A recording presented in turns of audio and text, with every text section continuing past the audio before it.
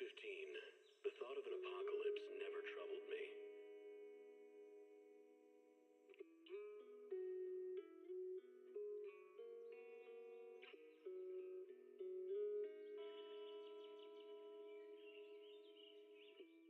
The only thing I couldn't give up, even in the face of the world's end,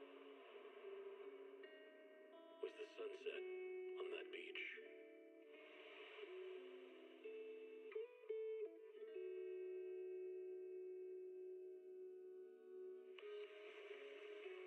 Watching the sun gently slide into the water's embrace, or fireworks dancing on the canvas of the night sky.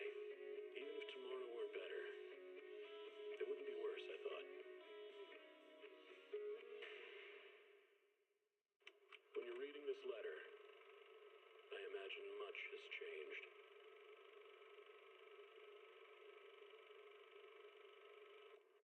Whether it's yourself or the world.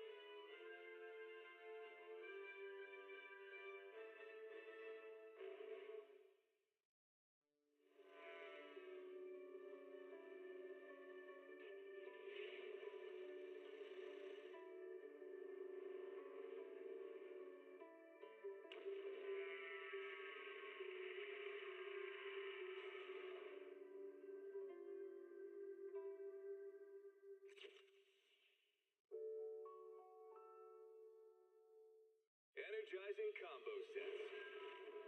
Hearty noodle bowl. Okay. I'm here. We're good. Waterfall soup.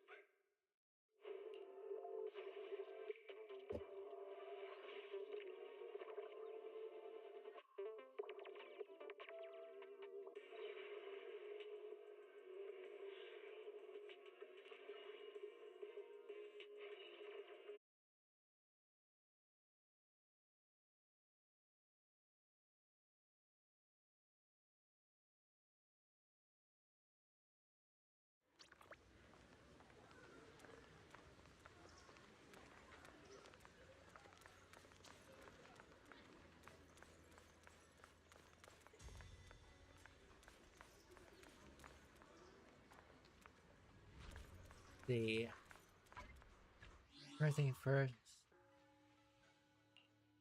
What is this?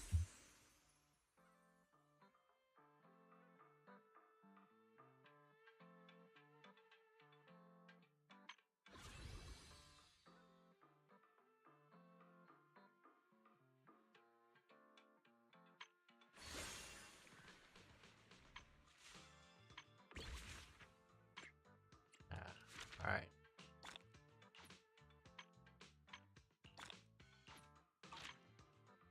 Was that enough to get an order? It was. I can now. Good. Good.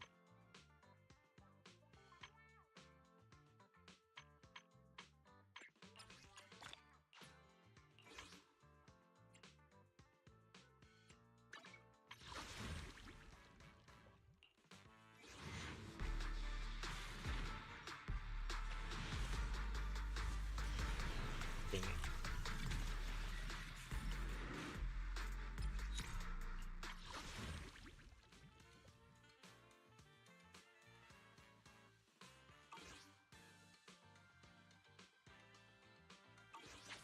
Oh. We go here.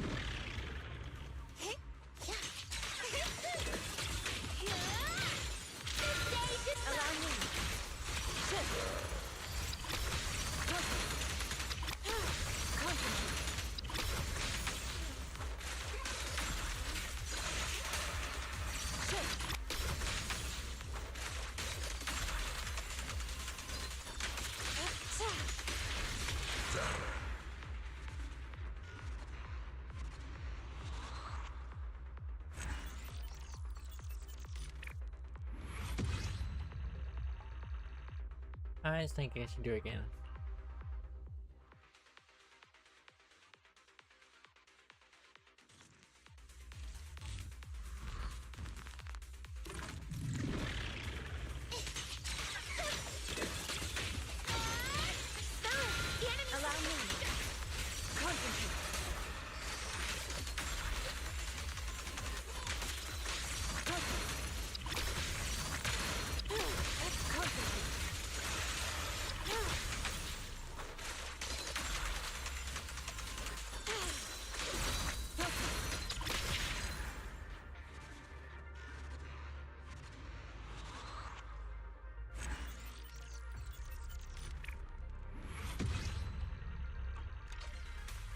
There.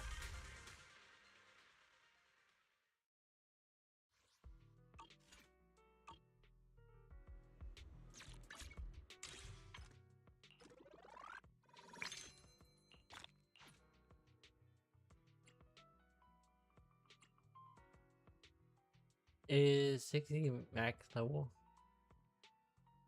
Oh, it is. Oh. Not fast.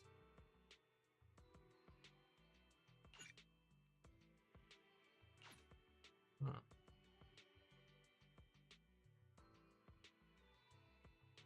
Cool.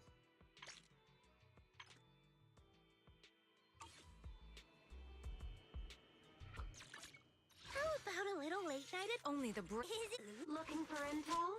Or hiring me for a job? Handmade Rena. At yours, I only handle technical matters. I shall follow your orders. Let's Get start you the up first. experiment.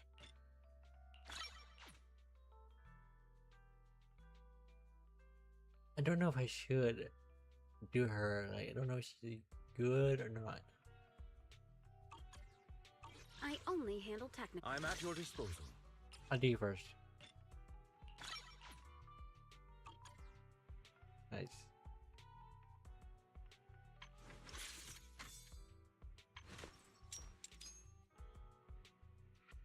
He is pretty cool. Yeah. I shall follow your That's orders. cool. Come on, Starlight, it's time to shine. Okay.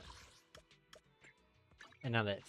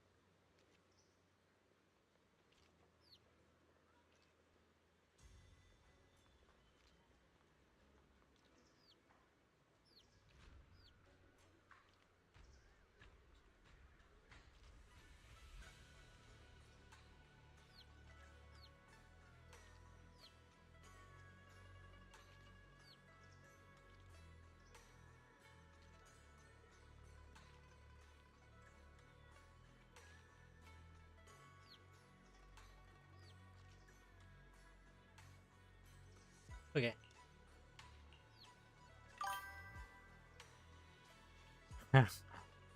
I know. Oh. Hello, Teal. How are you?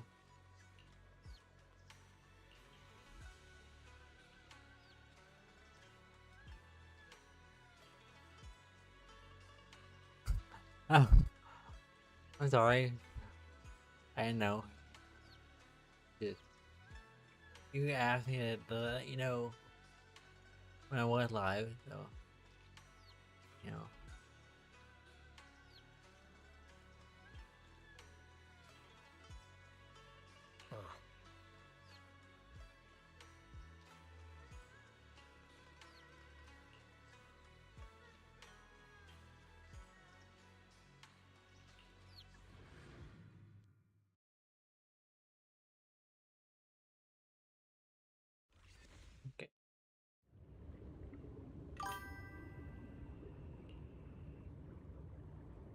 Yeah. I haven't for like a long time now. I know Zero and Cody since like last year. Like maybe maybe before last year too. I met. 'Cause, like, I think I met Zero on Twitter before last year. I think, and then Cozy too. Yeah.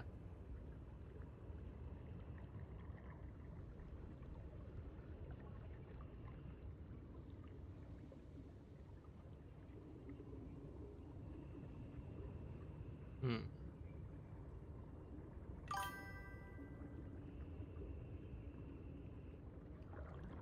Yeah.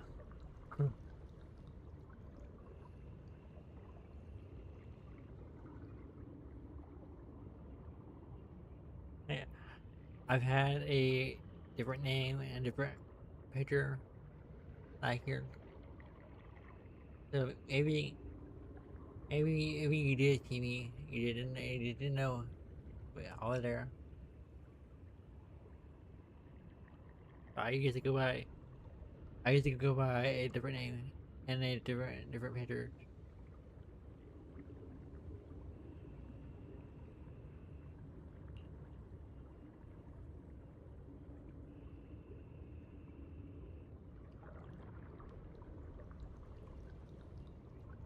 Yeah, I saw that. I used to do the polls too, but like, I didn't get no traction at all. So I just stopped.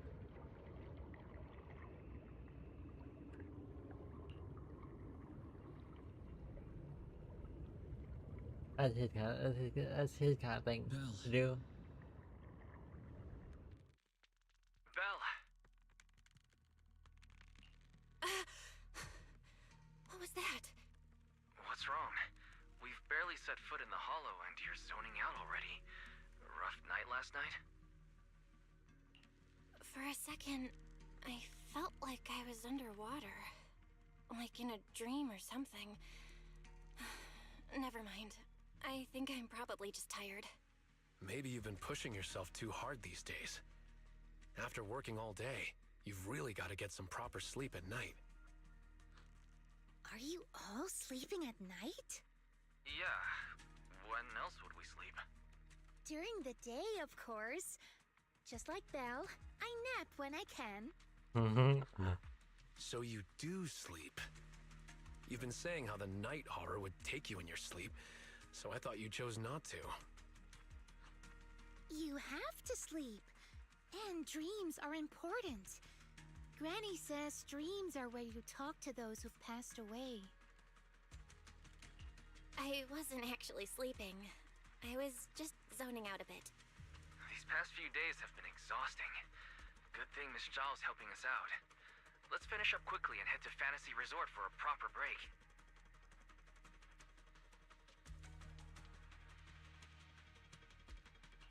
Fantasy Resort? I'm wide awake now. Let's go! Alright, pull yourself together. Let's head to the safe house to find Yidhari. Okay. Focus.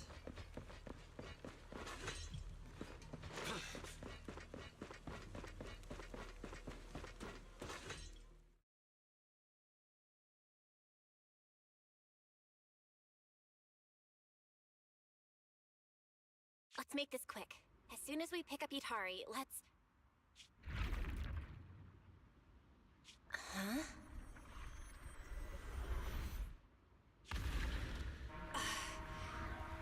Where are we? Hurry! What are you doing here? You'll catch a cold. Come on, let's go home. You're not going to find them here. Hari? Is she talking to me? Could this be? This is Yidhari's memory. It's been 8 years, Hari. 8 years. You can't keep going into the hollow because you saw your parents. What if something happens and we can't get to you in time? We understand your pain. Your parents were our friends too. But life goes on. You have to move forward. If you keep this up, Hari, we may have to end our support.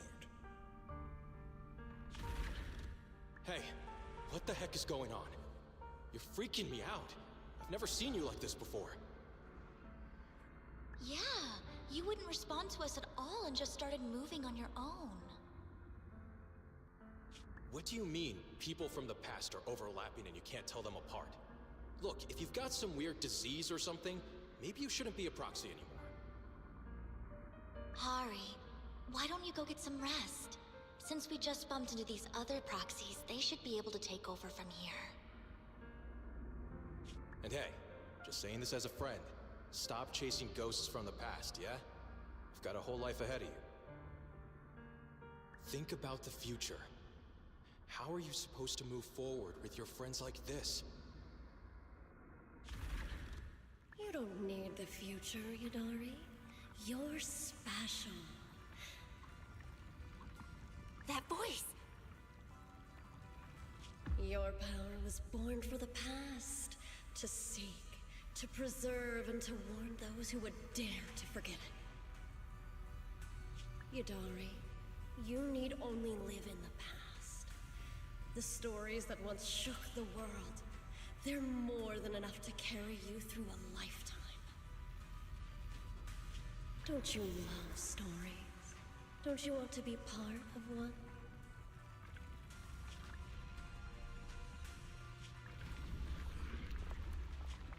Sarah! What's wrong, Belle? Huh? No one's here. Where's Sarah? There's no one in the safe house, and I don't see Yidhari. The moment I opened the door, all these images flooded into my head. The harbor, Hollow Raiders, the auditorium of the town, and Sarah. It's like I was looking at Yidhari's past through her eyes. Detected unstable ether residue on the door handle. It's a strong match for the ether environment we observed around Yidhari at the auditorium. First contact triggered a significant reaction from the smart lenses in your eyes, Master.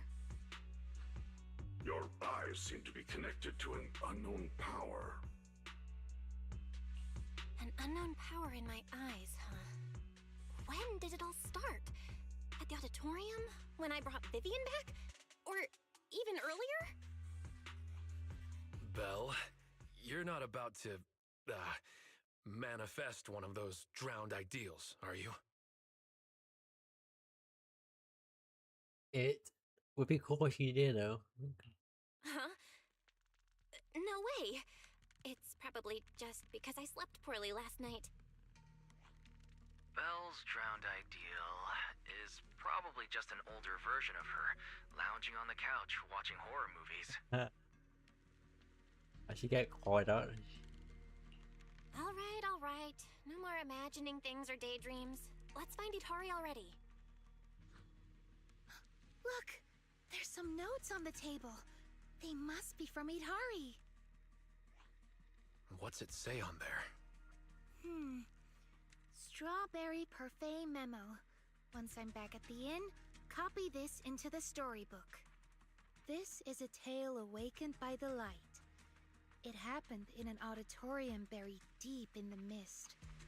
One night, a girl with eyes like stars came quietly to visit. There's no need to read the whole thing. I'm pretty sure we all know where the story's headed. Read it all out. What, are you embarrassed, Belle? This is your first time as the protagonist in a story. Let me see if there's anything we don't know yet. Here, on the last page. Moss's words make me realize that was Belle's story, not mine. I should return to my own story.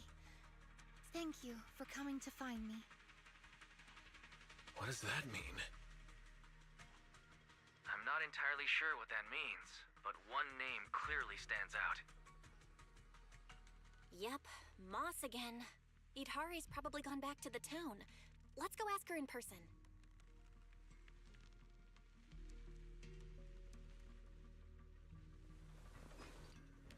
Why would Yidhari return to the town? She has no reason to go back there.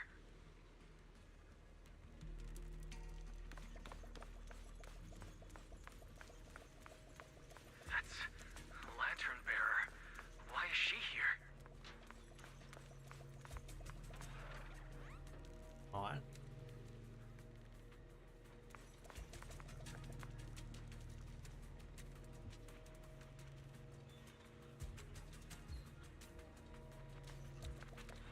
Eh.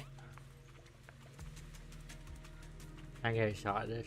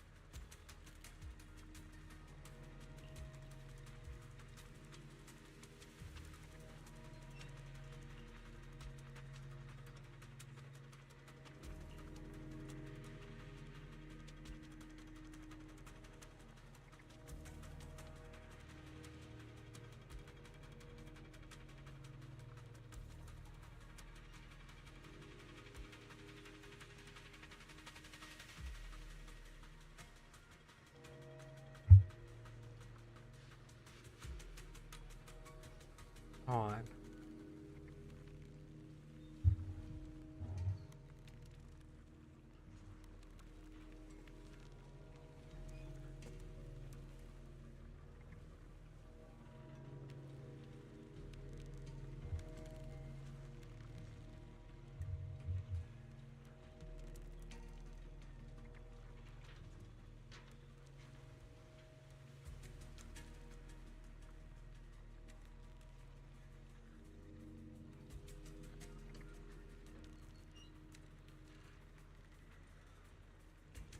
I thought I saw it because I want my PC, but I think it is light. I hope it is. I'm not sure.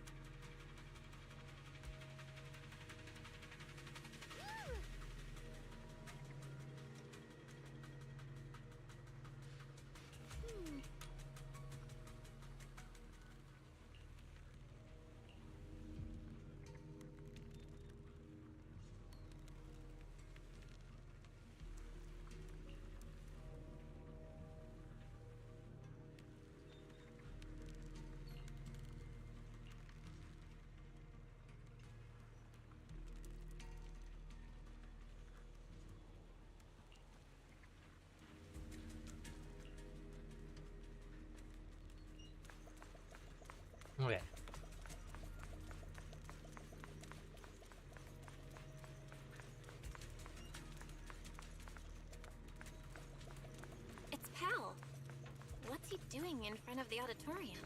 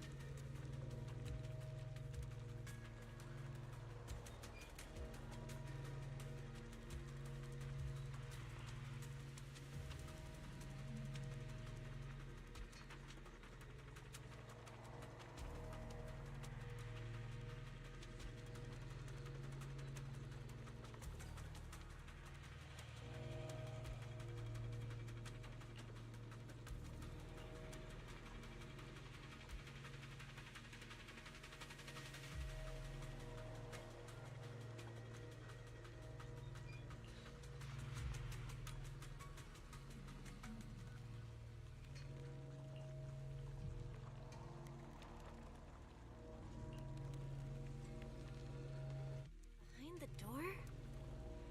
Is he not a hollow? No. Is he not a serial? I probably butchered that word.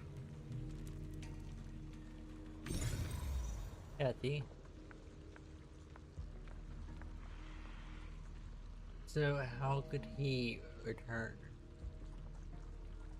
if he's not real? Odd.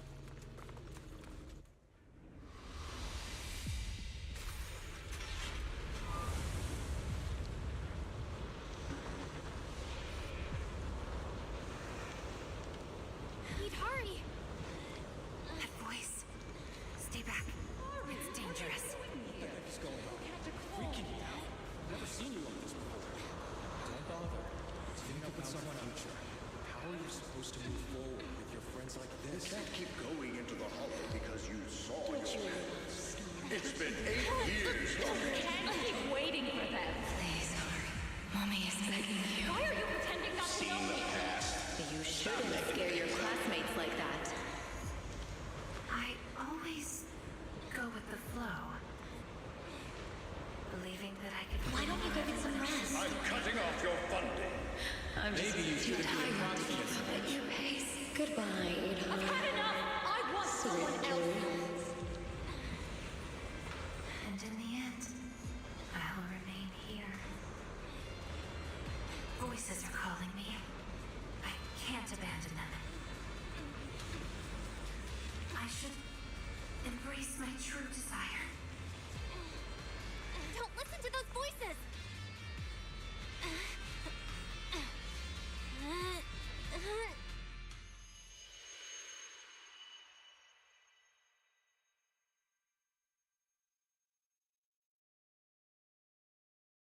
Yidhari! No, I can't. The story's over. I should sleep now. Come on, wake up!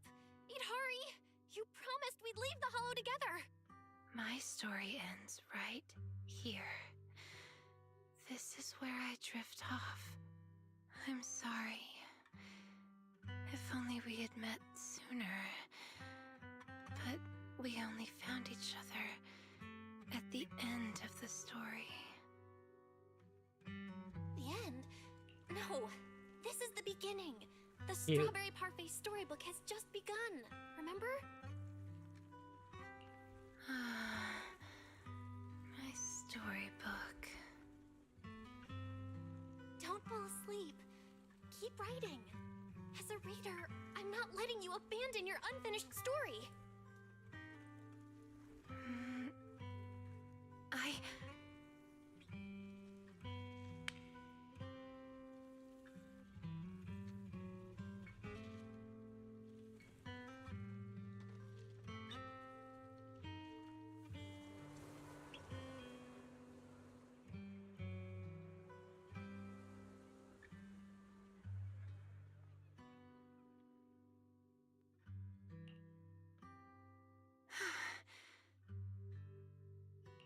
How do you feel? Any more awake? I think I had a nightmare about someone pressuring me to finish the next chapter. keep sleeping, the nightmare will totally come true. Sorry, Belle. I've caused you trouble again. What happened, Yidhari? You said you'd wait for me at the safe house. Why'd you come back on your own? Maybe I just couldn't resist my curiosity. Moss showed me the truth about the town, but the truth brought nothing but despair. Would you like to see? Behind that door in the corner, there's a hidden room. That's where the ending is. Not just mine, but the ending for everyone in the town. The hidden door is right here.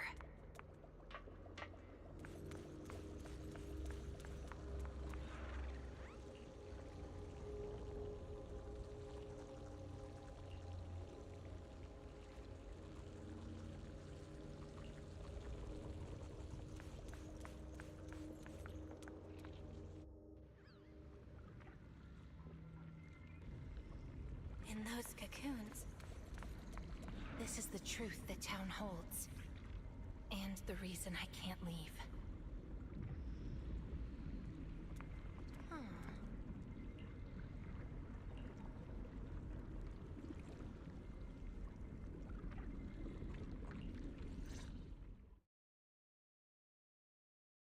Overgrown weeds and desolate gravel were all it had to offer to its visitors. Fanatics, conspirators, and a prisoner who had yet to realize she would be trapped here for a long, long time. The fanatics manipulated the prisoner. Then they relied on her. Here on this barren land, they tried to peer into the Hollow's memories.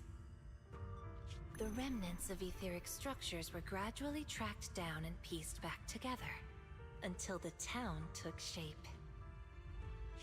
One day, the fanatics found what they were looking for.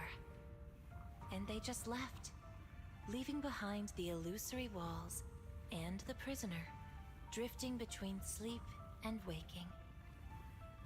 Had no one shown up, the town might have lingered forever, until the prisoner lost herself completely. No one knows how much time had passed. But one day, lost wanderers in the Hollow came knocking.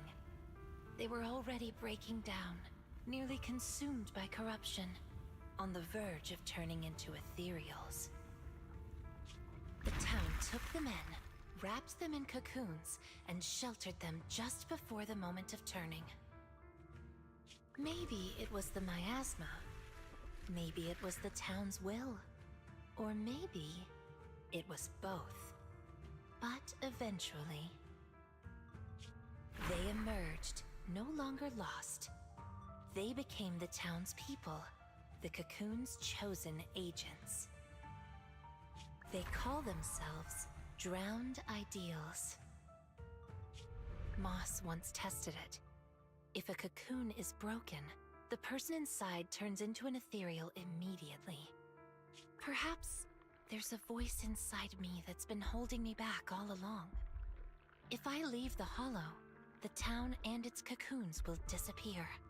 And the people, once exposed again to the miasma, they'll turn into ethereals in an instant. No wonder Moss said you belonged to the town.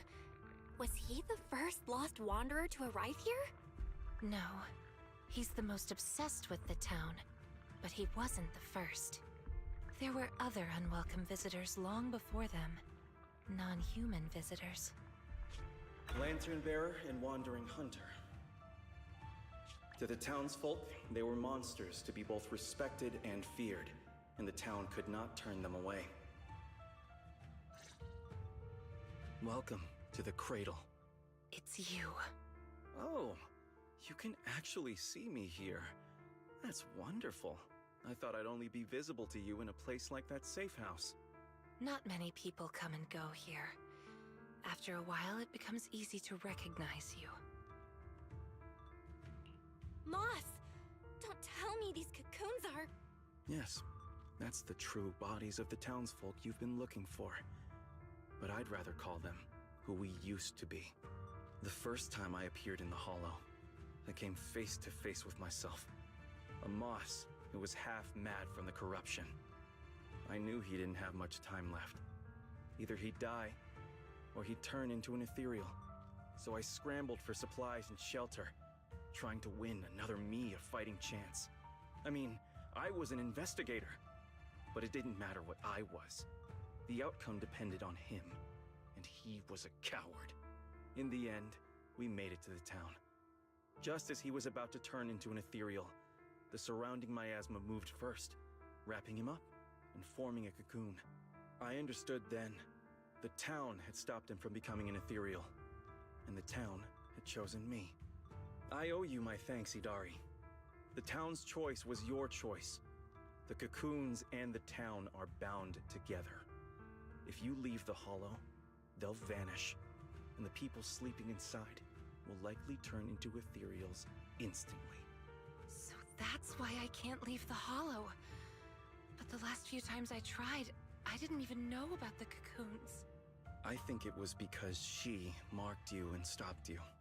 She? Who's she? Have you heard the town whisper?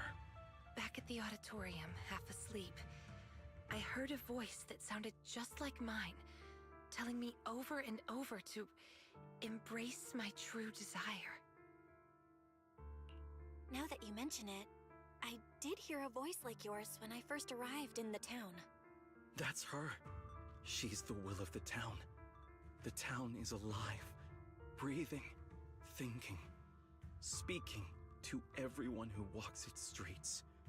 Yidhari, the town told me itself. She's your drowned ideal. One day, you'll be fully cocooned too, becoming the town's heart, watching over every lost soul in the cradle, sheltering them, guiding them into their new lives. That's how it was meant to be. But because of Belle's interference, you've stopped wanting to dream. She gave you new dreams, didn't she? The new dreams made you want more than just watching other people's stories. I don't want to abandon the cocoons. And I don't want to break my promise to Belle. I hate the feeling of being left behind. That's why this time, I'm going to find an ending where I can hold on to both.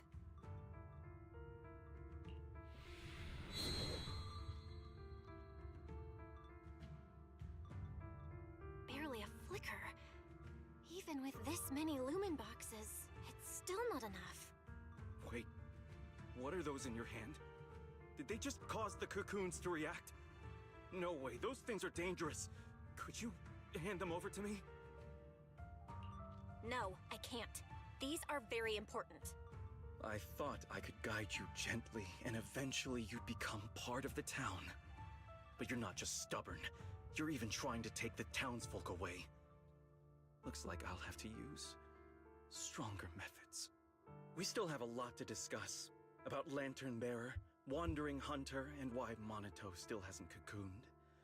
But it seems we just don't have the patience anymore. Fine. We'll talk after you've cocooned, when we're kin.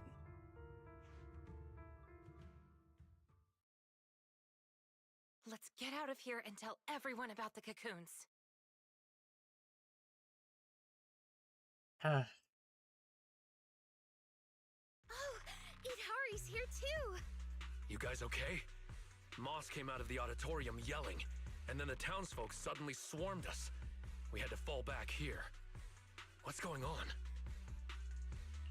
The townsfolk's actual bodies are down in that room. They're all wrapped in cocoons. Got it. I'll hold the door, and you guys figure out how to open those cocoons. It's not that simple. If we destroy the cocoons, the people inside will be corrupted and instantly turn into ethereals. What if we take the cocoons out of the hollow? I took a look. The cocoons are really tall and there's a ton of them. I don't think moving them while fighting's gonna work. Can't fight. Can't move them. These cocoons are basically hostages. Looks like our only choice is to fight our way out and get word to Miss Zhao's rescue team. Let's go! Let's get out of Here, Alright, bring back the news about the cocoons. Quick, to the auditorium! Stop them! Get to safety if you can't fight! Raiders?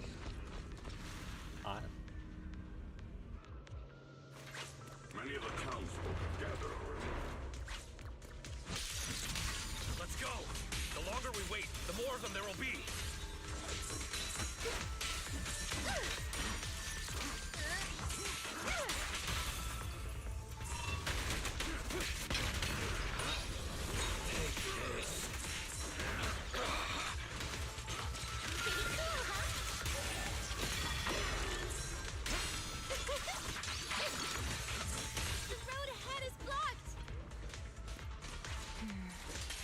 Try another way.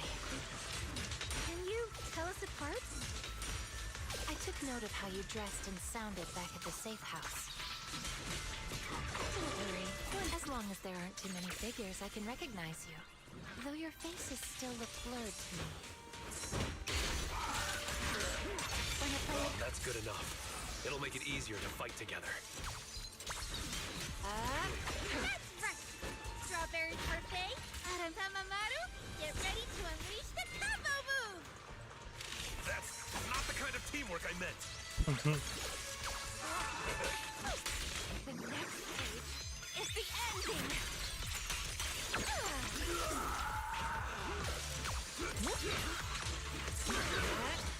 Relax. My aim is clear. Where are you going? Watch out! Monato, what's wrong? Are you hurt?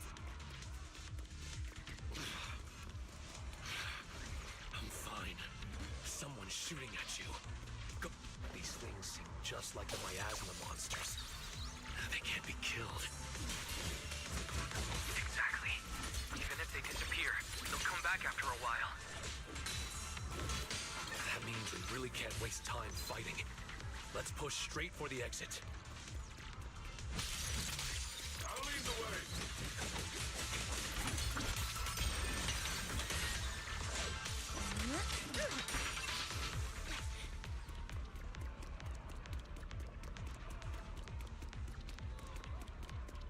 These townsfolk suddenly attacked us.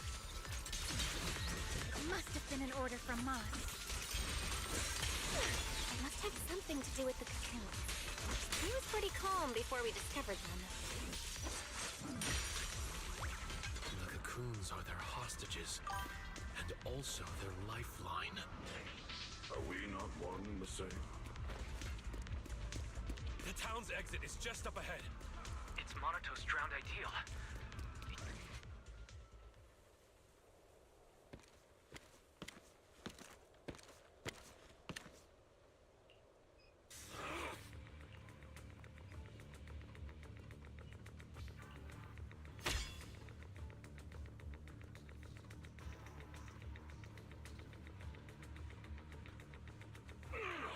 Commodore Monato, what are you doing?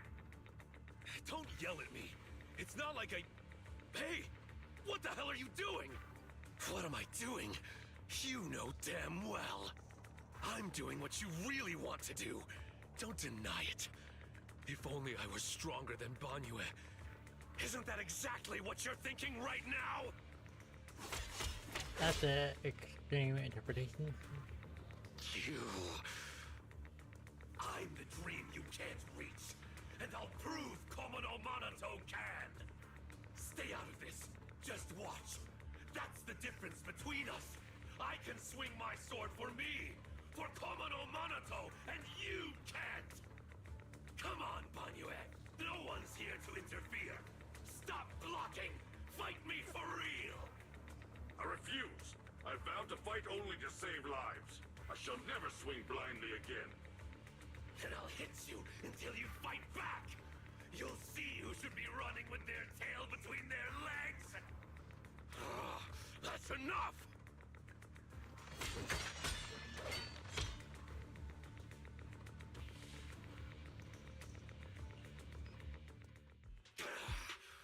Again, Banyue. Hey, if you're gonna fight, fight me. Leave the others out of it. Fight you? want a real rival who can stand on their own. Not someone who's injured like you are now. Monato, your injuries. Are you okay? I'm fine. It's just a scratch. I'll say it for you. You tell everyone that. But can you really fool yourself? You're always covering the rear, always taking direct hits. How can we fight fair when you're never at full strength? One of you fights to protect his friends. The other swings for pride when attack even the innocent. Who is truly stronger? The answer is obvious. Friends? Komono Monato doesn't need any friends. Carrying something meaningless like that will only weigh your sword down. Enough. You just want a clean fight, right? So do I. Next time, just you and me. No one else. Fine. I'll trust you this once. Show up next time without half a dozen injuries, and I'll show you just how strong you could have been.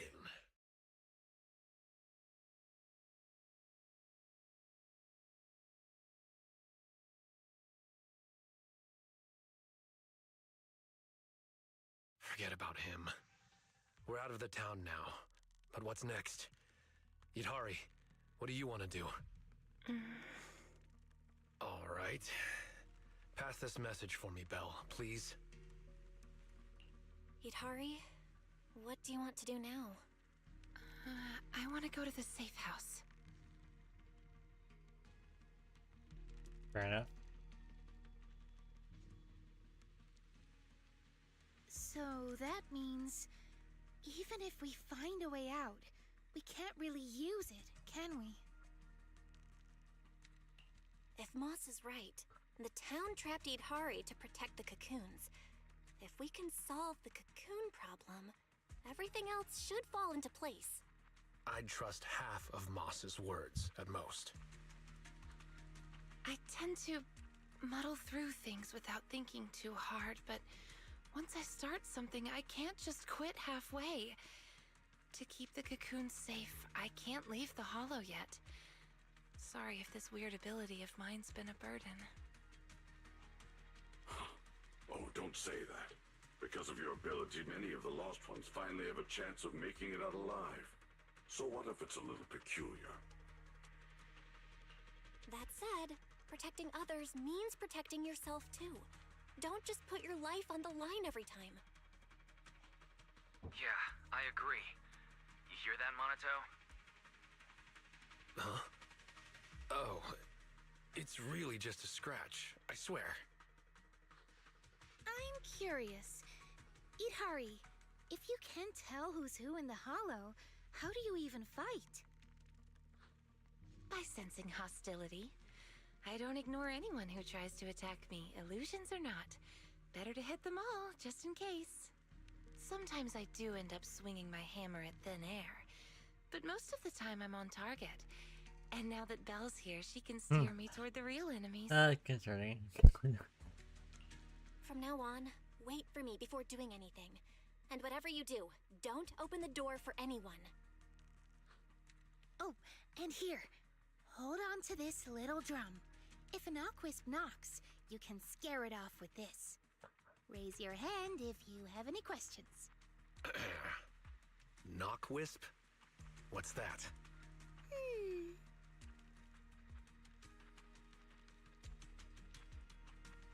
Knockwisps, a clever variant of doppelgangers. They come by the safe house at night, knocking and calling your name to open the door in a human voice. If you hear them calling, don't answer. Hit the drum instead.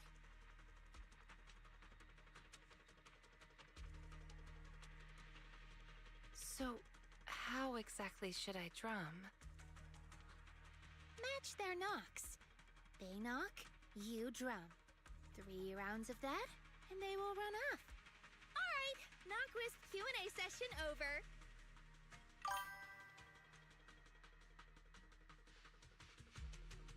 Theo. There's a bot in chat.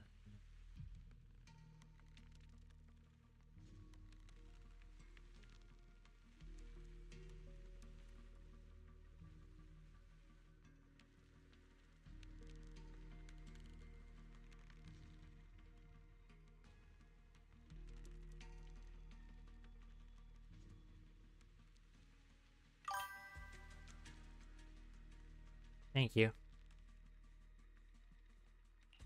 All right, Monato. Let's head back. Since everyone's rested up, let's get back to Phylum Heights. Now that we know the location of the cocoons, there's no need to tiptoe around anymore. It's time to take down the town.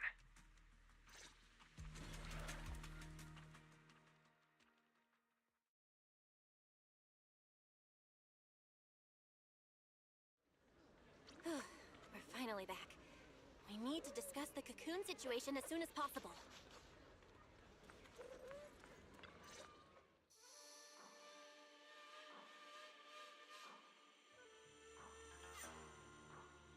Alright, we're up to speed now. The rescue team's already assembled. We can head out tomorrow. Your intel came just in time. It'll save us a lot of wasted effort. Now, about the plan. Plan A is to hit the town hard first, keeping all the drowned ideals from fighting back, and then send in a transport team to haul the cocoons out.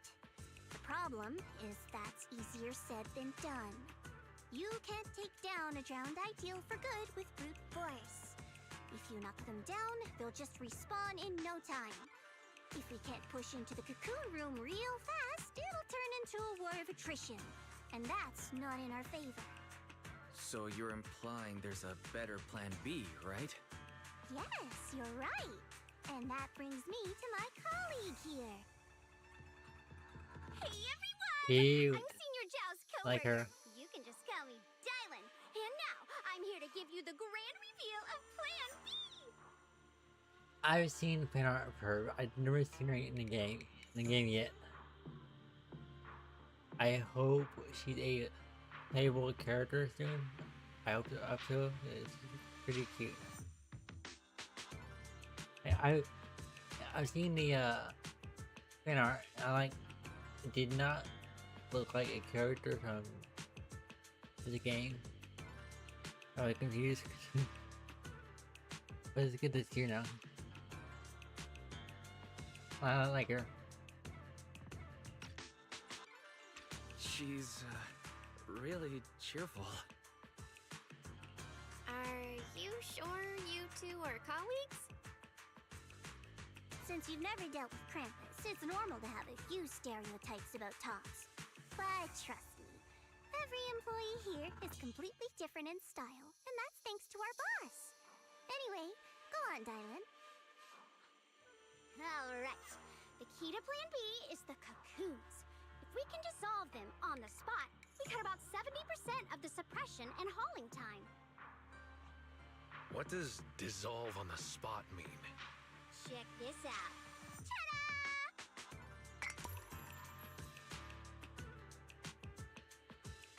The Lumen boxes we gave you before were just a weakened, portable test model. This one is the prototype, and its name is... Master Lumen! Huh? Master Lumen? Dark. Hey, Lucia finally perked up.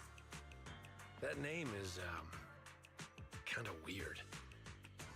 Wait, isn't it called the high-frequency loom? That are both works in. That's cute. Shh! Boss said the real name's classified! This is one of Krampus's secret weapons. Only a handful of people in all of Tops know it exists. He's quite petite. Perfect. Now we all do. Oh, hey, that's alright. Boss also told me since bringing it here in Wi-Fi is a top secret op, I should give it a low-key nickname to blend in. And since that Master Tiger movie is super popular now, I borrowed it.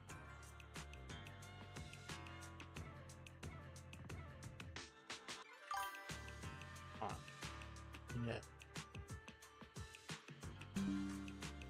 Alright.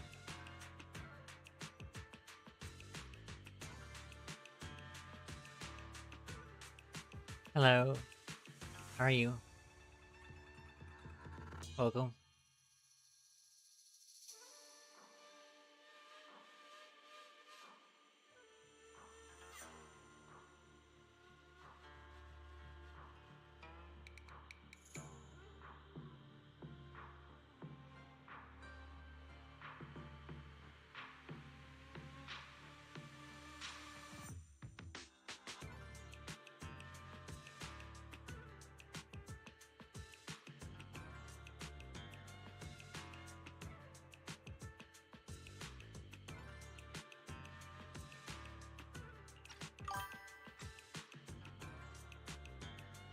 That's good.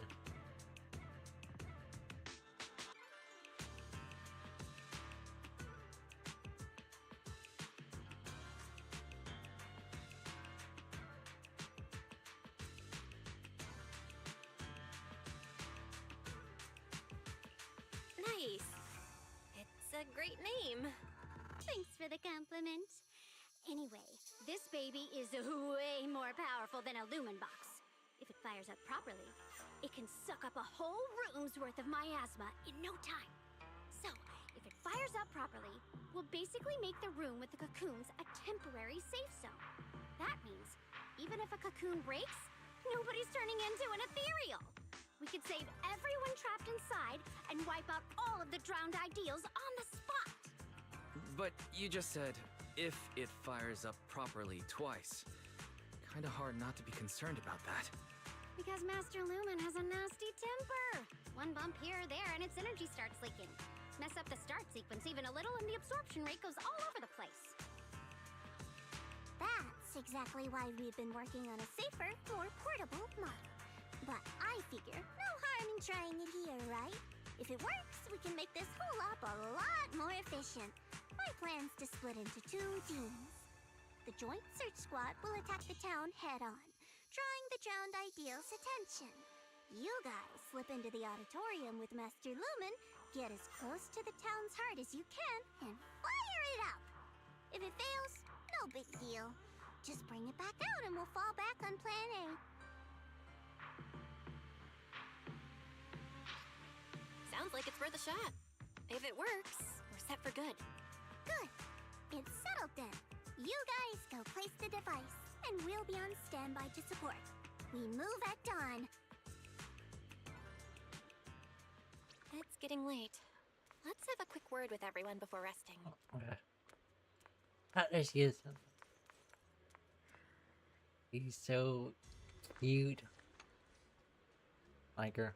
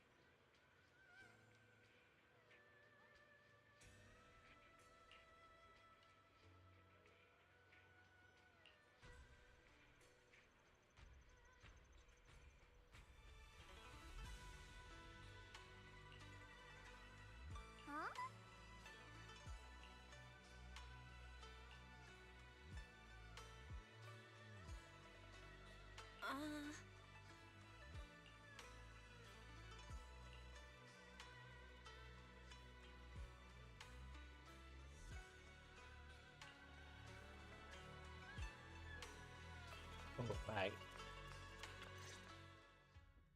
Get some good rest tonight, okay, Belle? Don't stay up. Tomorrow's gonna be busy. Are you sure your injury's fine? I'm fine. It's just a couple of scratches.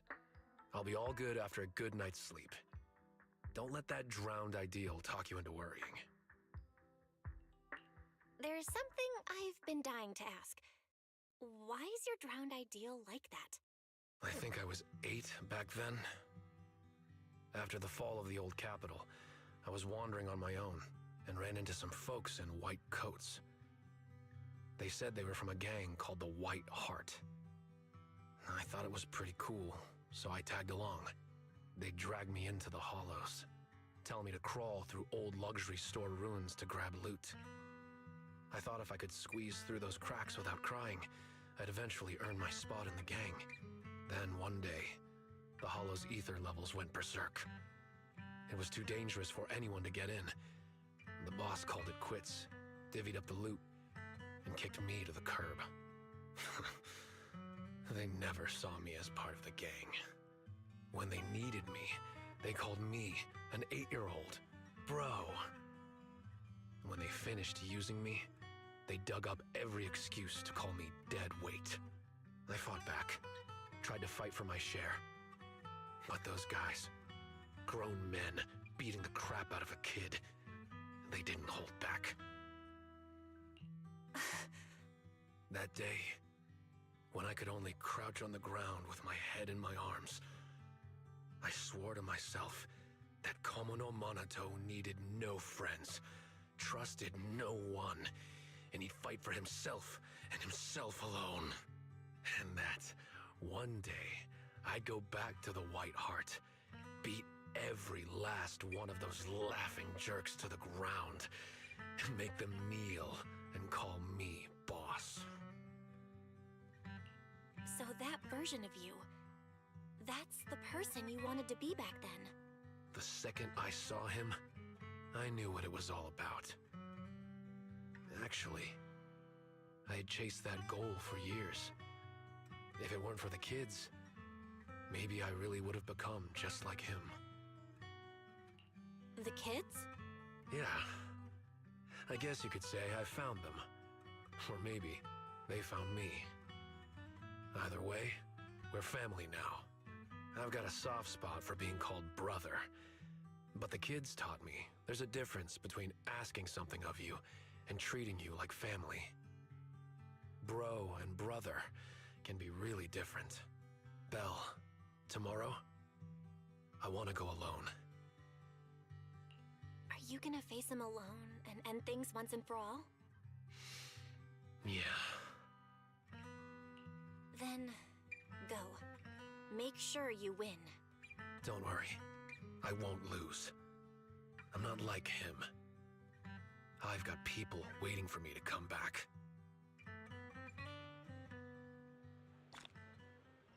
Time to head back and get some sleep.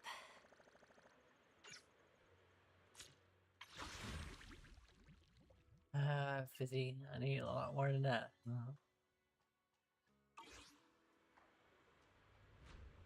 I don't know what I can do for more quality. Like I done all I could, I think. I think the only thing I can do is the story.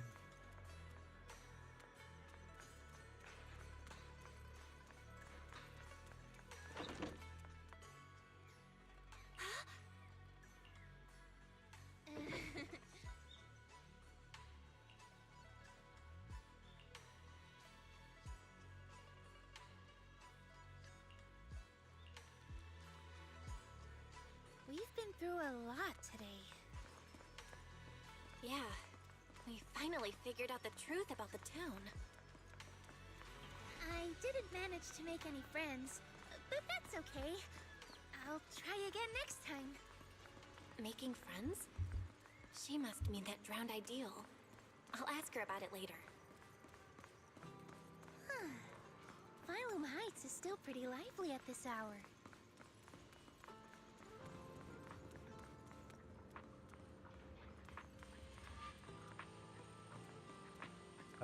There you go. Such a lovely view. Let's rest here a bit. Oh, that little you I saw at the auditorium? What did you two talk about? The little me. Kind of a weird way to put it. I'm not that big now, am I? But, yeah. I could tell she's deeply connected to who I used to be. When she said Ade, I nearly jumped. That's what I used to call my father. Ever since I left the tribe to travel alone, I've never said it again. Only when I'm with my closest family or dearest friends would I use it. And the funny thing is, my Ade loved playing hide-and-seek too. Ade was part of the Defense Forces Special Unit, and in my memories, he only came home maybe once a year. Those were the only days I got to play with him.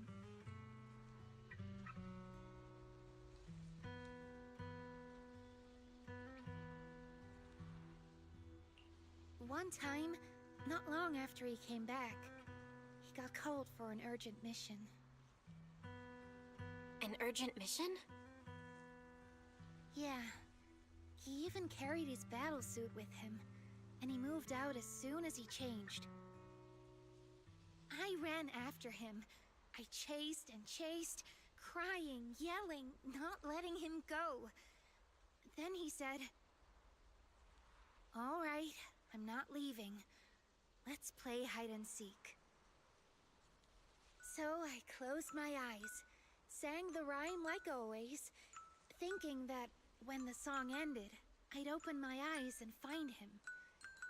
That's how it always went. But that time, I never found him.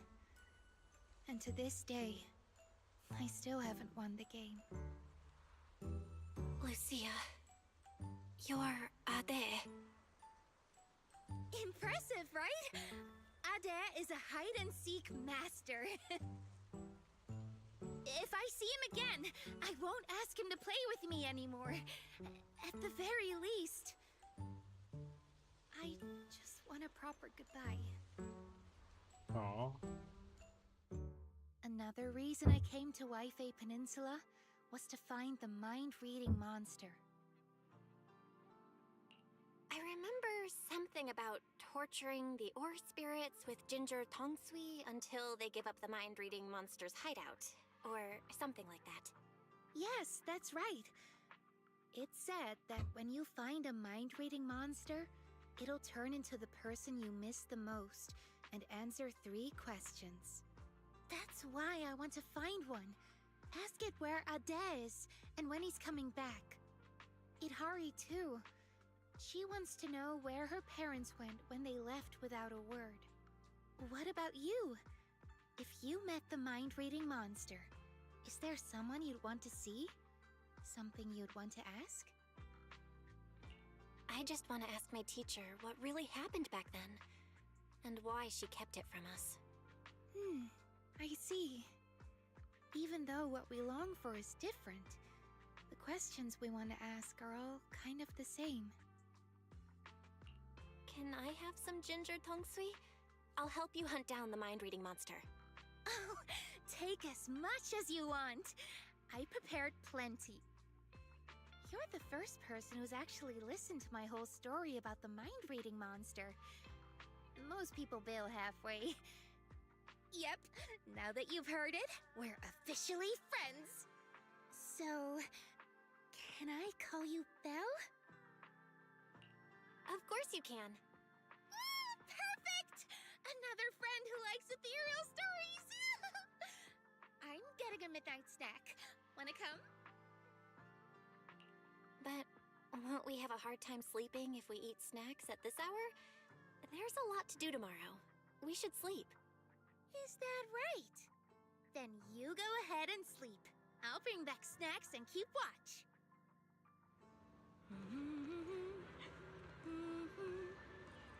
Huh? Her book. Huh?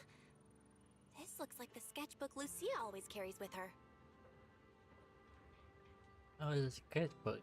Okay.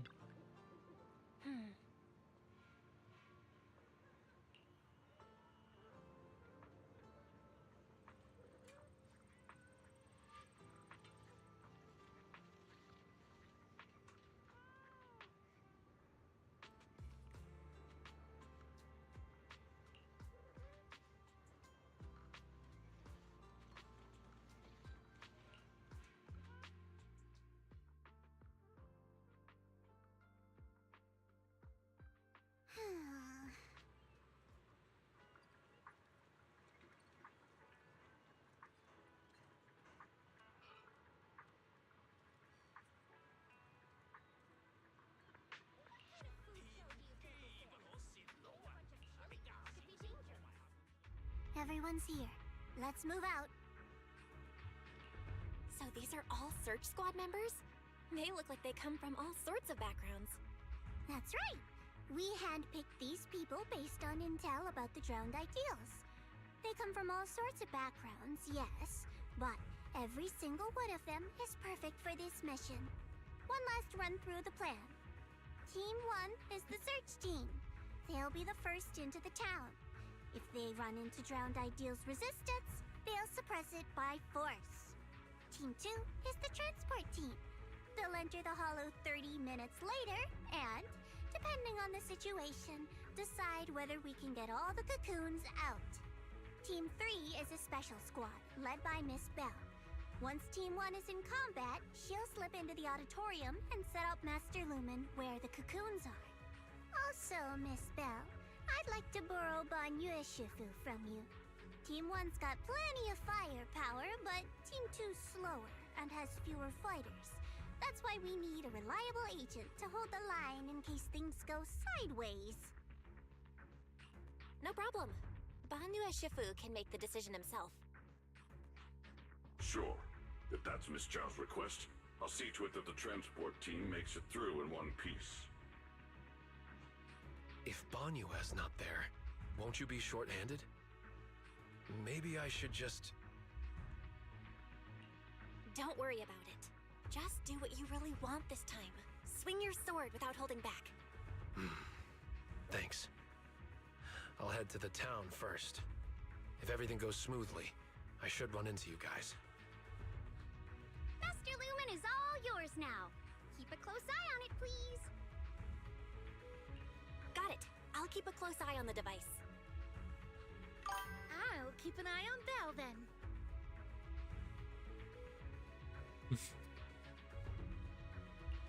All right, let's move out. First stop, the safe house to grab Yidhari. Then, straight to the auditorium. Okay.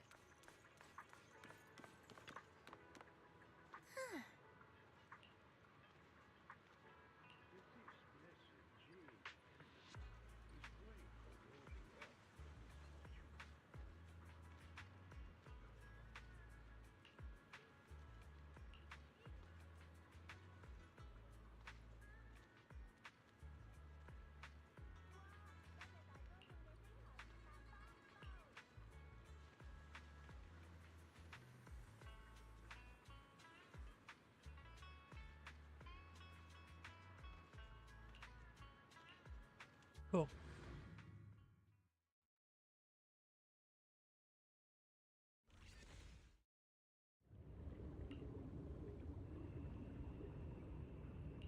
Stop. This isn't the ending you want. Don't throw us away. Stop and embrace your true desire.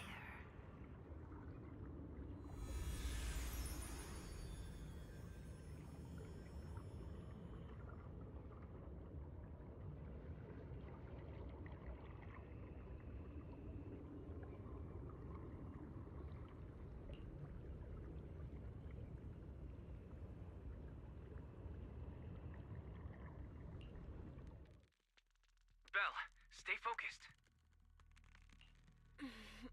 I just had another flash. Like that underwater dream before. But I'm good now. You don't look fine. You almost dropped Master Lumen. If Lucia hadn't swooped in to catch it. What's wrong, Belle? Didn't get enough rest last night? That can't be. I was keeping watch for you. No, I slept fine. This isn't about sleep. But you, Lucia, did you really stay up all night to keep watch? How are you still so full of energy like this without any sleep? I do make up for my sleep. I take naps during the day. Short and sweet naps. But now's not the time for that chatter. We've reached the safe house.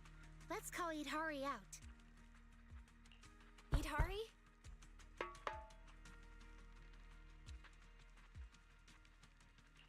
Yidhari, it's us.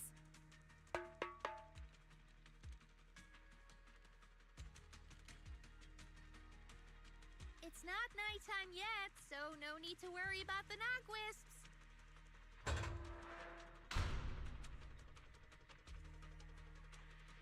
You're right. Morning, everyone. Well, it's already afternoon. Hmm? Why are there two people missing? Or is it me? Sorry. Monato, Banyue, I can't see your faces again. No, it's not your fault. They really didn't come. There! We've got Yidhari with us now. Onward to the auditorium! Yeah. Fingers crossed everything's good on Monato's side.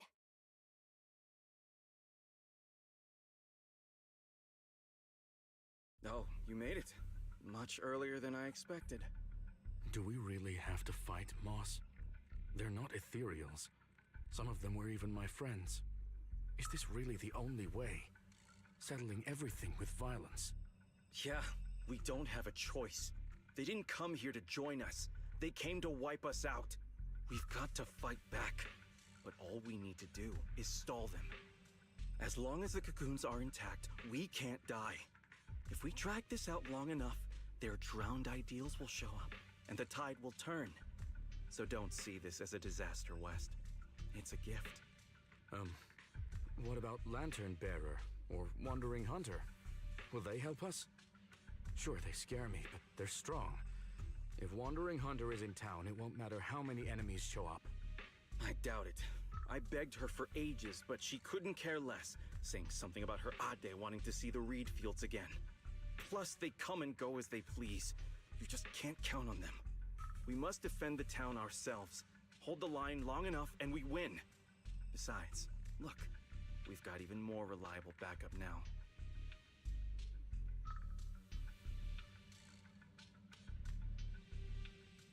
Oh, is there who I think it is? Yep, it is. It's Hannah. Monato, you made it! I'm glad that this time you chose to stand with us. The town will be your true... Move. Don't get in the way of my duel. He's coming. Ah, good. Then the auditorium doors are yours. Defeat him. Make him cocoon. That's the only way you'll claim his face and become a complete drowned ideal. Come on then, Komono Monato.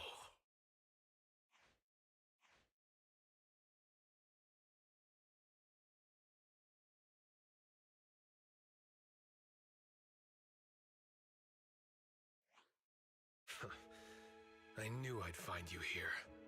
That's what I should be saying. So, you've made up your mind now? Protecting the town, huh? Protect it? Lone wolves don't care about that. I'm here for one thing only. To break you. So, are you waiting for your pals, pup? I don't mind taking you all at once. No. This is mine to handle. I won't drag them with me. Especially not now. Still worrying about others at a time like this? You've already lost. Focus on yourself for once. Come on, quit running from your dream. This time, no one gets to run.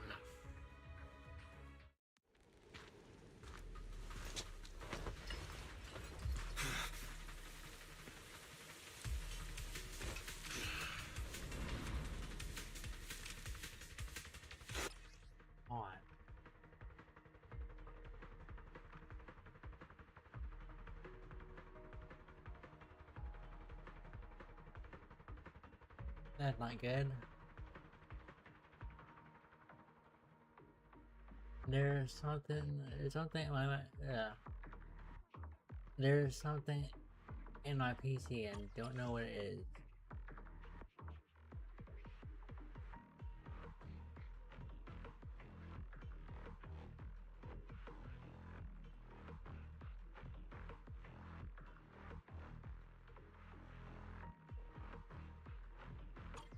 Oh, sorry.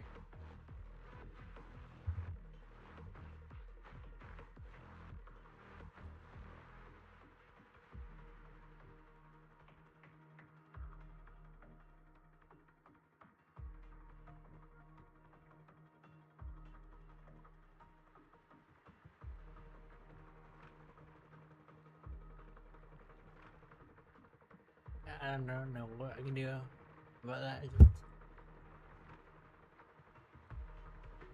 Whoops. Alright, it's fine.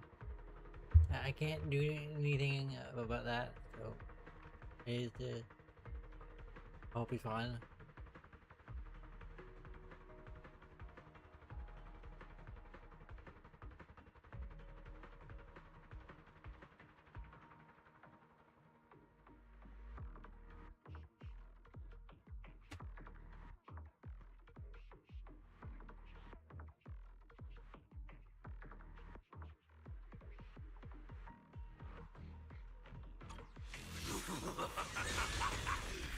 Your sword carries far too many unnecessary burdens. You can't even swing it anymore. Shut up! This is the path I chose! Is that so?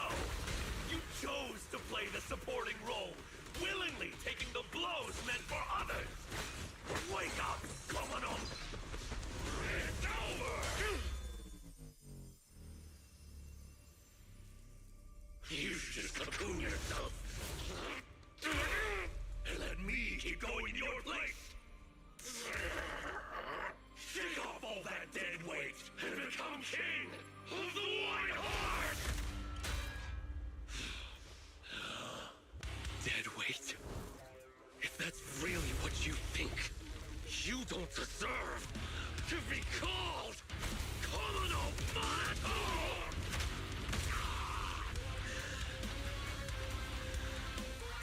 Get up. I'm getting serious now.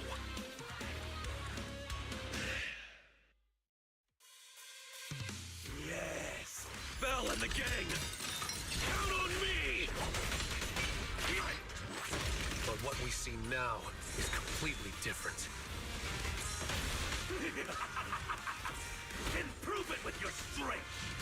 And show what Komono Monato should truly be pursuing! Why keep resisting? Why won't you go into the cocoon? Isn't it obvious? If I'm in a cocoon, I'll never see them again. They were never meant to be in your sight to begin with! You should set your sights on the battlefield of vengeance, where blades clash, to see the throne draped in white amidst the ruins! See the shock in their eyes, hear their gasps, their pleas, their regrets, their submission! Before that, take a look at yourself! Komono Monato! Are you giving up on the dream you once had? My dream is still the same! I just want to pursue it in a different way!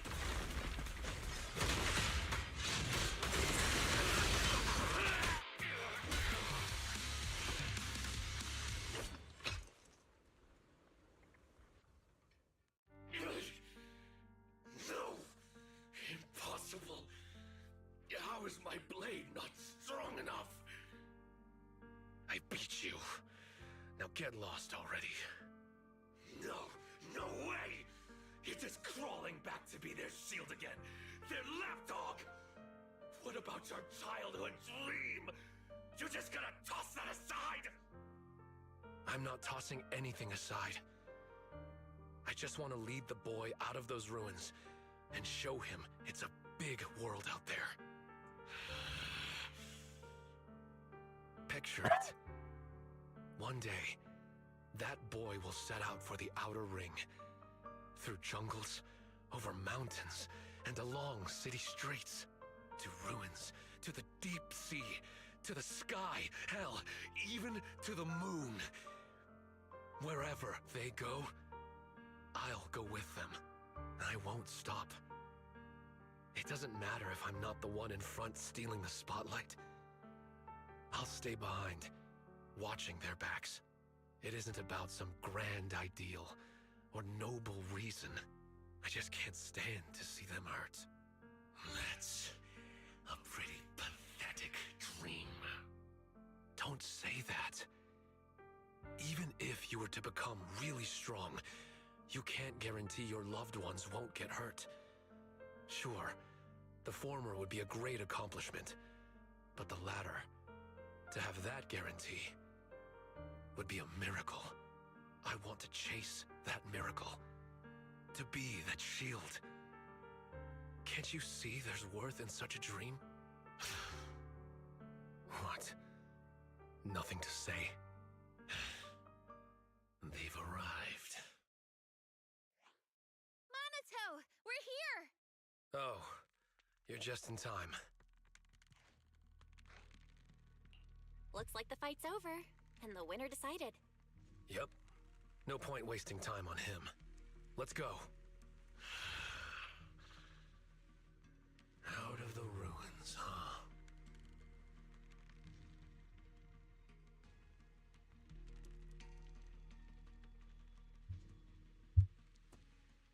So you came after all.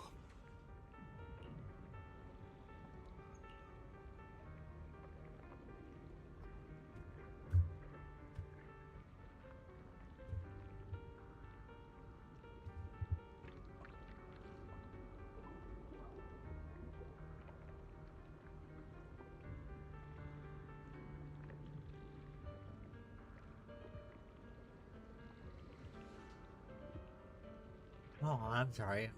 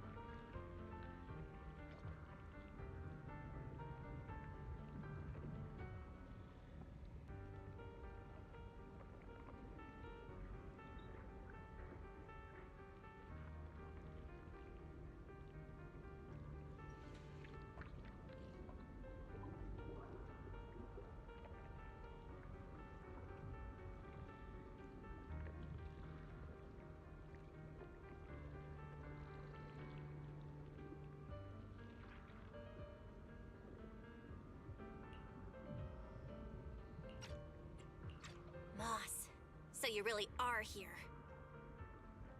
Had I known it would come to this, I never would have let you go. I had so many chances to take you all out in the town, one by one. I got careless. No, it wasn't that. It's because I value you too much. I had to have you here in the town, no matter what, to see what your dreams looked like. I was so close, Monato. If someone like you would finally give in to your drowned ideal, it would have proved that our existence is justice.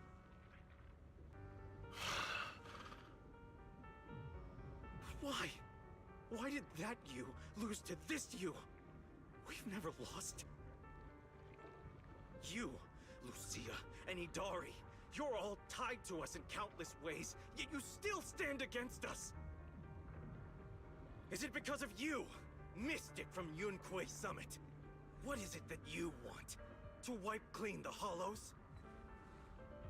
I'm a mystic, and I'm a proxy. My only goal is to bring every lost person back home. Back home? Don't be ridiculous. This is our home, and it only welcomes those brave enough to dream. True courage is knowing dreams are sweeter, yet still having the will to move forward awake. Enough! At this point, the only choice is to fight. Come, citizens of the town! Behind us stand our cocoons. Fight to protect this dream!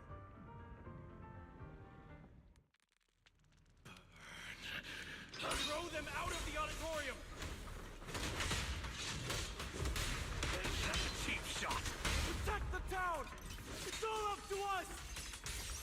Just hang on until they make it out!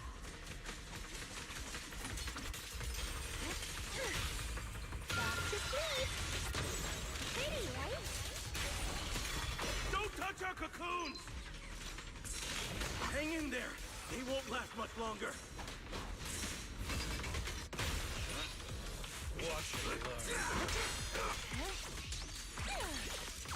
What the heck? Relax. My aim is true.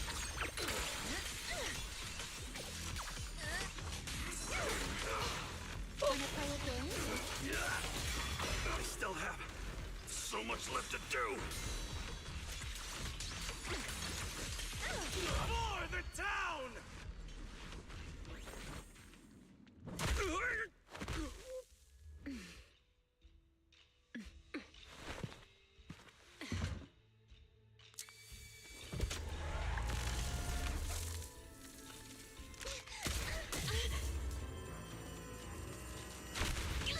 Belle, you all right? Mom!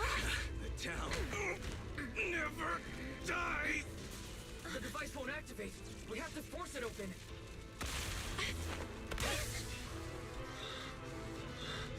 I'll do it.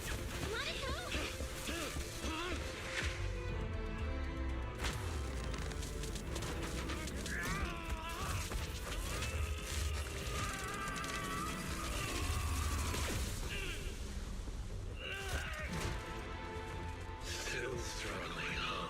It's you.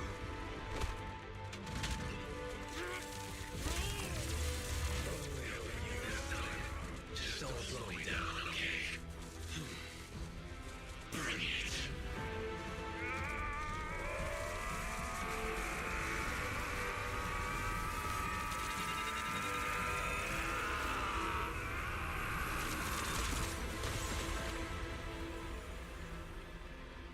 Damn.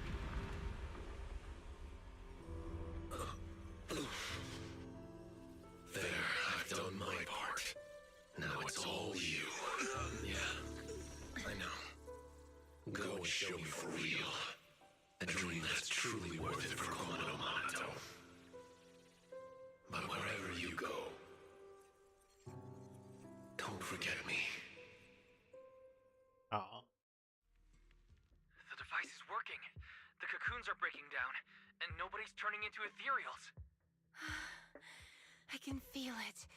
That dark weight tangled around my heart is fading away.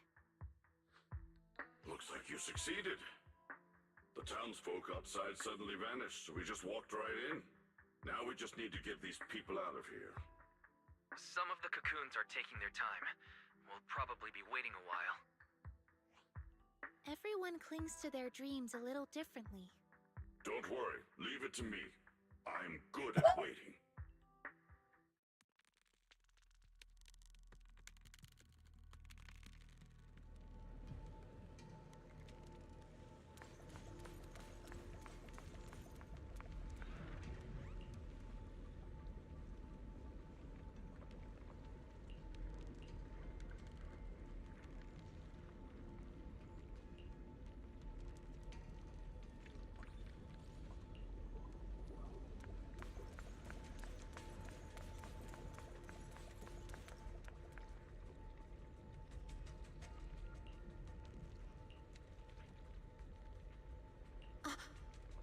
Sarah.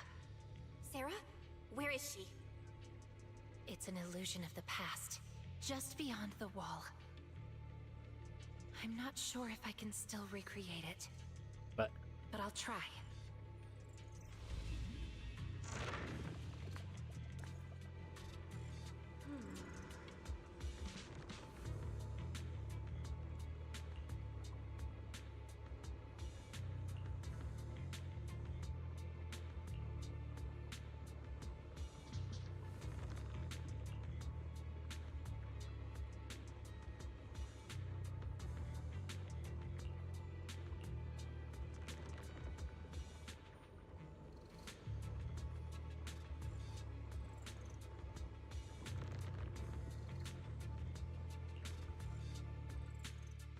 Sarah's been here. She went through that fissure to someplace else. So this is the door Sarah kept pushing Yidhari to recreate. The door that exists in the past. Should we take a look? That might be where the mind-reading monster's lair is. We have to check it out, no matter where it leads. If Sarah's involved, we can't ignore it. As long as she's around, the Exaltists will never really go away. Yeah, I'm coming with you. I thought this would be the end of it, but it looks like the mastermind's still in hiding. Count me in. I'll stay here and watch over the cocoons and make sure everyone's rescued. You all go on ahead. I'll let Miss Zhao and the others know what's happening. Let's get going. We have to find out where this door from the past really goes.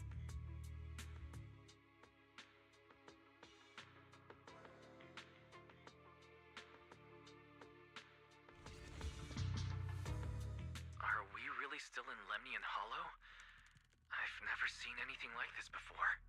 Comparing it against Wi-Fi Peninsula map data, this area is likely the ruins of an abandoned aerospace test site. The last recorded human activity here dates back to before the fall of the old capital.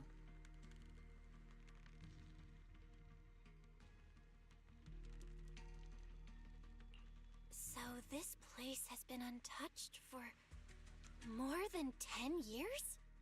We can't say that for sure. At the very least, Sarah's been here. And it's so quiet. Hardly another soul in sight. I can pick everyone out without trouble. Oh, then guess who I am?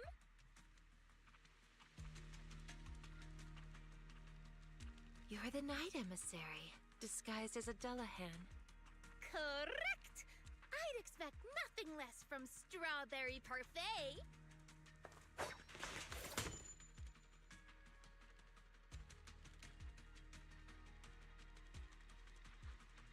Ugh. Cut it out, Miss Dullahan. Don't you think this place feels off? Miss Dullahan just hurt her hand. Monato's right. Dork. We're supposed to be outdoors, but it feels way too dark. Is it night already? Nope, not night. It's always like this here. It's Lantern Bearer. Where were you just now? Why didn't you disappear like the others? I can appear from anywhere. That's just how hide-and-seek goes. What are you all doing here? Did you already beat Moss? We did. The drowned ideals all went back into the Sea of Ether. I don't like that name, Drowned Ideals. The mouse keeps calling me that.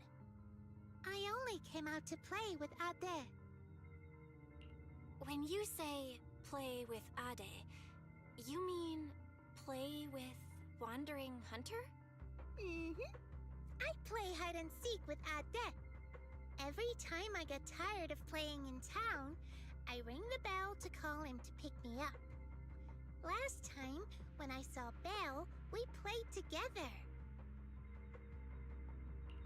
Was that back when you first came into the town? It sure didn't look like playing to me. Oh, and Yidhari, sometimes I find her sleeping in strange places. It's dangerous. So, Ade just carries her back to town. Ah, so that's it. Every time I passed out, it was you bringing me back to the auditorium. Wandering Hunter. Why do you call it Ade? Wanna know? Then play hide and seek with me. Find me, and I'll tell you. Wait a second.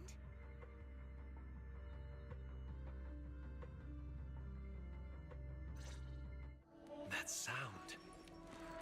Is it a children's song? It's little Lucia singing. She really wants to play hide and seek with us. Let's follow the sound of the singing.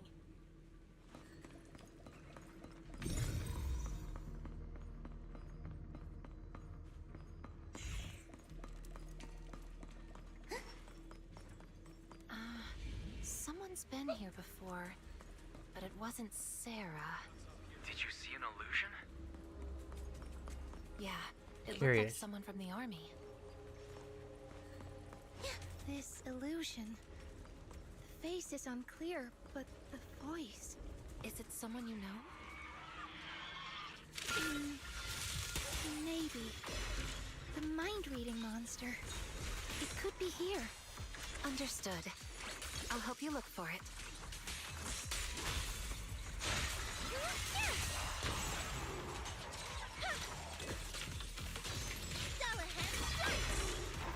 Wanna play a game?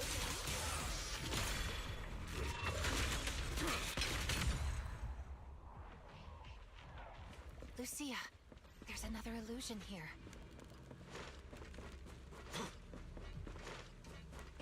This seems to be a safety device for the testing grounds. Let's find a way to activate it. Maybe those people are also trying to figure out how to open the gate. Those people? Who do you mean? Over there.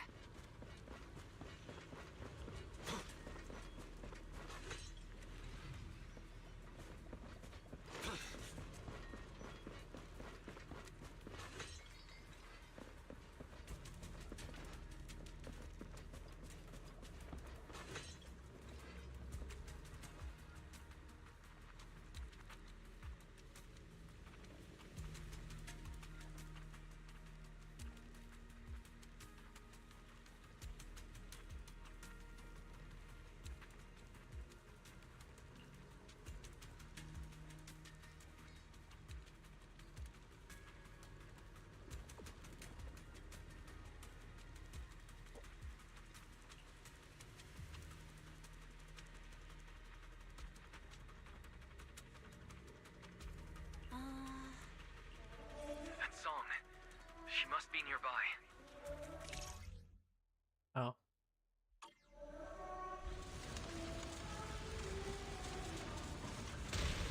Why do those illusions all have rainbow-colored faces? However I see them is how I recreate them. So, in your eyes, are we colorful too? Yes, except for Belle. Well then, I guess that makes me pretty special.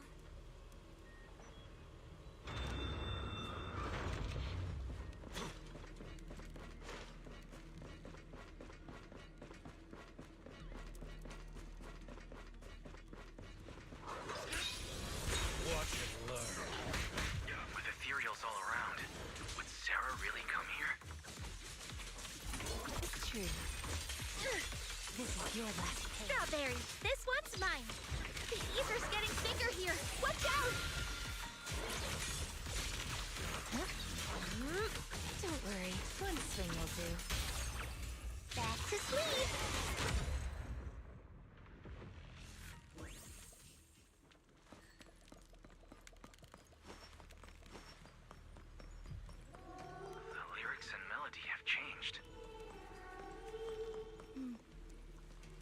because it's almost finished. Do you know this song? I'm afraid this is the song she used to sing while playing hide and seek with her father.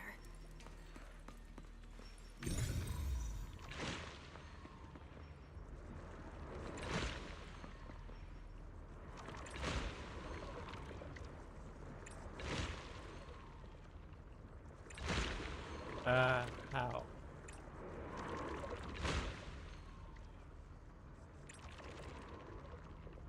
Okay, I get now. Thank. Alright, yeah. I see. Hey, what's wrong? Are you not feeling well? No, it's just recreating illusions is getting harder and harder. I can clearly feel my powers fading. That's a good sign. It means your powers are returning to normal, and the effects of the miasma will soon be gone completely. This power has brought so much trouble to everyone. Now that it can actually do some good, I don't want to just abandon it midway. You've already helped so many people. Just once more, Lucia. I want to try one more time, so you can see the whole story. Thank you. Why'd you stop? Quitting hide and seek halfway is cheating, and I hate cheaters. Wait! I have a question. Could we be friends? With you, and with Wandering Hunter as well. Why would you want to be friends with an ethereal? I don't really know. I just feel like there ought to be more than just fighting between us. Taking the path less traveled will only leave you more alone, you know. No, it won't. I've already found friends who won't push me away for the path I take. Not many, but enough for me. Then you don't need us anymore. Get too greedy, and you'll lose your real friends. Huh? Anyway, let's keep playing hide and seek. Wait! Lucia! She's going after her. What's with her? Why is she so reckless? Let's go after them. She's running so fast. Do you mean the older or the younger Lucia? Both of them.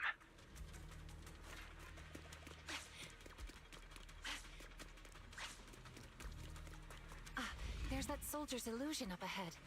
But this time he's alone. He's already in a pretty rough state. Can he really keep going? I see Lucia. Lucia! We followed it this far, but the singing vanished. I see figures here as well. Let me take care of it. Are you all right? Don't push yourself.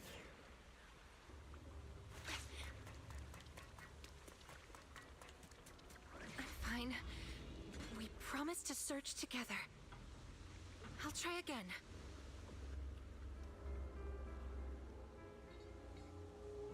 Who's this?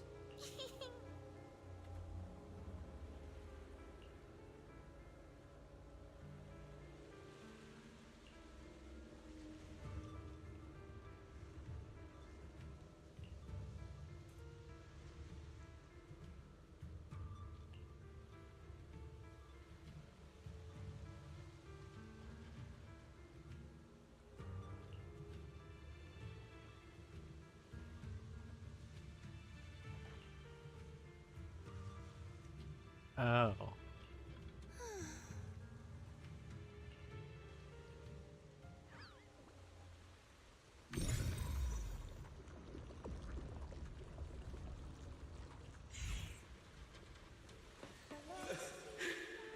Really? Even in a hallucination, you're still this adorable. I'm sorry, Lucy. The singing came from behind the gate we passed earlier. Hey, that arch. You're cool. Then let's head to the gate. Lucia. Let's go. I'll find a way to open it.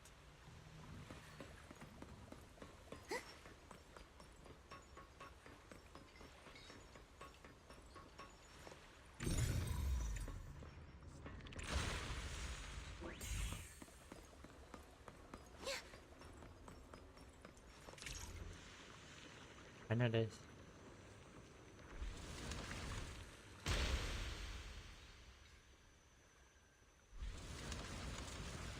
And now what?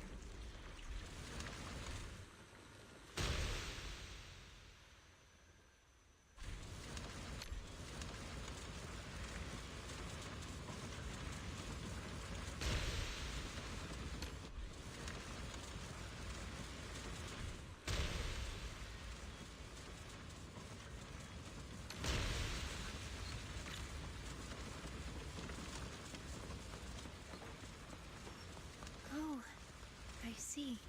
That little Lucia? She isn't my drowned ideal. It's him. All these years, he's always wanted... Sorry. I shouldn't have recreated all of this. Don't apologize. I should be thanking you. Now the question that has been lingering in my mind has an answer.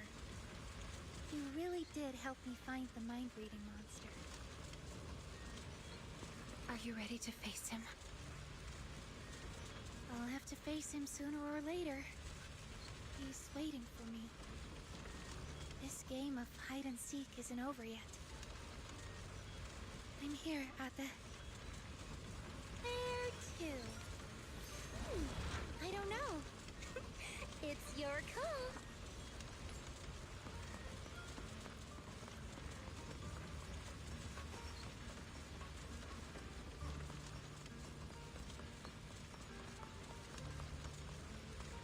There's little Lucia.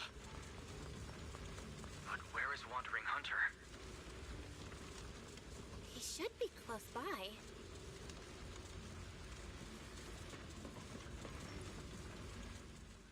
Amazing! Ada and I have nowhere left to hide. Huh? Why don't you look happy? That was a compliment. Guys, just this once. Can we not fight? Let's act like we just happened to meet, and then each go our own way. I agree with Lucia. As long as we can be sure Wandering Hunter stays here and doesn't go after the Time-Sworn Hills folks, then I'm fine with it. I'm only here to track down Sarah. That's it. See? We don't have to fight each other. You can stay here as long as you want. I'm worn out now. Ada and I are totally beat. One last game, and then we're off to bed. Oh. So you're leaving after all. Are you sad? But why? Remember what Granny always says? Ethereals don't really die. They become ether and return to the sea of ether. And dreams are just threads tied to the sea of ether. They're how we connect with those we've lost. Right. So when Ada goes back, you can see him again in your dreams. Whatever you want to say, you can say it all then. So come on, play one last game of hide and seek with us. And don't you dare quit halfway through. People who quit halfway are the worst. This time, I will catch you.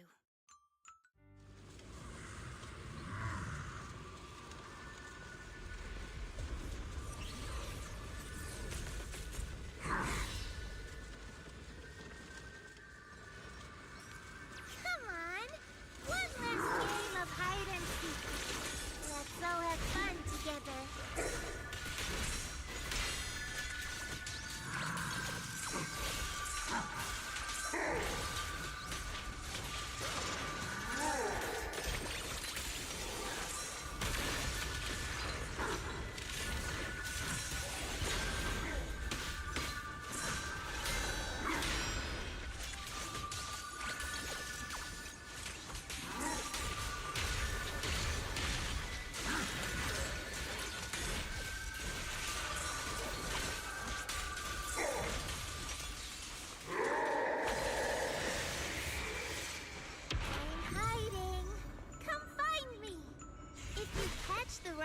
person, Adair will scold you.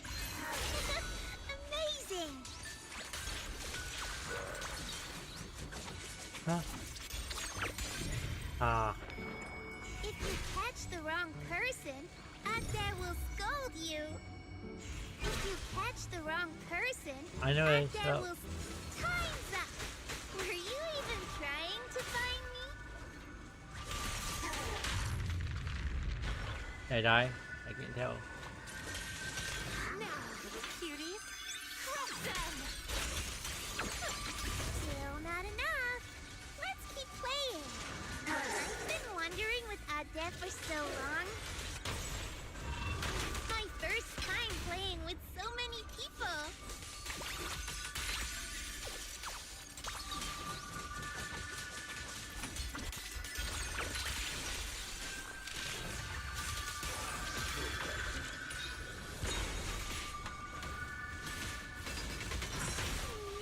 Adair can't run anymore. Aw, don't look so sad. Cheer up a little. Play with me one last time. Take my top!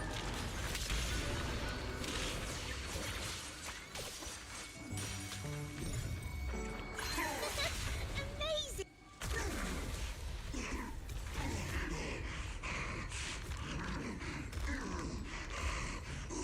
Is it over? That should be enough. Lucia, careful. One little star up high, two little stars float by, three little stars. It's time to search and find. I got you.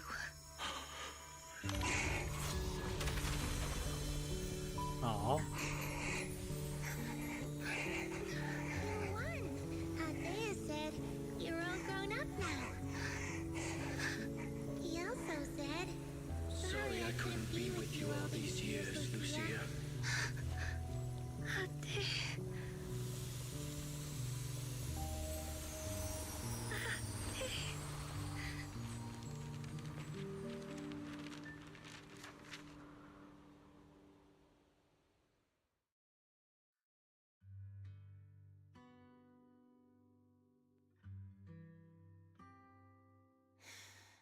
Gone again. She was barely here before she was gone again. Lucia. I'd like to stay here a bit longer, if that's okay. Let's give her a moment.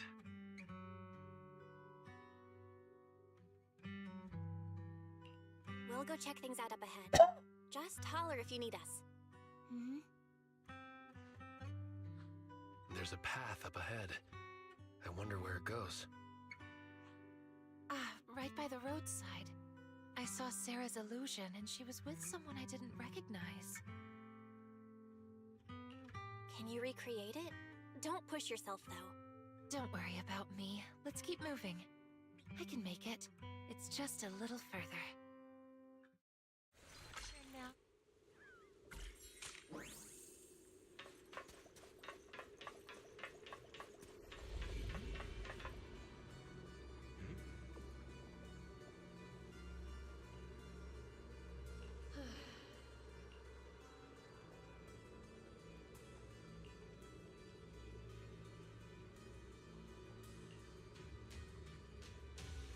Not only did we see Sarah, but also Senior Ye. Why is Senior Ye here? There are illusions of them up ahead. Should we go take a look?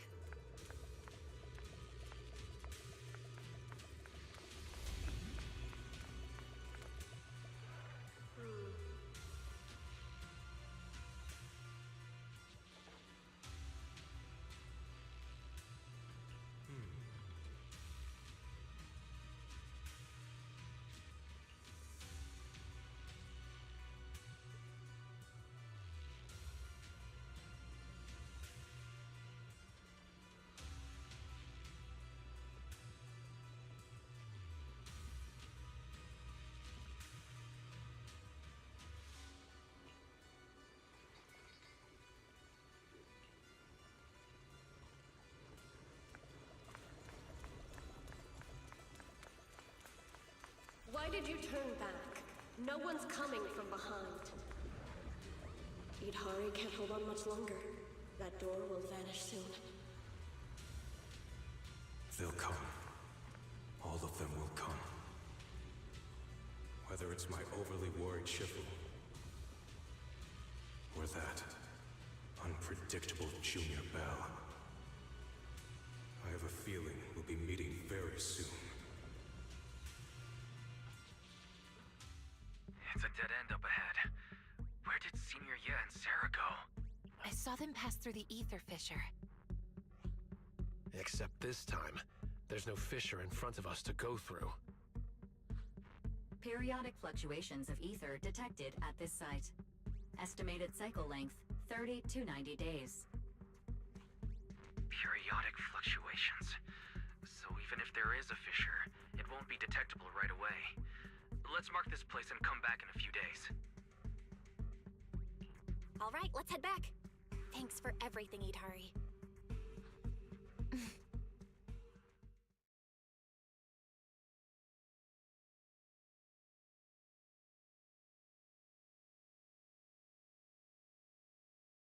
We're back here again. Do you have any more unfinished business? No. This time, I really think I can get out.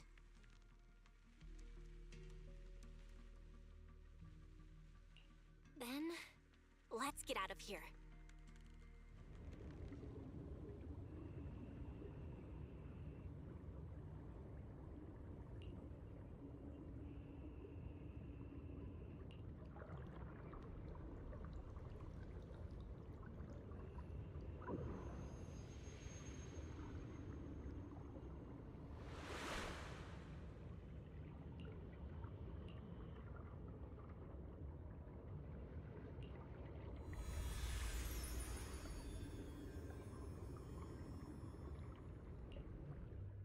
Look, Yidhari, we're home.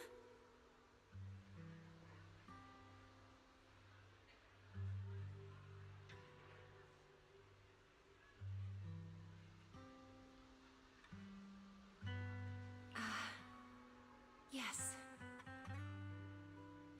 I'm home.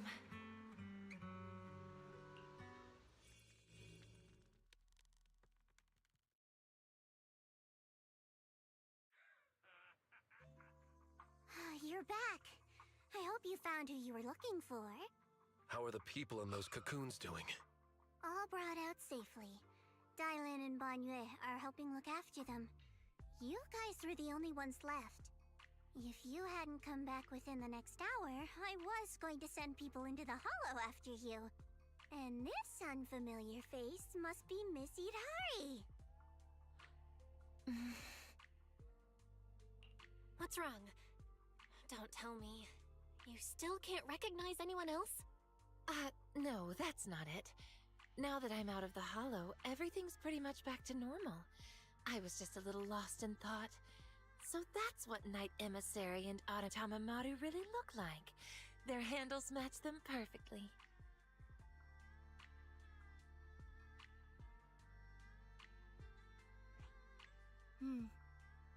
As long as you're getting better. Our screen names aren't bad, I guess. But yours, you don't make me think of strawberry parfait at all. Anyway, what matters is everyone's safe. And the mission's all wrapped up thanks to your efforts. Get some rest tonight. I'll book a private room someday at Yamcha-Sin and give you all a proper treat. Oh, and Miss Bell, please leave those lumen boxes I lent you. Do you have a place to stay, Yidhari? If you can't get a room at a hotel, maybe Yuzuha can help. Where are you staying, Lucia? Me? I didn't book a room since I don't really sleep at night. But I do have a tent. Wanna camp out with me? Perfect. We can chat about the mind-reading monster thing. Yeah. Thanks for your help this time. Next time, it'll be my turn to go with you to find your mind-reading monster. Guess I'll log off too. Belle, I'll meet you at Suibian Temple. you for everything, Belle. We'll be seeing each other tomorrow, right? You bet. Sleep well tonight, and sweet dreams.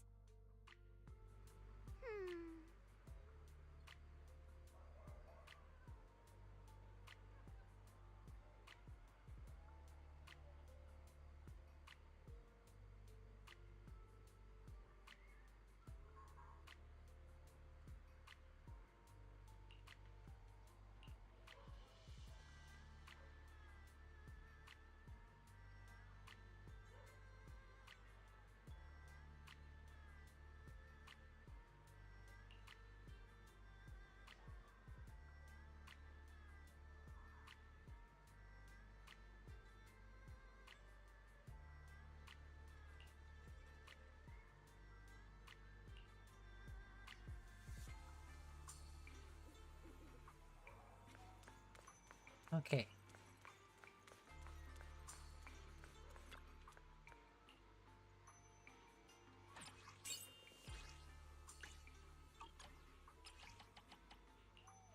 Let's do, not sure.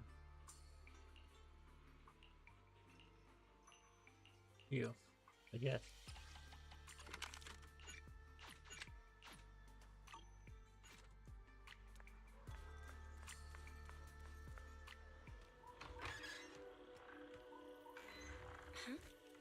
Ashua? What's going on? Lion! What are you doing up there? Hold on. I'm getting a sense of deja vu. It's you again!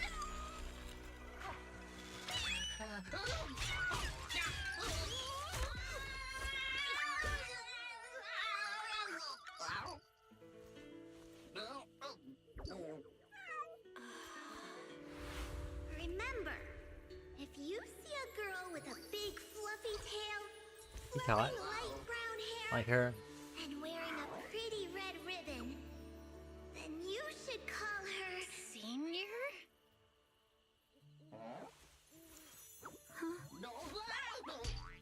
Guys, you know What what? did you just call me? I called you Senior? Wait, are you saying I have a junior now? Breathe. Calm yourself. There. Sorry, I lost my composure for a moment.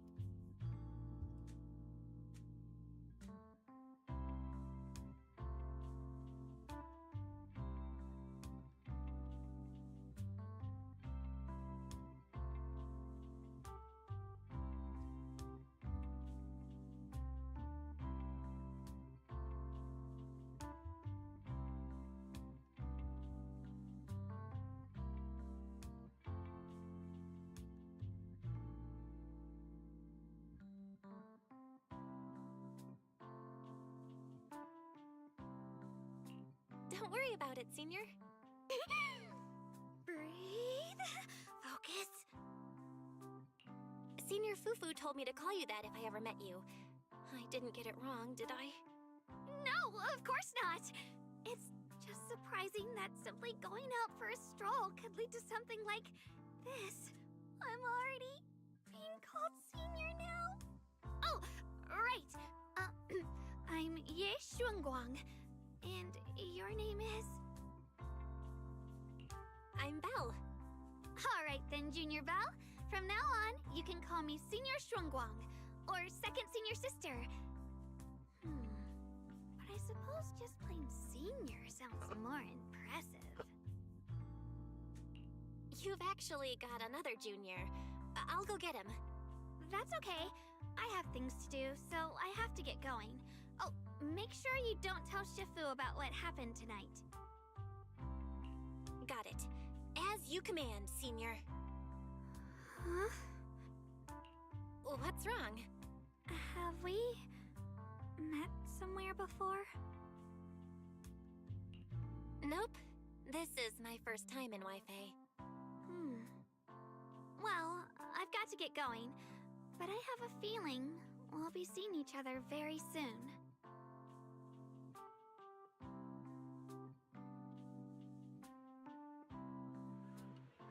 Belle, what was that sound?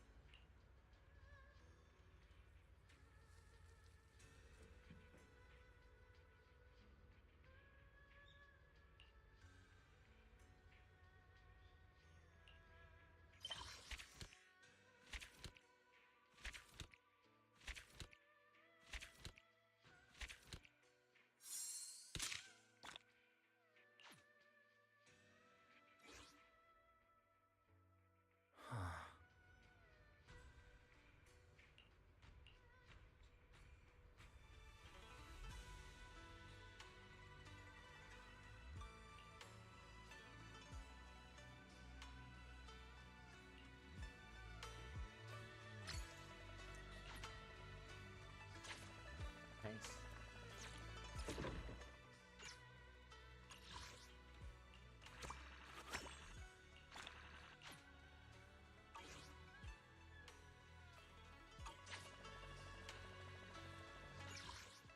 Hold on. Let me go here. A cup of coffee to jumpstart your day.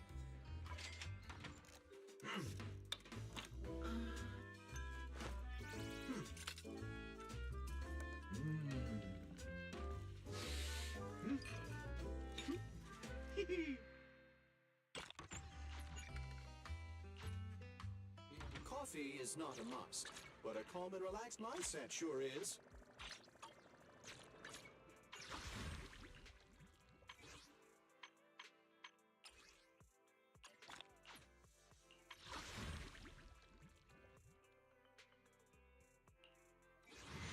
$68.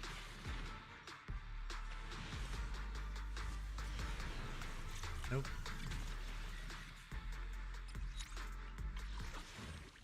$69. Nice.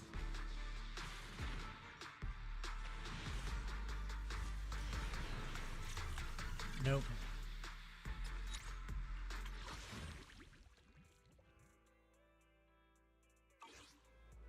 Damn.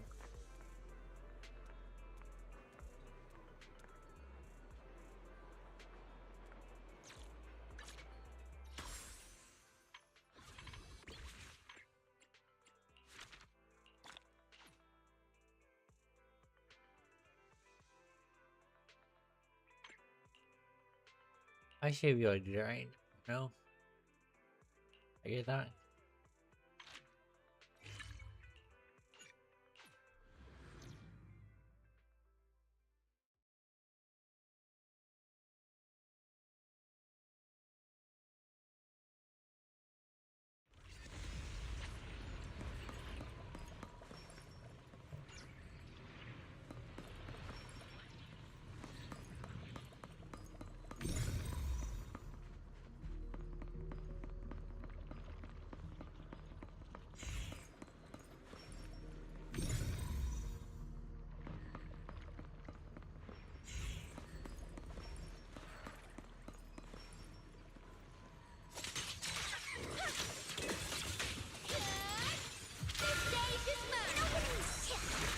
Leave it to me.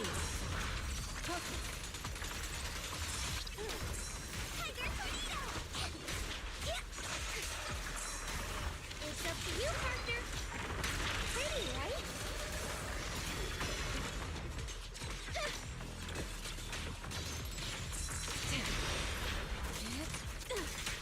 Concentrate.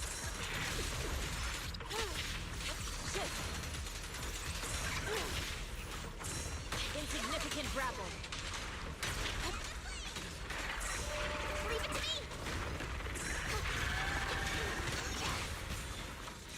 Wanna play a game?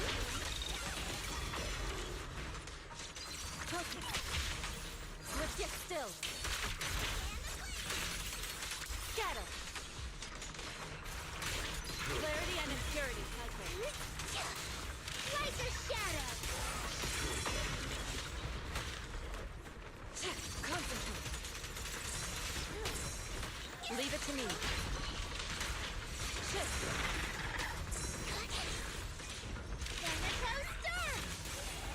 Lumber in the meat. Swift yet still. Clear yet murky.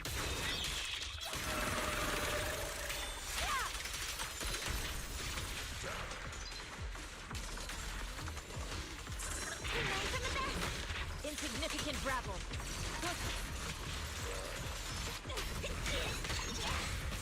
Pretty, right? Faithful companion. Here's my call. We caught him.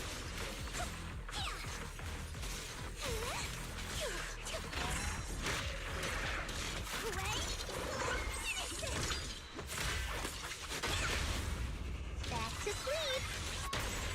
Weakling. What's up?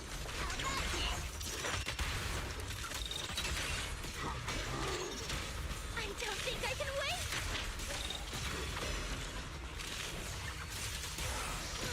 It's recovered. Be gone. Cycle of yin and yang. As decreed.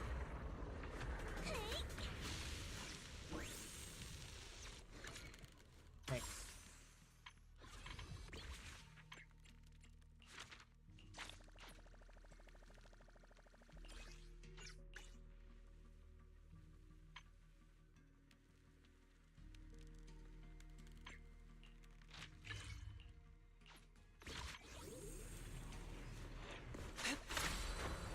To the sky.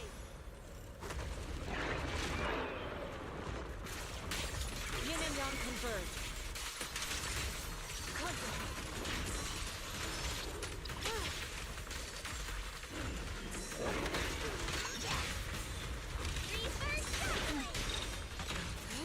Evil shall be purged.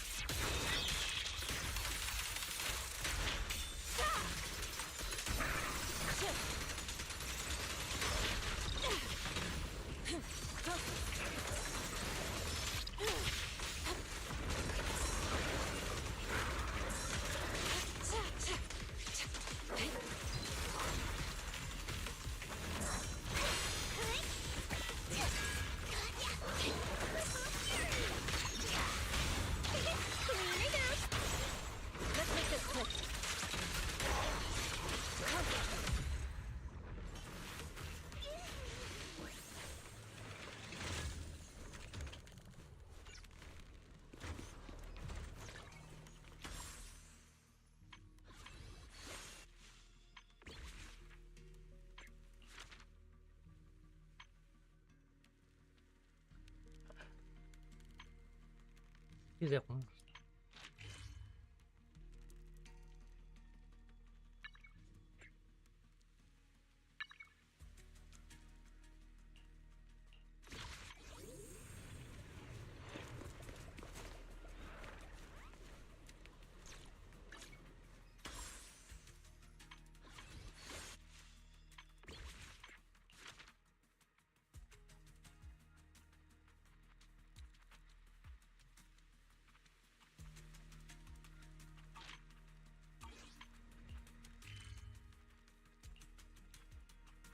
So how do I do that in? I guess I'll go here. I would assume.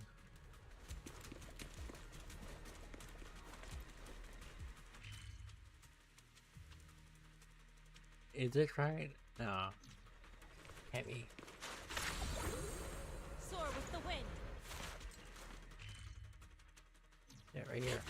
I think.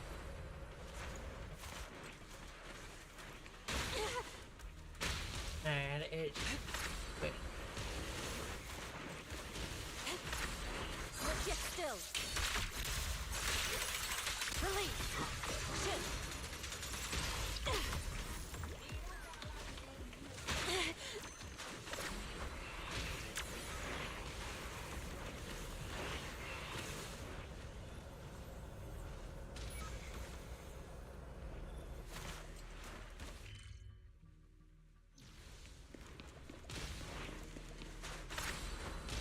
To the skies.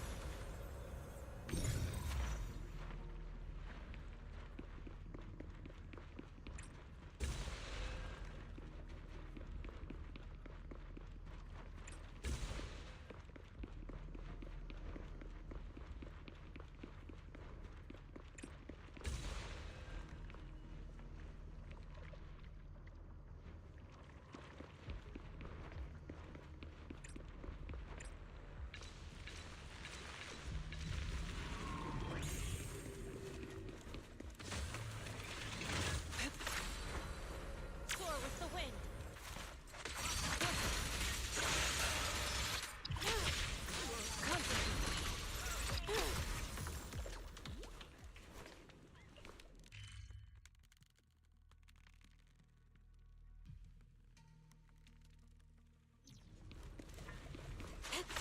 That don't look right. Oh, going. Oh. Okay. Clarity and impurity cycle. Shift.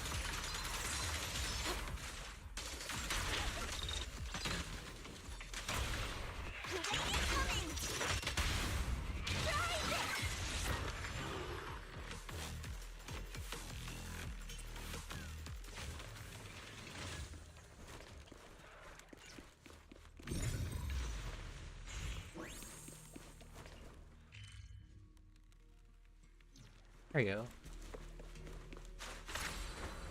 And then go down or up. I don't know. Down.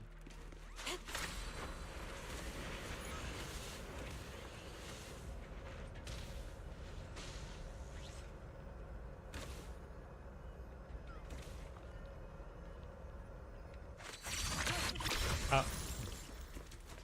Sorry. Panic. Soar with the wind.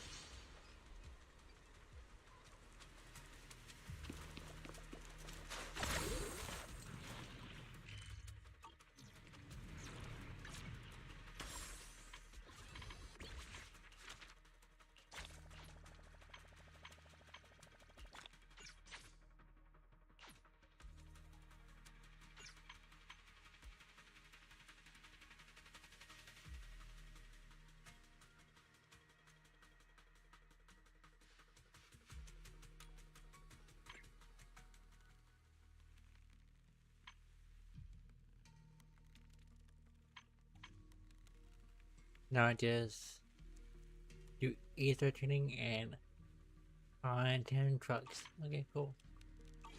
I can do that, sure. I think. We need to go here. This is pretty bare around here, I would say.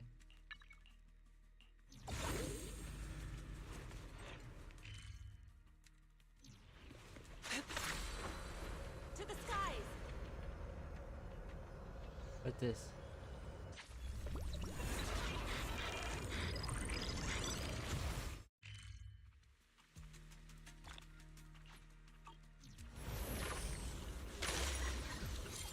Okay, now I know what this is. It like shows you all what's on the map around here.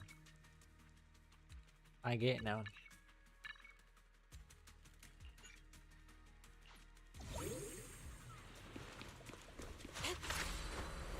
Soar with the wind. Oh lord. This is a pain to deal with.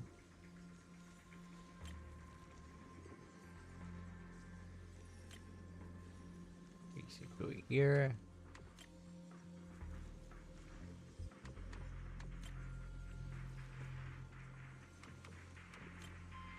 These to go.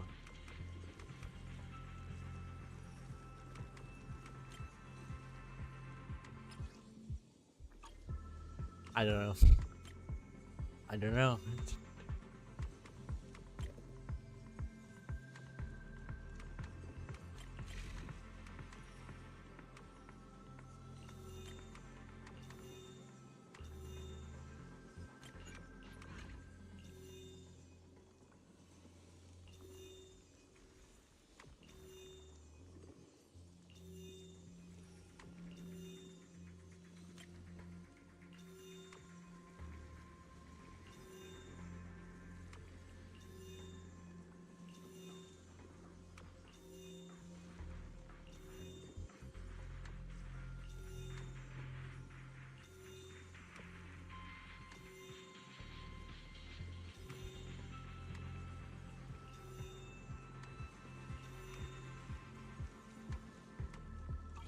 Ah, dang it.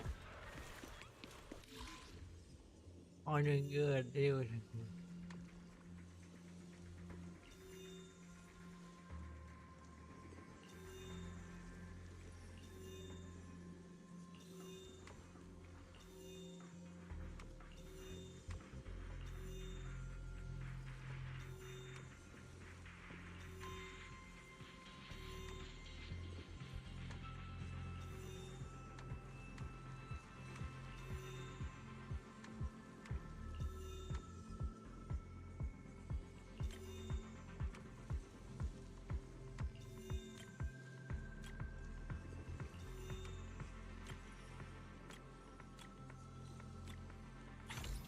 There.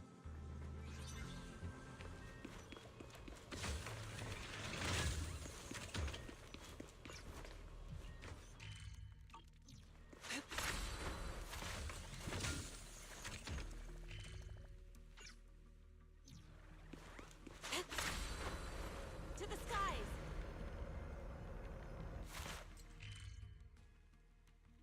Is it up, down? Right down.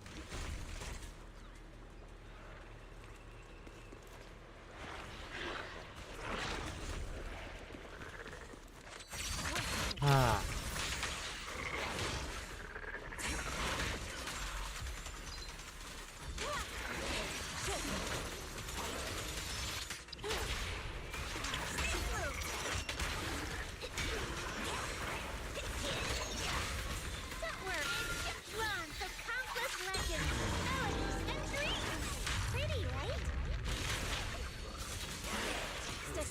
Cycle of yin and yang.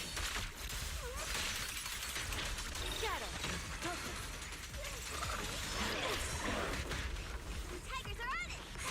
Listen to my...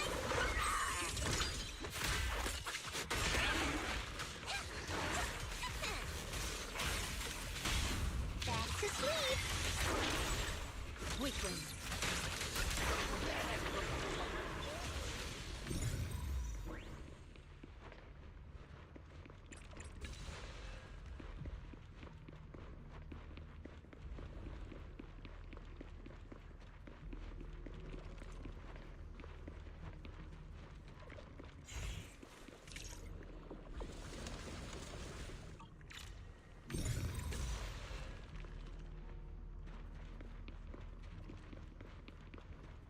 And then where else?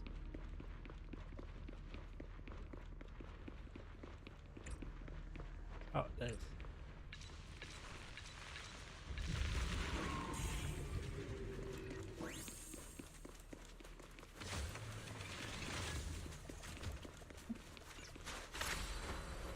Soar with the wind.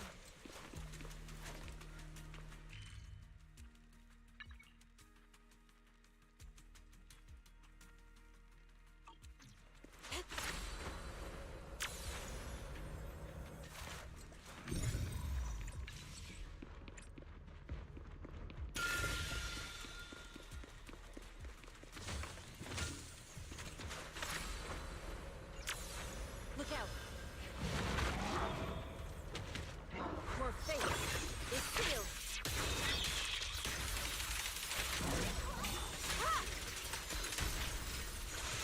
Hold on. What am I here? Oh.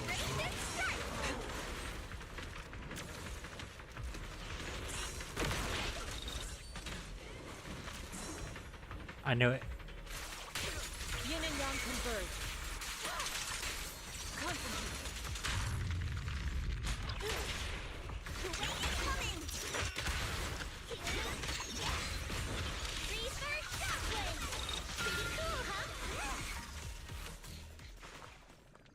Leave it to me. To the skies.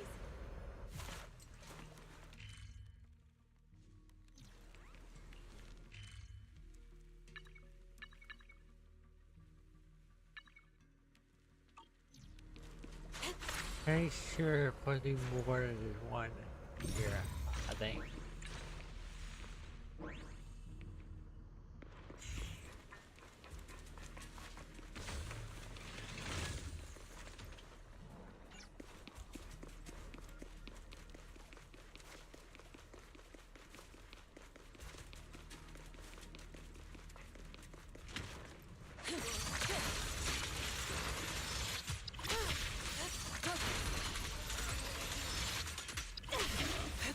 Yet still. As decreed. Leave it here. The stage is mine. Wanna play a game?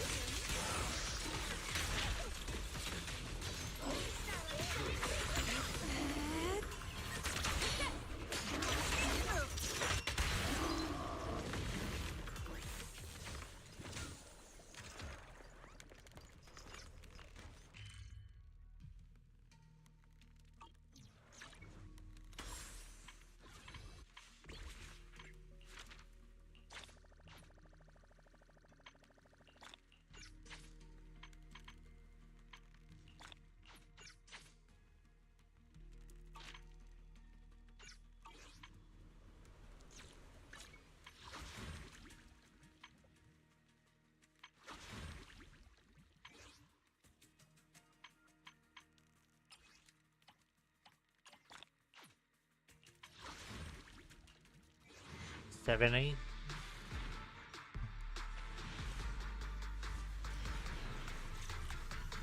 Nope. 71.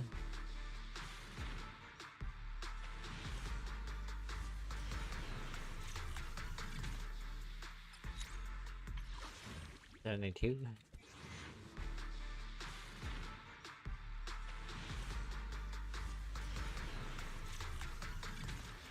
Woo!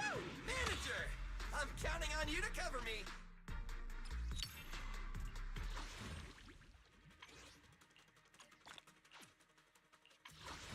73.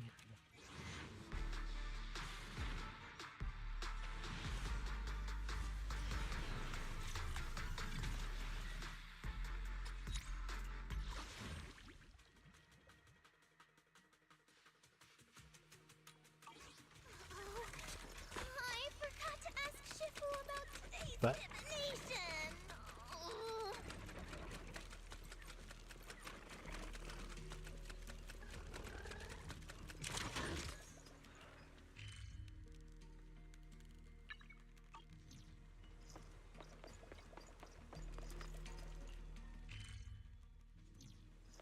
Don't worry. I'll watch over you. Soar with the wind. Swift yet still, clear yet murky.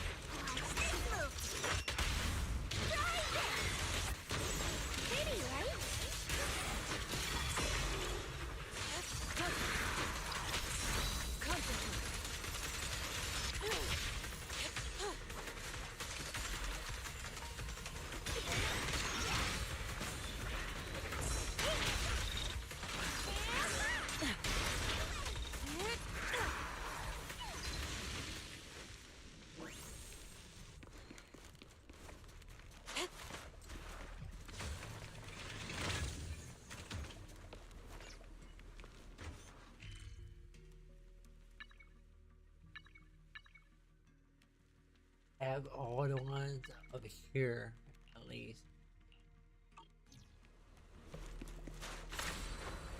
To the skies!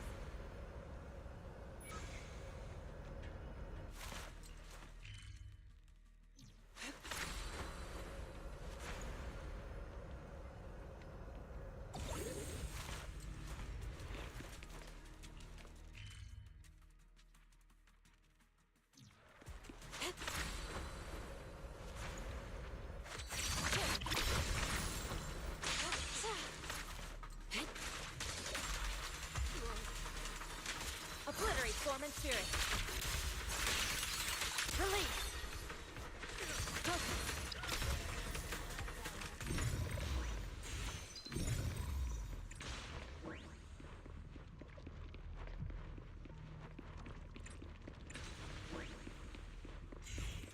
Out of the way. Oh, okay. Evil shall be purged.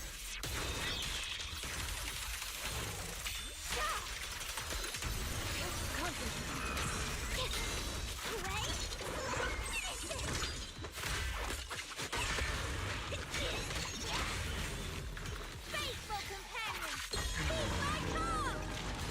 Pretty cool, huh? Wanna play again? Like a shadow! Starlight shine, break the dawn! The rain is coming! Huh? Born out already? Ha ha ha! Too slow.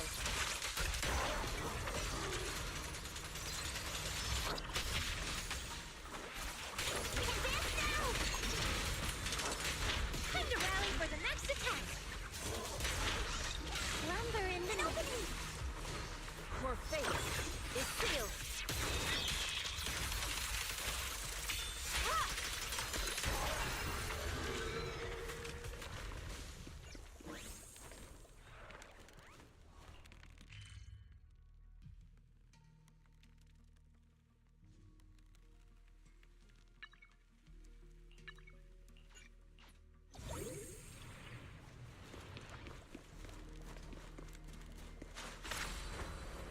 Soar with the wind.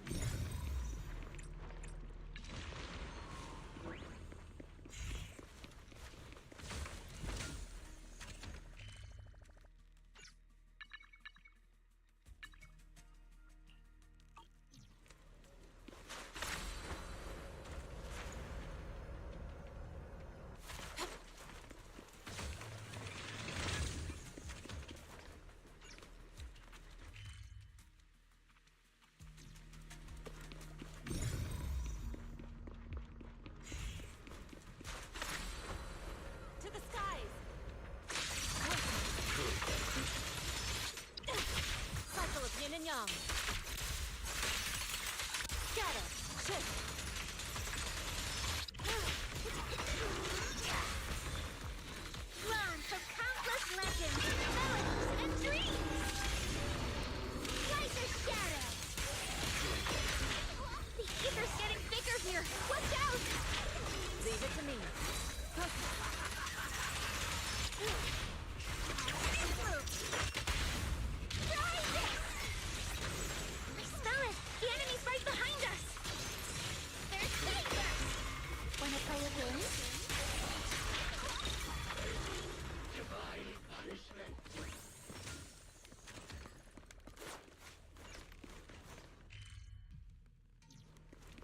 Okay. Soar with the wind.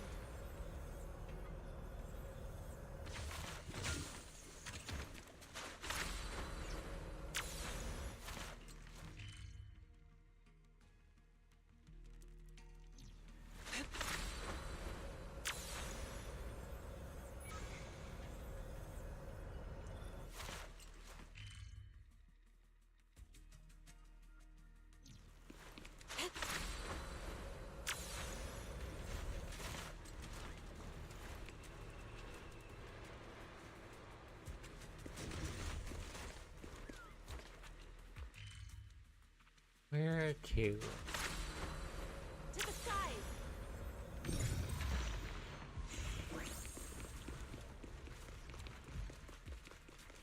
Ah.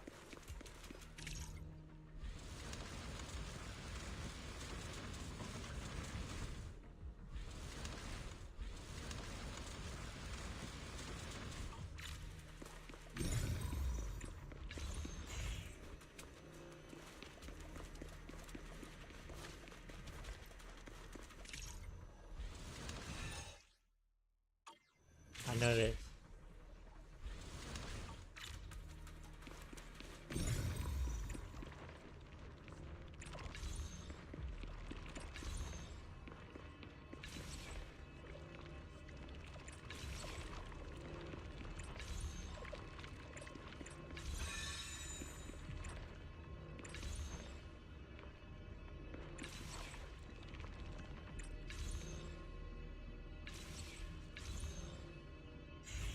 I'm confused.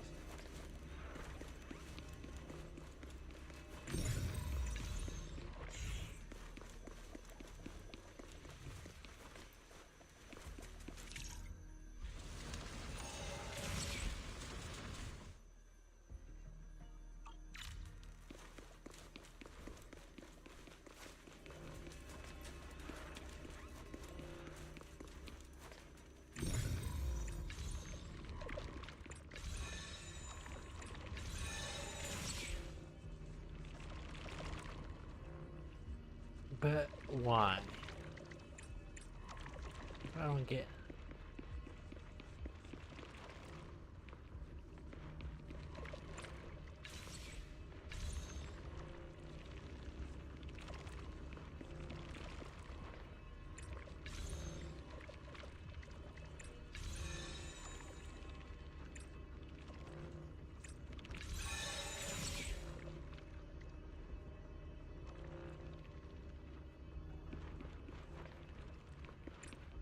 Okay.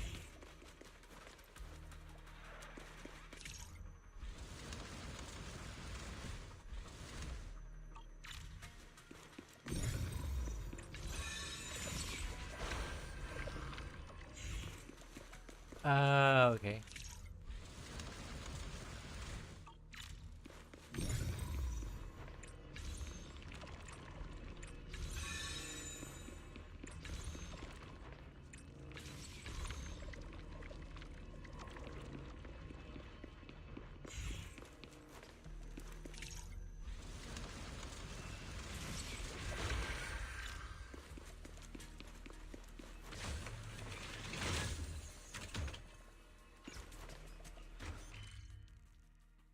There's just one more left to get.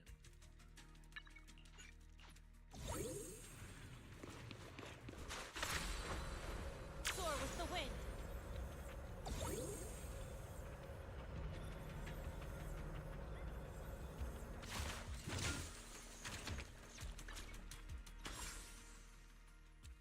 And there.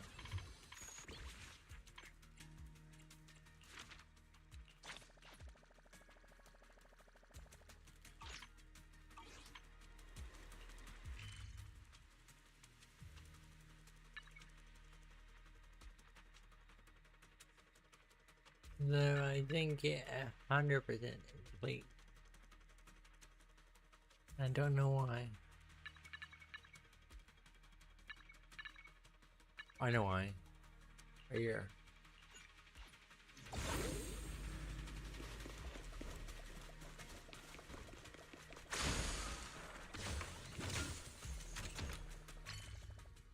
No, or more. I don't know where though.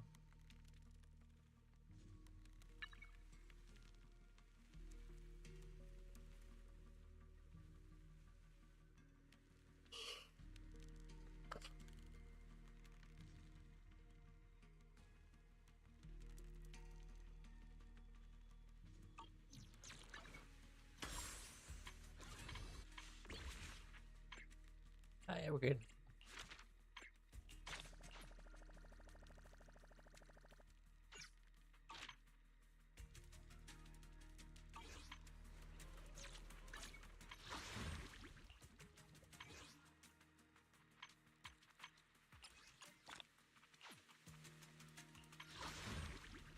$74.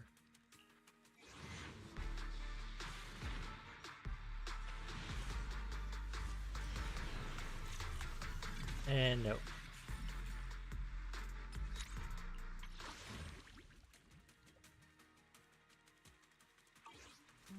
Since we're with, huh?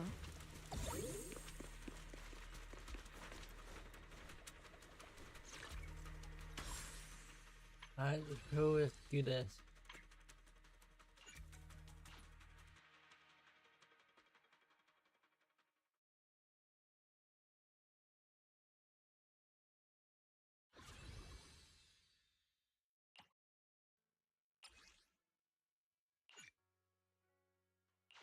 I'm sure.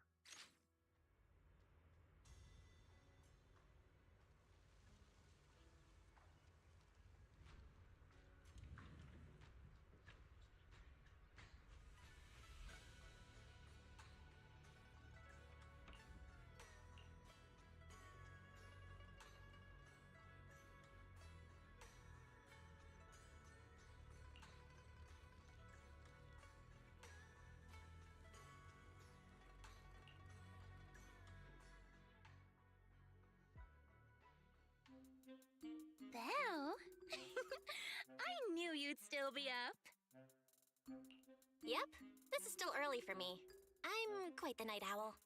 Perfect. Anyway, the reason I'm bugging you at this hour is I was hoping you could help me with something. Lately, my ethereal research has been like a Tarask mixer trying to get through the old metro tunnel in Cretan Hollow. Completely stuck. Whoa, that's rough. How are things going before you hit the bottleneck? It was going pretty well, I guess. I had this plan to turn our lawn into pedal sofas for hollow camping, and I tried to figure out how the traffic lights on Fawn worked. Oh, do you happen to know, if you tie both ends of a Spectre's cloak into a knot, how does it keep floating? Wait, Lucia, where are all these research ideas even coming from? What do you mean, where? From the Hollows, of course. Just walk on in, run into a couple of ethereals, and boom! Research inspiration! But I'll admit, these ordinary inspirations are just not enough. The inspirations are not enough? Or should I be asking, what about the other ideas you had before?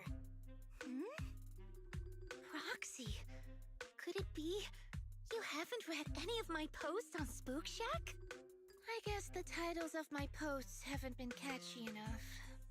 If I can't come up with something as attention-grabbing as the fiery serpent, then no matter how many times I write about blast crawlers, people are just gonna get bored and lose their interest in the forum.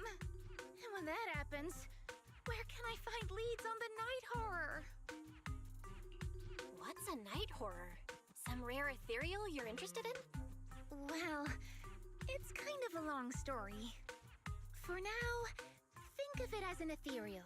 An ethereal that can enter people's dreams and talk to them. Wait. Roxy, do you think ethereals can communicate with humans? Anything's possible in the Hollows. If ethereals could talk, I'd ask the Fawns why they always flash their red lights every time I walk by. I know what you mean, Proxy. Normally, I'd say this is just baseless speculation and leave it at that.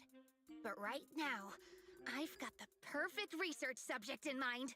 Let's head out now! Before diving into the hollow, we have to make a stop at Fluffy. Why are we going to Fluffy of all places? Oh, I'm going to buy a toy. But What? A toy? Did you get a pet? Not yet, actually. wasn't I? I know Chestnut's gonna be the goodest pup. Oh. Hey there! Welcome in! Looking for something special today?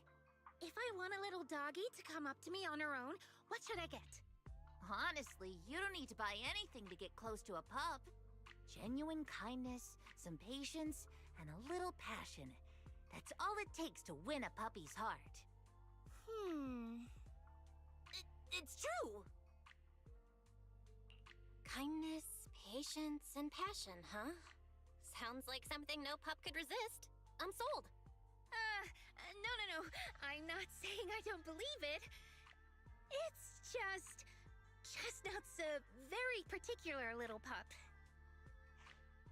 I understand. I've met lots of special needs pups. Some were abandoned, some have been on their own since they were born. If you want to gain their trust, it will take a longer time. Let me think. What about this? A brand new line of treats for puppies! I packed it with all sorts of delicious jerky. They're super yummy. No pup can resist it.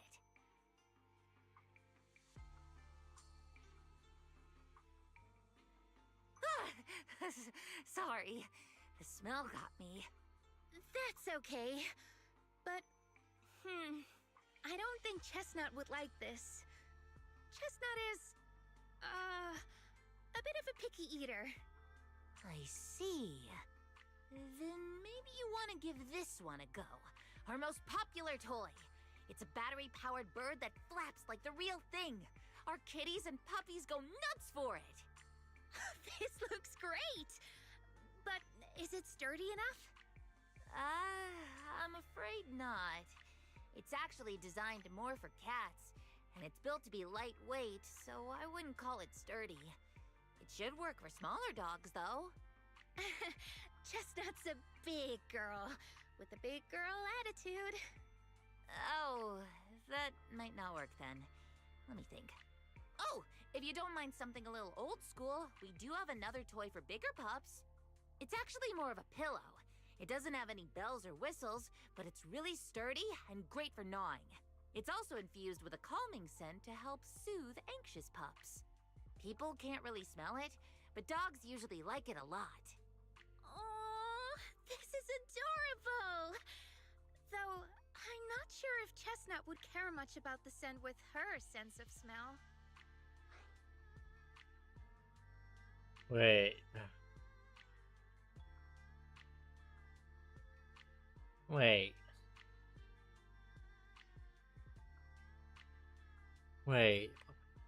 Why do I get the feeling that her pup is not a pup, but instead it's a ethereal? I think I said it right.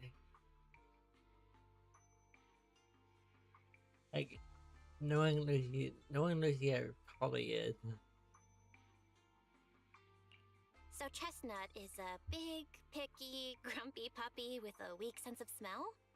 That sounds kinda weird. What's weird about that? Every puppy's different. Chestnut's just got her own little quirks. I'll take this one, please.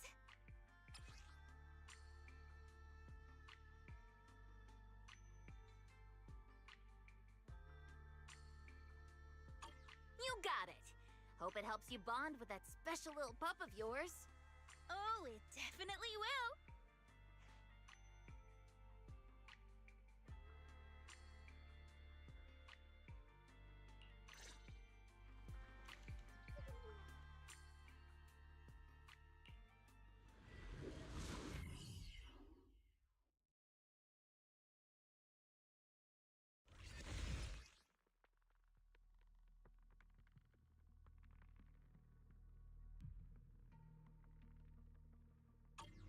I know this. Let me think.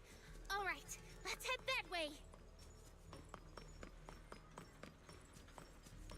Help! Help! Huh? Isn't that I knew it. strange? This place was nice and quiet last time I was here. By nice and quiet, you mean there weren't as many Ethereals back then? Not exactly. But the Ethereals here were always pretty chill. They hardly ever gather like this. Thank goodness you guys are here. I was this close to being killed. That sneaky little hottie totally set me up. Huh? Which hottie are you talking about? Among the pack of ethereals that surrounded you, I didn't see any. Oh, maybe you didn't see it. There was a smaller hottie, just about waist high. That one right there. It lured me all the way here and got me ambushed by all those ethereals. Never heard of anything like that before. An ethereal pulling tricks on people? How did it trick you? It ran ahead like it wanted me to chase it, you know? That's pretty weird. It's not that weird. You young folks shouldn't underestimate how crafty those things can be. No, I mean, you are pretty weird, mister. In the Hollow, most people run away from ethereals. That little hot tea from earlier, if you want to dodge it, it'd be easier than a Thanatos dodging a blast crawler. Why did you even chase it? I didn't chase it. Look, I was minding my own business in the Hollow, and that hottie ran at me out of the blue, with a whole pack of ethereals behind it to ambush me. Now that's interesting. I've only heard of symbiotic ethereals in Hollow Zero being able to command other ethereals. Maybe that little hottie has what it takes to be the next Nineveh! I don't get what you're on about. You run into ethereals in the Hollow, you eliminate them. That's just the way it is. Instead of taking down that ethereal, you're now blaming me? That is just absurd. Whoa there. Chill out, mister. She literally saved your life earlier. She's just trying to understand what happened to you. Is that so wrong? You...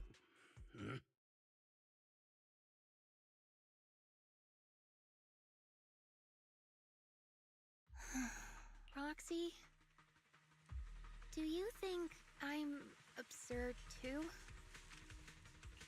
What do you mean? You've always been a little absurd, no? Just kidding. I've gotten used to your unique way of thinking. Ethereals are dangerous, sure, but that doesn't mean strangers are any safer, right? I knew it! Now we're totally in sync! Like how Arimon and Spectre always find each other in the dark! Plus, that investigator earlier was quite the weird one.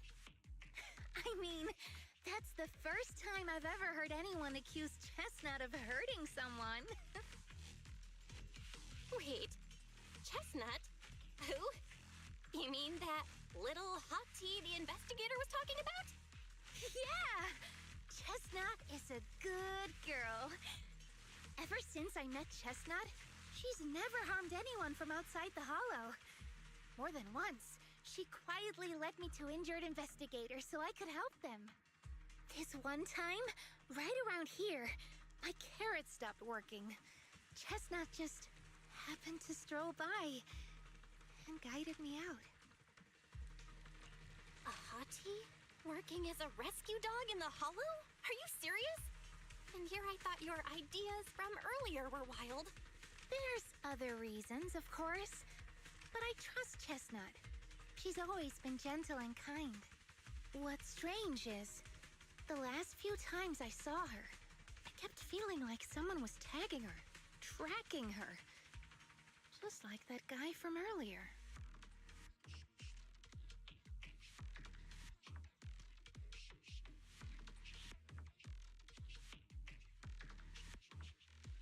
A kind and gentle ethereal? I need a second to process it. Those other reasons must be really important. It's a long story. Let's talk about it when we get back. Ugh. And thanks to that weirdo earlier, I didn't even get the chance to give Chestnut the toy I picked out. Let's look around a bit more. Maybe she's still nearby. I think Chestnut went that way. Let's go take a look.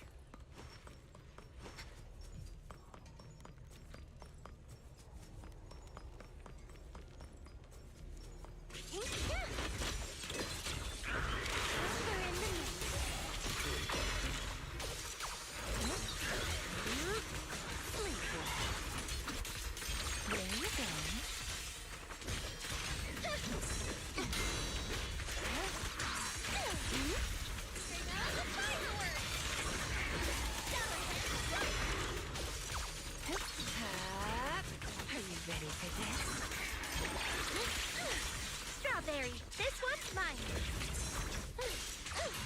Do you handle that? Leave it to me.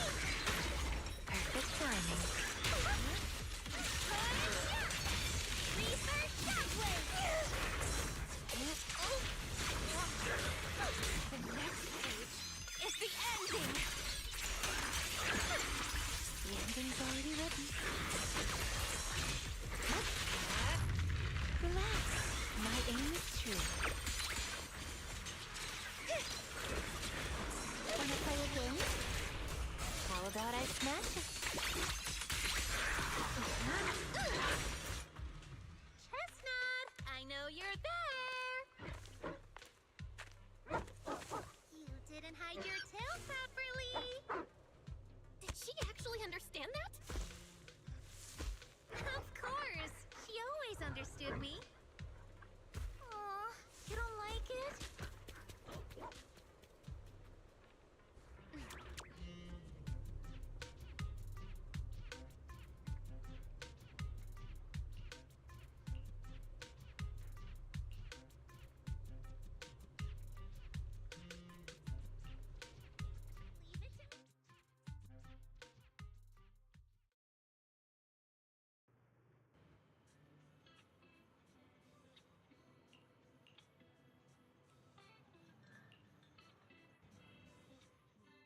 Aw, Chestnut still wouldn't take my gift. Do you think that investigator spooked her? Maybe that's why she's being extra cautious today. Well, we can always head back to Lemnian Hollow next time and look for her again. Okay. I hope we get to see Chestnut next time. Oh, right. I promised to tell you why I trust Chestnut, didn't I? Well, it has something to do with the night horror legend from my tribe. Long story short, Chestnut is a gift the night horror sent me in a dream. I think I remember you mentioning the night horror, but you never said it sent you a gift. Can you tell me more about it? You already know I'm one of the night watchers out on the fringes of New Eridu. We rest during the day, and we're active at night. The stories say that long ago, our ancestors fought a powerful ethereal. The battle lasted for days, and just before it fell, it released a final surge of power. Ever since then, it's haunted our dreams. Sometimes, when our people fall asleep at night, they dream of the night horror. And in their sleep, they walk straight into the hollow, drawn to its call. Just before the ether consumes them, before they become ethereals, they regain clarity for just a fleeting moment. Over time, we've come to realize that the more people who fall asleep, the stronger it becomes. What a terrifying curse! Is there a way to break it? No. That's why we moved to the outskirts of the city and stopped sleeping at night altogether. If we must rest, someone always stays awake to keep watch. The strange thing is, the night horror left more than just a curse. In the hollows, ethereals don't attack us. They see us like we're one of them. And this staff? It's the only weapon left from when our ancestors fought the night horror. It lets me mimic ethereal abilities.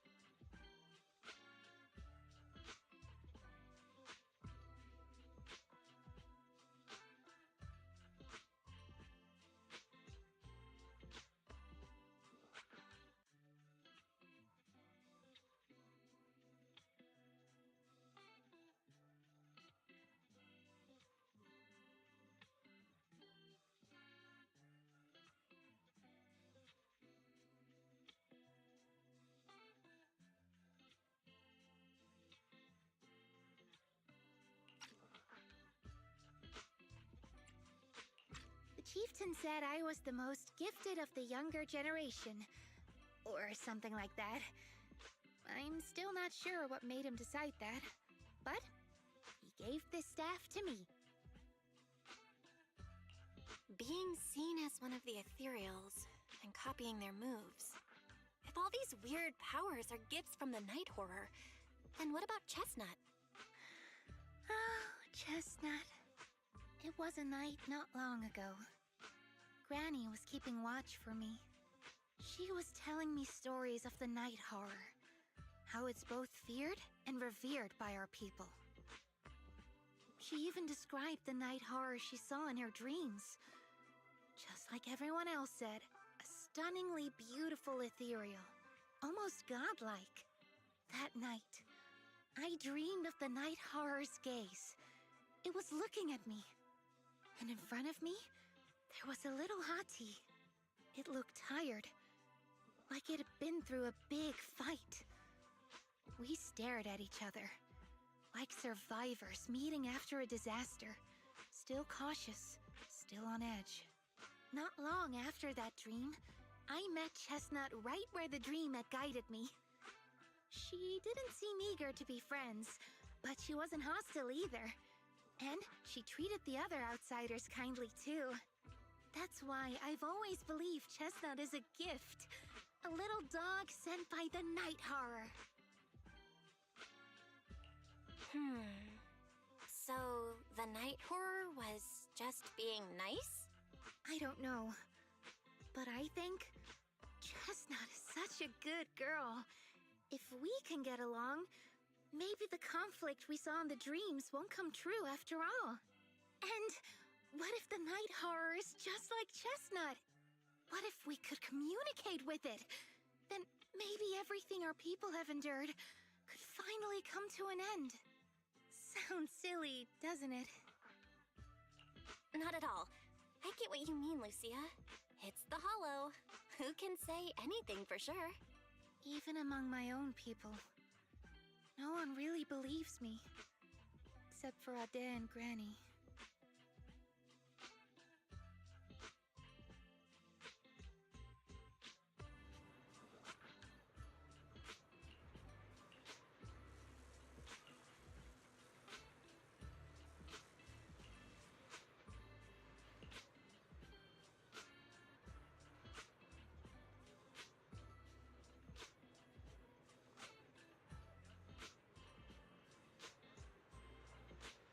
I think that backwards, but sure.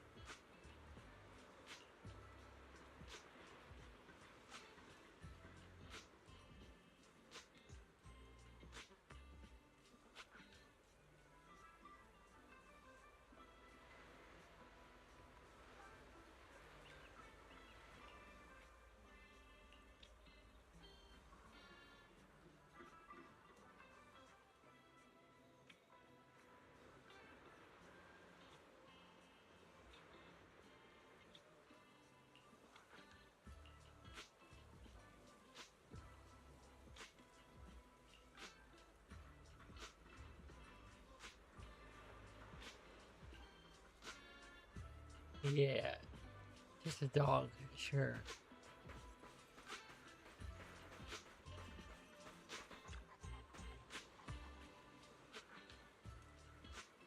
Nice hips and waist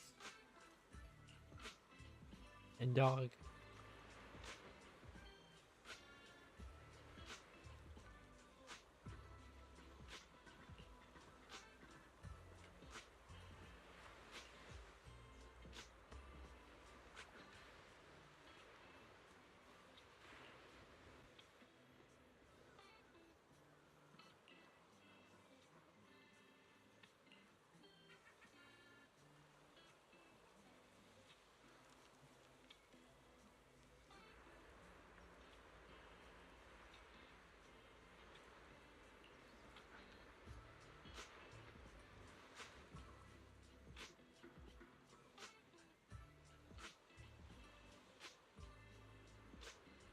That sound like the start of a very weird hentai.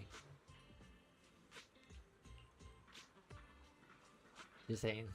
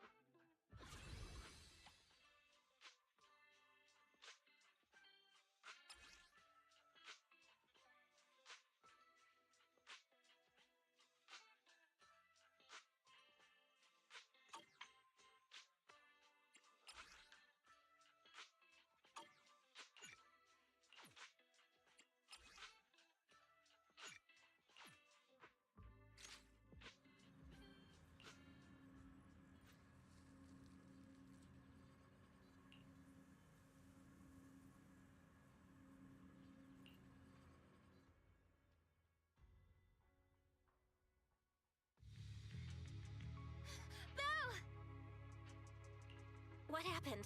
Don't panic. Take your time and tell me slowly. It's the Night Horror. There's word in my tribe that the Night Horror has returned. Our old chieftain. He sleepwalked into Lemnian Hollow, and no one's seen him since. What? Was it an accident? A few days ago, some people came to speak with the chieftain. They asked if any Night Watchers would volunteer to sleep at night so they could follow the sleepwalkers into the Hollow and find the Night Horror. They promised they only wanted to learn more about the Night Horror's powers, and if anything went wrong, they'd wake us right away. But for everyone's safety, the chieftain said no. Not long after, people overheard the chieftain arguing with someone loudly. That sounds suspicious. Do you think those people were involved? Since they got turned down, they forced the chieftain to sleepwalk? But they left right after they spoke with the chieftain. No one saw them return or sneak into the tribe. It looked like the chieftain just began sleepwalking because of the Night Horror. And following the fate of all Night Watchers, returned to the Hollow's embrace. Something's definitely off here. I've been carrying the staff he gave me, and I still remember his words. Maybe all Night Watchers will eventually embrace their fate, sleepwalking back into the Hollow and becoming one of the Ethereals. But until that day comes, we live as people. We live our lives to the fullest. So if anyone took away the chance of him living his life to the fullest, even if it was the Night Horror itself, I need to know why.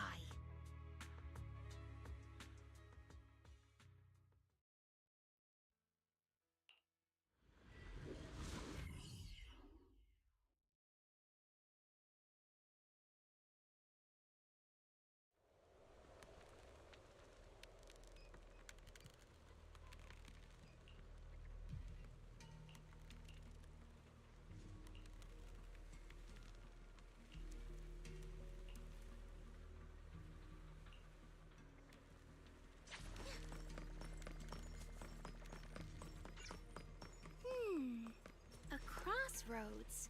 I see marks by the roadside. Let's check them out.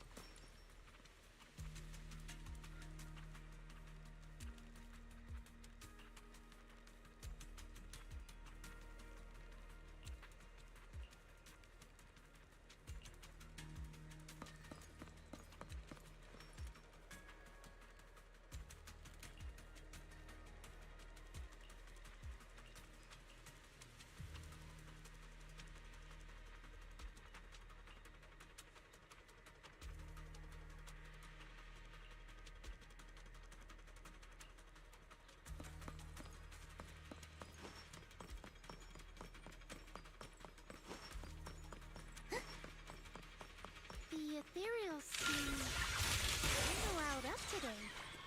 Huh? How do you know that? They all look the same to me. See the glow around their cores? It's shifting fast. Much faster. About 20% quicker than usual. Whoa, you can tell?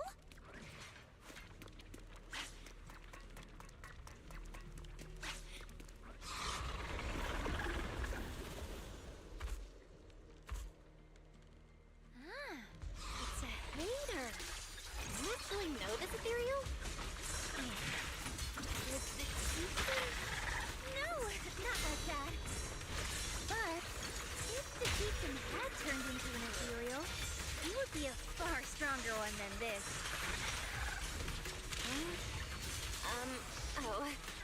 Go chieftain, I guess. High-rank ethereals never get along. So if one is flexing its muscle here, it might actually be good news for us. I'm not following what you just said.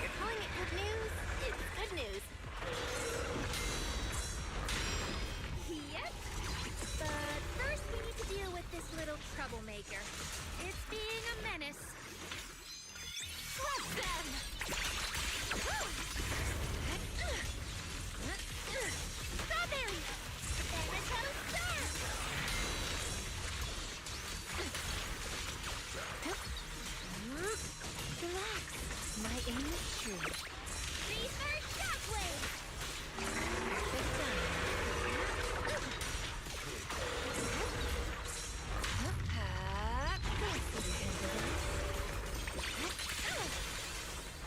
Pretty, right?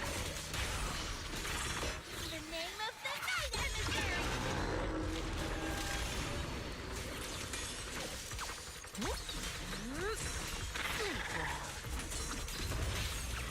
The hunt begins!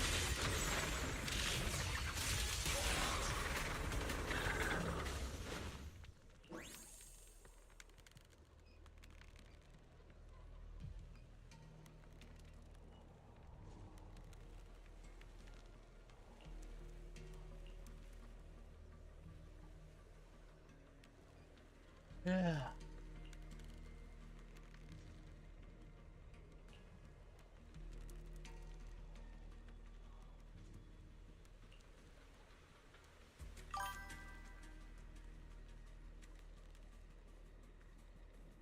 All right, Tio.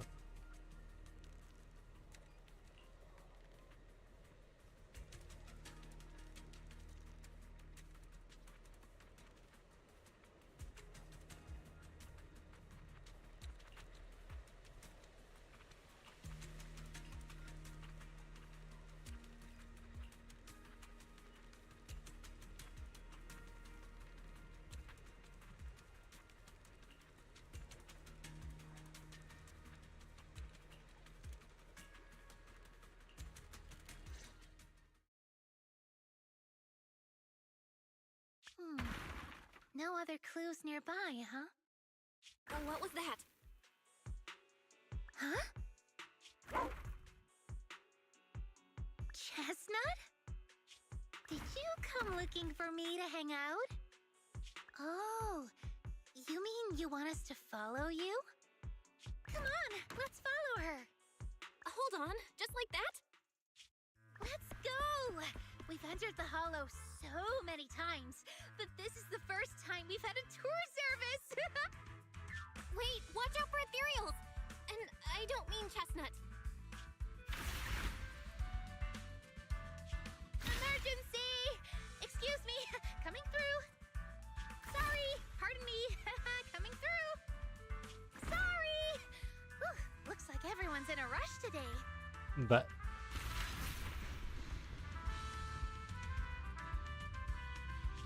Weren't we supposed to be looking for clues? I think I just hit my steps for the day. Chestnut, what is it you're leading me to? Don't tell me we'll get all the way there just to find out she was chasing after a lost chew toy or something. Are we finally here? Wait, that's... Kieran? And what's that beside him?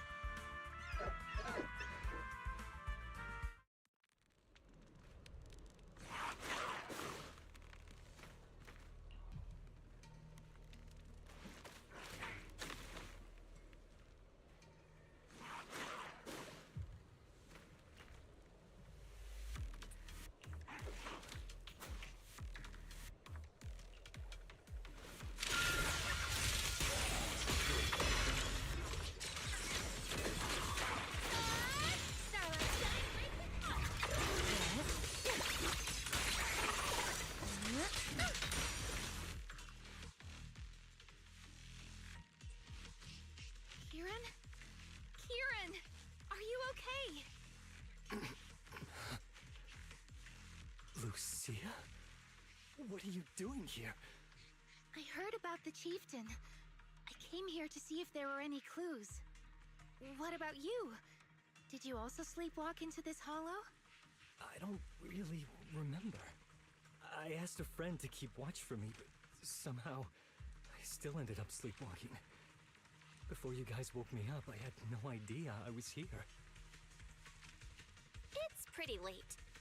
Maybe that friend of yours also dozed off. I don't know. I saw him as a friend. But maybe he didn't see me the same way. He's always in an investigator outfit. Last time I ran into trouble in the Hollow, he was the one who saved me. Lucia knows. When things go south in the Hollow, we Night Watchers are always the first ones to be abandoned. It's rare for anyone to turn back for us. What? Why? Just because you don't get attacked by ethereals, they treat you like you're some kind of freak? Especially when the ethereals come swarming, it really becomes apparent that we're Night Watchers. But then again, I guess it's not always intentional. Sometimes people genuinely can't tell. In the chaos, a Night Watcher in a helmet doesn't look that different from a frenzied maniac or a vicious striker. That's crazy. But there's something strangely funny about it, too. Sorry. I shouldn't laugh at it. In dangerous situations, people tend to turn on anyone they see as different. When panic hits, those so-called teammates usually choose to abandon us first. And they always say things like, "You'll be fine. The ethereals won't attack you. Just hide here. We'll come back for you when we can." But most of the time, no one comes back for us. That's why, after that guy saved me, I really thought he was a true friend. I understand what you mean. But has he been acting strange lately? Strange. Well, lately, he's been asking a lot about the night horror. And really digging into things like how we communicate with ethereals. Does that count? Communicate with ethereals? Yeah, he saw me trip over a beholder engine once. It just looked at me and left me alone. Didn't attack me or anything. After that, he got it into his head that Night Watchers must be able to communicate with ethereals. It has the power to calm them down. By the way, speaking of calming and communicating with ethereals, isn't that your specialty, Lucia?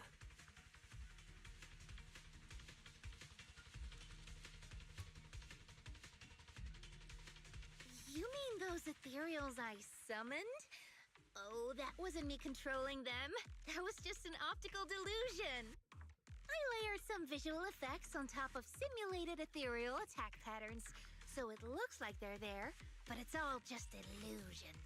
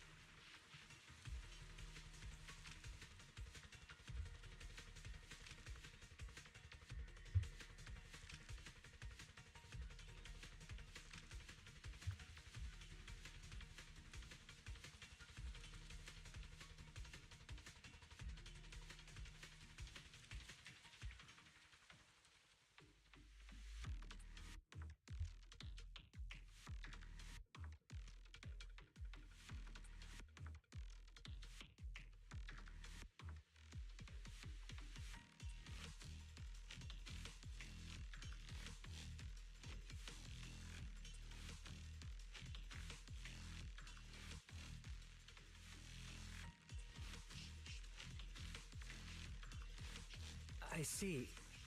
But what about this thing?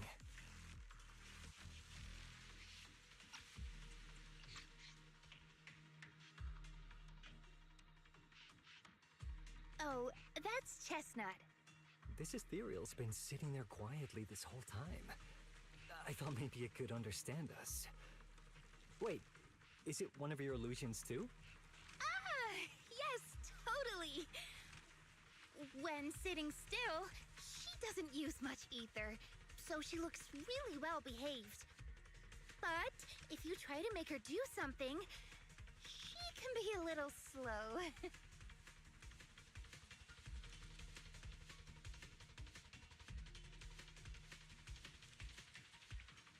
This illusion isn't doing very well.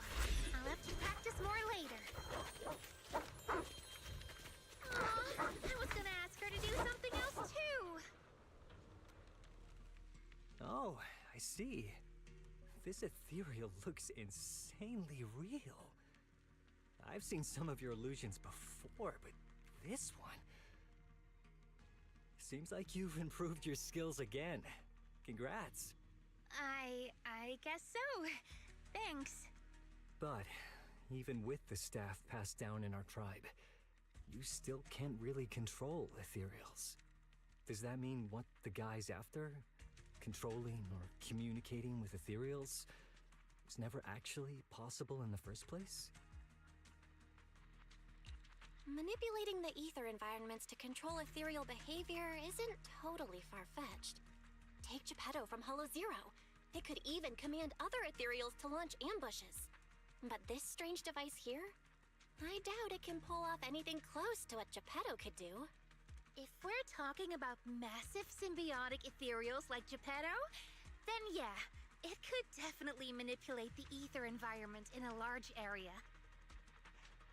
But I feel like we don't really need something that extreme to influence ethereal behavior. If we just want to change how ethereals behave, then maybe suppressing or stimulating their ether activity levels could do the trick. As expected from our ethereal expert. Have you seen anything like that before? No. But the ethereals we encountered earlier were unusually agitated, as if they'd been provoked by something. Do you think it could be because of this device? And don't forget the chieftain's disappearance. What if someone's using the Night Watcher's abilities to try and communicate with ethereals, or to test how much they can control them? Are you saying that someone's been experimenting on us? Using our ability to sleepwalk our lives? For research? That's right. They probably want to exploit the Night Watcher's abilities to locate the Night Horror and research how to communicate with ethereals. This theory actually lines up with how we've been treated during Hollow joint operations. But it's just a theory for now. We shouldn't jump to conclusions. We need more leads, like figuring out what this strange device actually does. Okay. I'll keep you posted on what's going on back in the tribe.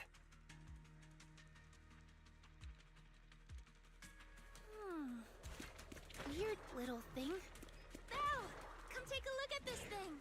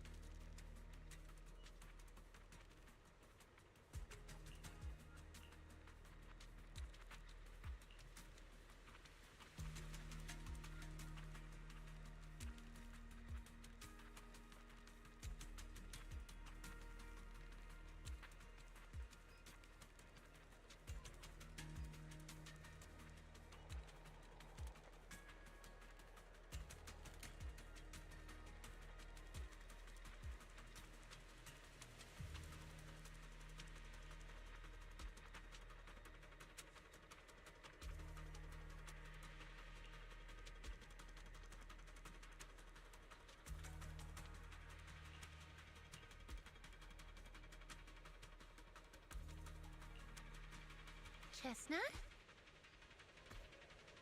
Wow! You like this pillow, don't ya? Thanks so much for today. Will you come play with me again next time?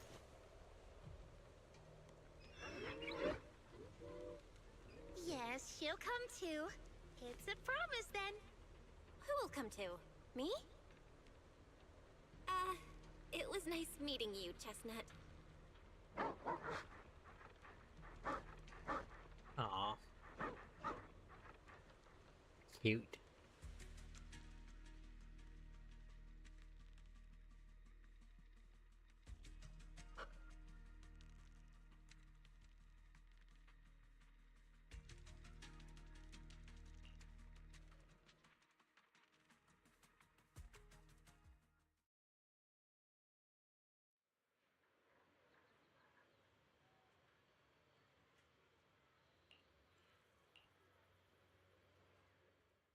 Oh, it's nothing.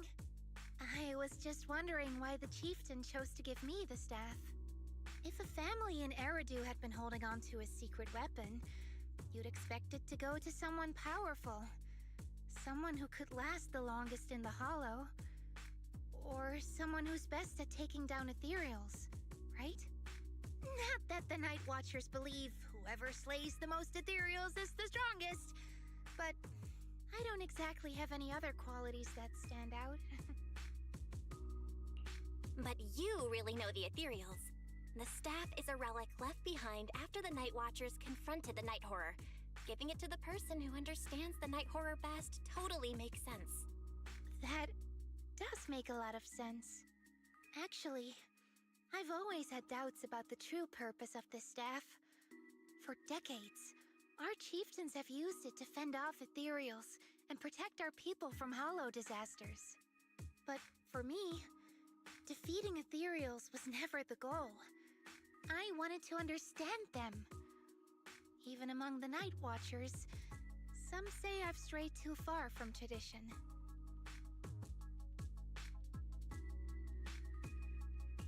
Right. You've always had a special interest in ethereals. I don't think I've asked before, but what made you want to study them in the first place? Ethereals. Some are born from the Hollow itself. Some are the continuation of life in the Hollow. Some of them feel like projections of who we are in the Hollow. Others are quite literally the people we once knew. I keep wondering, when someone is corrupted and becomes an ethereal, when they lose their sanity and identity in the Hollow, is there really no way to bring them back? If we see the Hollow as our enemy, then it's nearly invincible. No matter how strong you are, I don't think anyone can wipe out every last Hollow. But if one day we could uncover all the secrets of the ethereals, or if the Hollow itself could answer us, then maybe there's still a chance to bring our lost loved ones home. We can't change what's already happened, but maybe we can still move toward a future where we no longer have to live in fear of the Hollow. Maybe. But, Lucia, those are some big questions. Perhaps the old chieftain gave you that staff because he believes in your search for the truth. Is that so?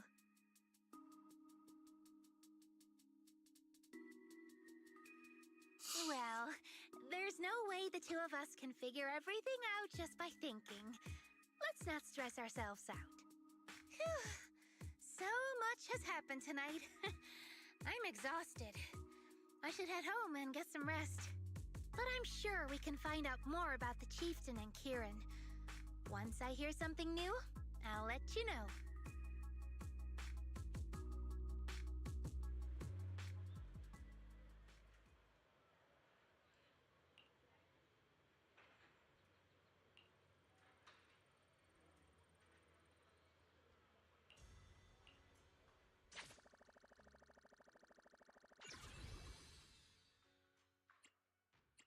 Last one.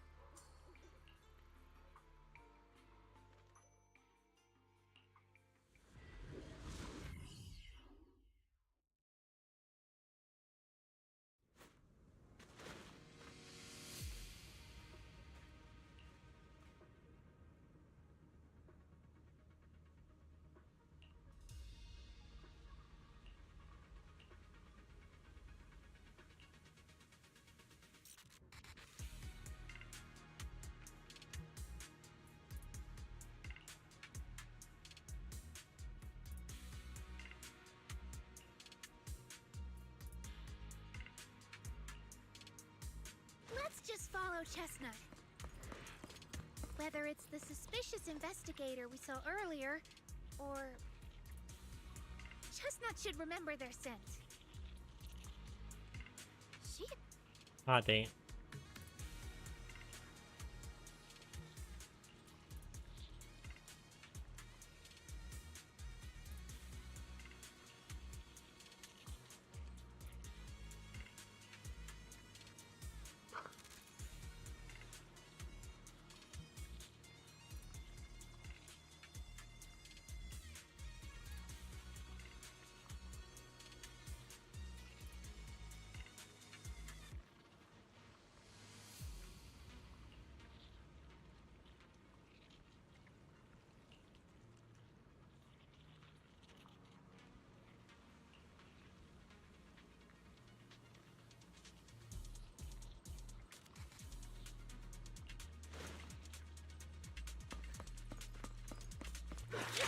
Bigger here! Watch out!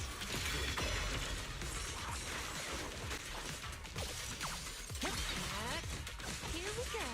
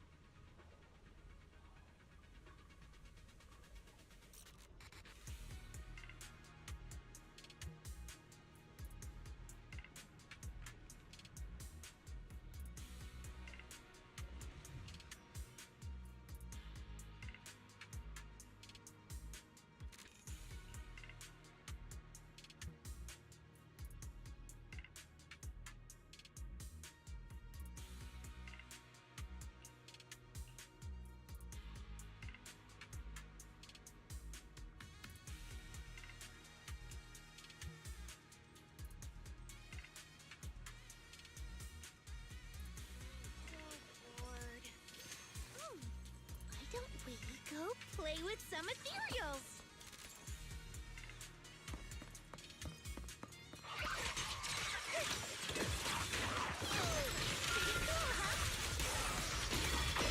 My turn. Watch the blind spot.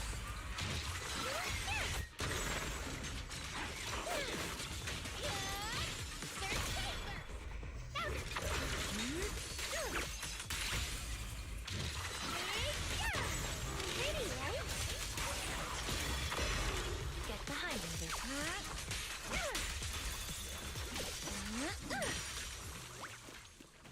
Oh.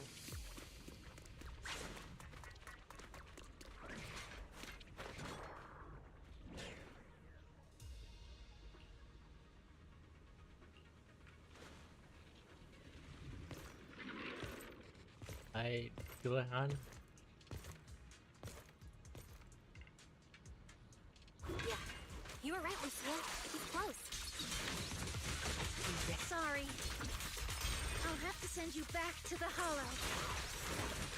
Did you handle this? The ending's already written. Sleep well. Don't worry, one thing will do. Rest amidst the ice! I feel like there's an endless stream of ethereals heading this way. Yep. They know exactly what they're after. If this keeps up, we're toast. We need to take out the amplifier now.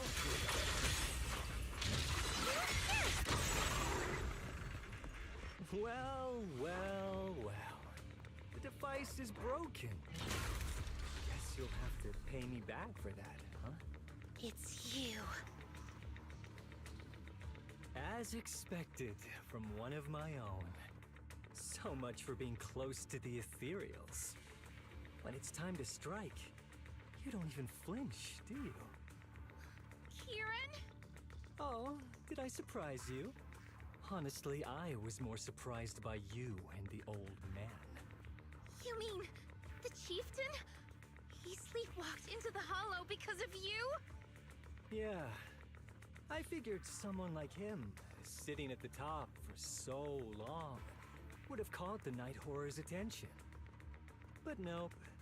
He's swallowed by Lemnian Hollow just like anyone else. Why are you doing this?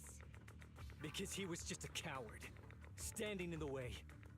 A few days ago, some higher-ups came looking for him. They made him an offer, but he turned it down on the spot. When I confronted him about it, he acted like he was some righteous hero, and told me off like I was some kind of traitor. You are a hypocrite, just like him. No wonder he gave the staff to you. You call us hypocrites, but you'll do whatever it takes to get what you want, even if it means hurting others. Whatever it takes? After years of glorified legends, everyone forgets. The Night Watcher's power was taken from the Ethereals to begin with. The Night Watcher's power was taken from the Ethereals? What do you mean? Well, well. Lucia didn't tell you? There's another version of how the Night Watchers came to be. Our ancestors didn't just encounter the Night Horror by chance. They knew what it was capable of. They knew it could control other Ethereals. The entire tribe went after it, hoping to defeat it and seize its power. But when the Night Horror unleashed its final surge of energy, half the tribe turned into Ethereals on the spot. The rest barely survived. The only reason they were acknowledged by the Hollow was because they sacrificed their own kin. But that's just another ancient rumor. Stop lying to yourself. Do you really believe you can strike a deal with the Ethereals and not pay the price? Stop twisting the facts. Even if that story is true, it's got nothing to do with what's happening now.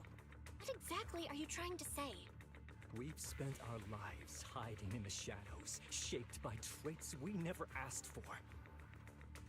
Just because the Ethereals don't attack us, those who live in the city see us as freaks. Like we're invisible. Like we don't matter. When disaster hits, whether it's in the city or in the Hollows, we're always the ones they abandon first. Back when New Eridu was founded, public security declared all survivors had been safely relocated to New Eridu. And us? We were still running for our lives. Caught between companion hollows, stumbling over the bodies of our own kin, crying as we counted who didn't make it. Tell me, did anyone come for us? Lucia, don't you want to change our lives for the better? Even if we were to leave all this behind, it shouldn't come at the cost of our people's lives. Who are you waiting for to come and uphold justice? Being seen as kin by the Ethereals, walking freely through the Hollows. This is the Night Horror's blessing! We should use this gift to earn power, to gain recognition. Isn't that what we deserve? If it means a better future for everyone, then what do a few sacrifices matter? But the price you're paying for that future, is it really your so-called gift? Or is it the lives of your own kin? What is it you really want? A place for our tribe to survive? A stamp of approval from New Eridu? Or something else? Those sacrifices were just inevitable casualties. It's nothing compared to what we gave up when we first fought the Night Horror. Besides, after the early trials, I finally found better test subjects and stronger allies to back me. Everything's going smoothly now. Better test subjects? Are you talking about me? Lucia, you're so full of yourself. Though I too used to think you were some kind of prodigy, summoning Ethereals out of thin air. But now, you're just a coward with a fancy stick, putting on cheap tricks, hiding behind research, while running away from your fate! I couldn't care less whether you live or die. What is it you're after? chestnut or the staff? Obviously both. That staff was entrusted to me by the chieftain. After everything you've done, you still have the nerve to ask for it? And Chestnut? Chestnut is my friend. She is a free ethereal. I will not let you take her away! Oh, save the speech.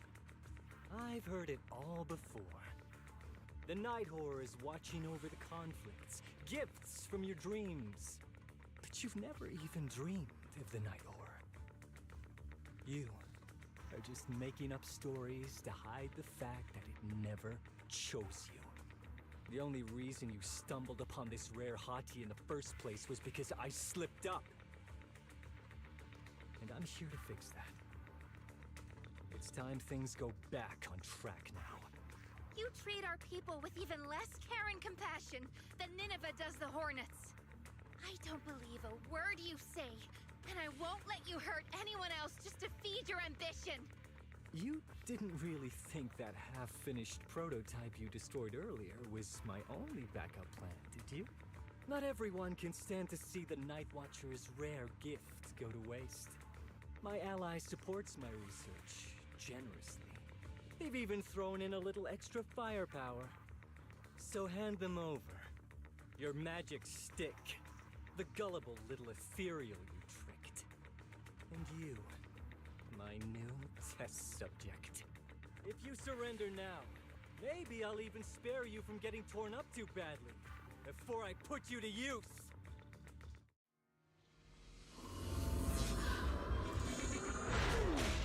Run the countless legends, melodies, and dreams! Enemy target Guardian Mark 3. Yeah. Are you ready for this?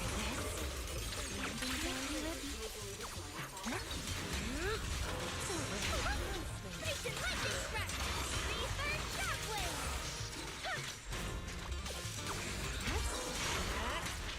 Relax. My aim is true.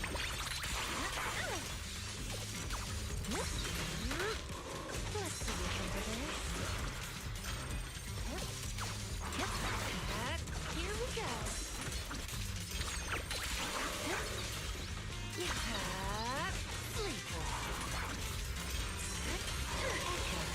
Now, little cuties, crush them!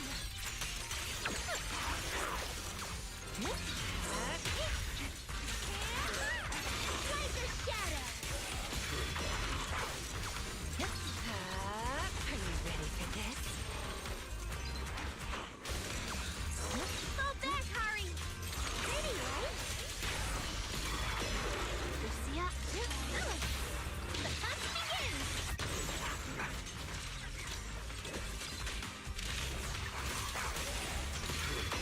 Smashing should do the trick. So that was the Savannah. Here we go. Are you ready?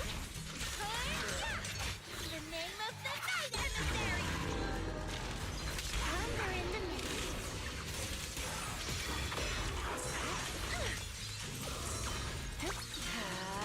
Don't worry, one swing will do.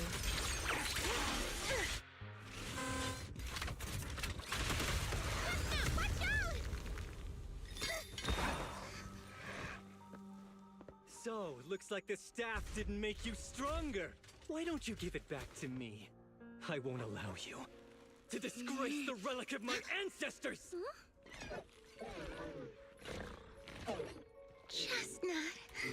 I will never give the staff to you!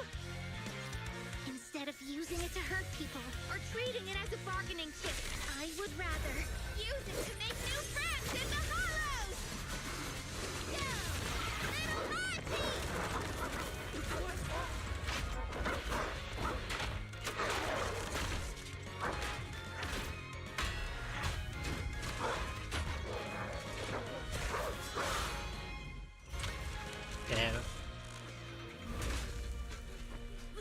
The art illusions? The real ethereals? You're a monster! See? The hollow has answered my call. You freak! Maybe. But if you were really blessed by the night horror, how'd you end up being defeated by a freak and a little hot tea? Hot? Me kettle. I underestimated you. No. What you underestimated was what you kept talking about. The gift. You always saw our abilities in the Hollow as some kind of superior gift. And you see the city people as enemies who abandon us. And when it came down to it, you forgot that we've been acknowledged by the Hollow and chose their machine instead. I was only borrowing their power. Most people see ethereals as enemies, but when you try to exploit their power and get burned by your own betrayal, it's hard to play the victim then, isn't it? When you spoke so passionately about our tribe's place in the world, I thought you understood that. Are you defending the ethereals now? Whoa! That is a wild take. And for the record, Lucia never stood by when ethereals were hurting people. You see the Night Watcher's power as leverage or a weapon for revenge. I see it as a way to understand the world. I want to learn about ethereals because the Hollow is their home. They're born there. They exist there. And they return there. I want to learn from them. Not because you also want to find the night horror? That's only part of it. I want to find it. To speak with it. To try and fix the situation we're in. But that doesn't mean I'll stop trying to understand the other ethereals along the way.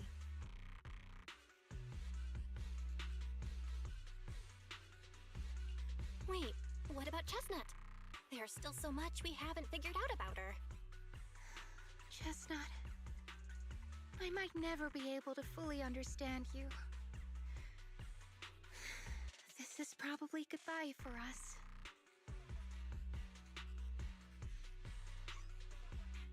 You never said who your ally was, but I'm guessing they already know about Chestnut, don't they? That's right. I won't lie. I did promise my ally I'd bring back an ethereal that could talk to humans. He's very interested. So, make your choice, Lucia. Stay with her, wait for them to find her, and watch as she's dissected, destroyed? Or let her go deeper into the Hollow and never see her again. No need for threats. I know what you mean.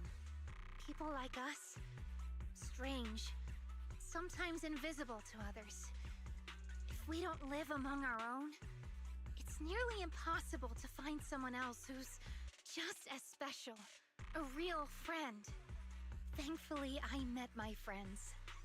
Friends with genuine kindness, some patience, and a little passion. Sounds familiar. Who said that again? Wait, wasn't that what Karen said? The way to get puppies to like you? Friends. You mean the kind of friend who sends 2 messages in the morning when they wake up, then leaves you unread all day until finally replying right before bed?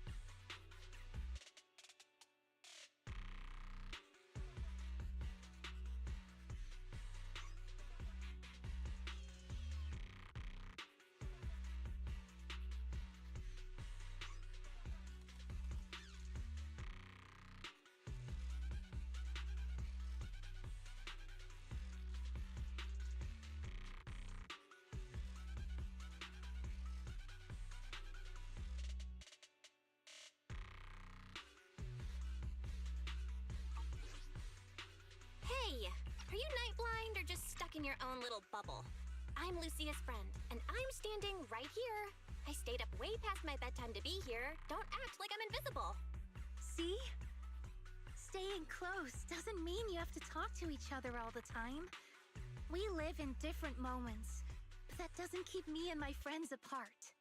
Now, before I say my proper goodbye to one of my best friends, Chestnut, and hand you over to public security, I've got one last question.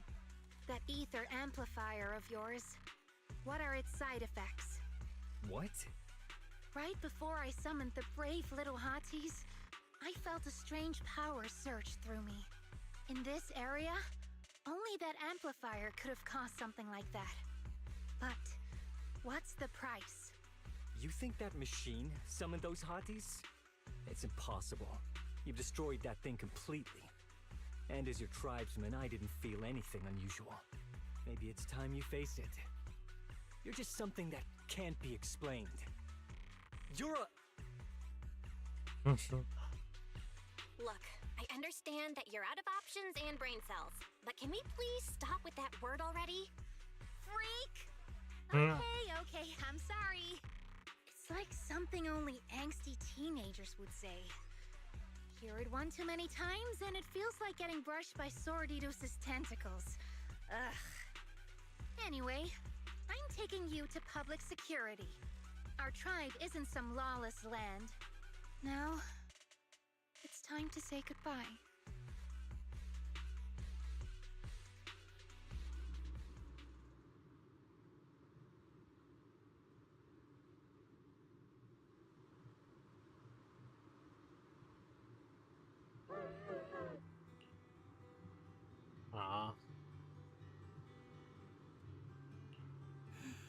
He's right. You'll be freer and safer if you stay away from me. Head for the deepest part of the hollow, as far as you can go. Be wary of humans the way they're wary of you, but don't hurt them. If we're lucky, maybe we'll meet again.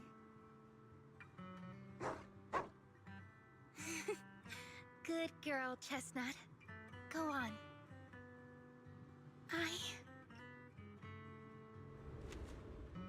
I will never forget you.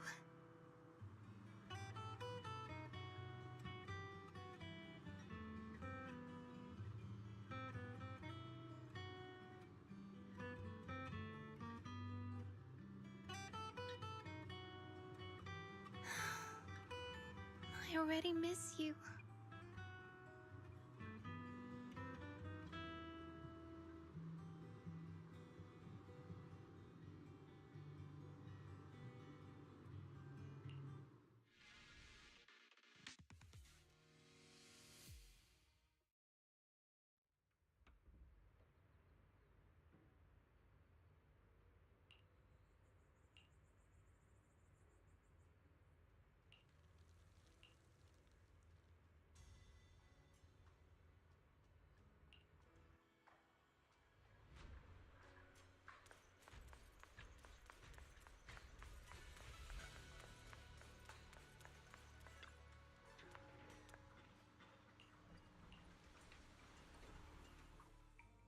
I borrowed a vacant house from Monato so Kieran could stay there.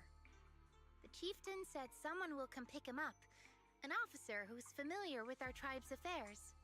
That investigator who turned into an ethereal wasn't exactly a good person, but Kieran still has to take responsibility. Great. I'm glad things have settled down.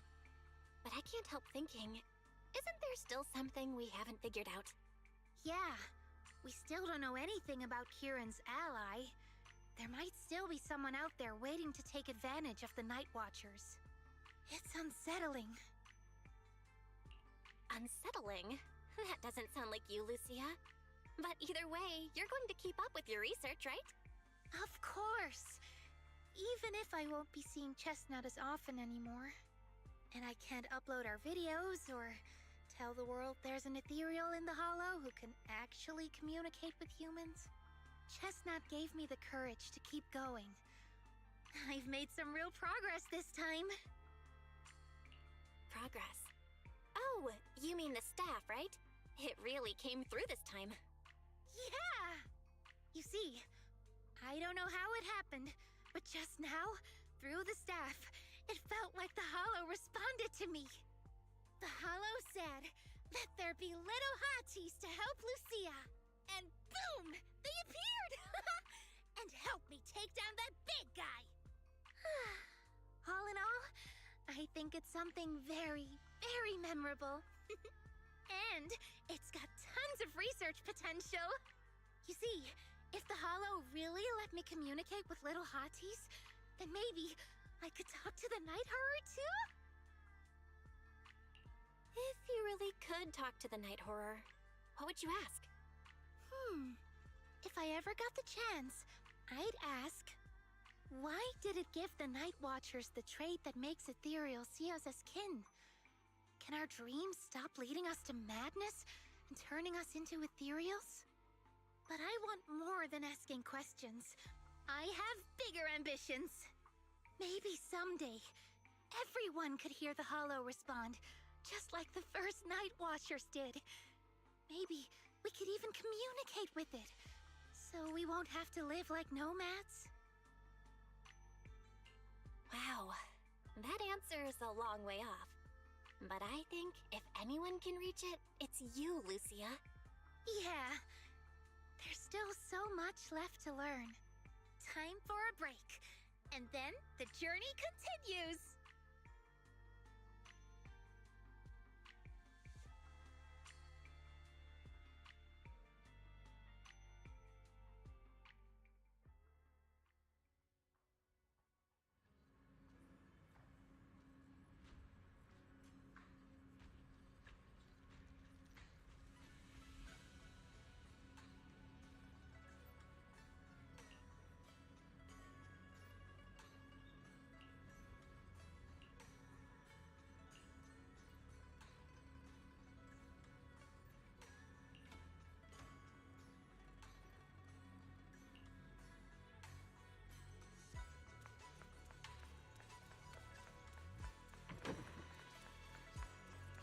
This is a long chapter.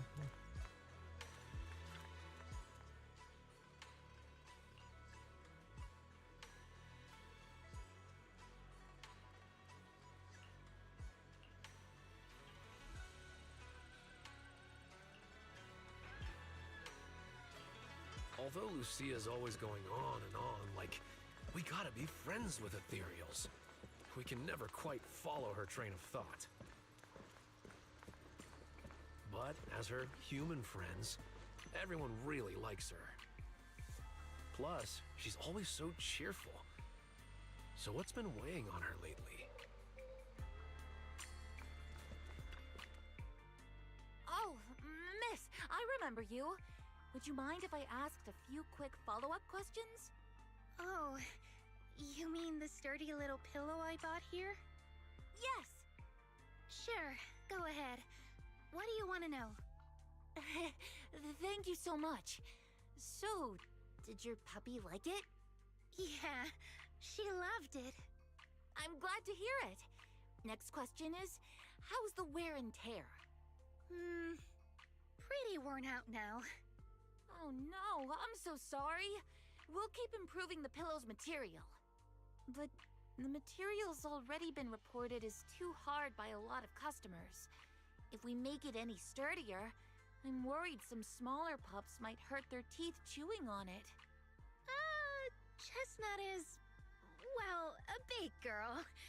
For most dogs, the material is already strong enough, I think. All right, noted. And one last question. Has your pup shown any discomfort from the filler's scent? Not at all. She's quite a strong pup. Loves running around with that little pillow in her mouth. Wonderful. Thank you for shopping with us. We appreciate the feedback. Lucia, are you done talking?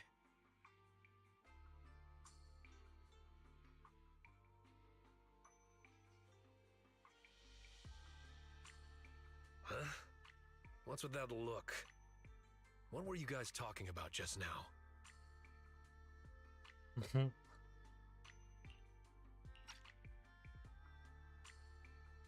Hey. Wait.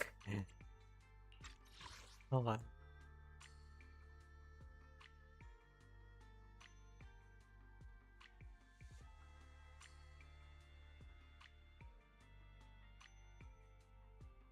Oh. I think Karen, Karen.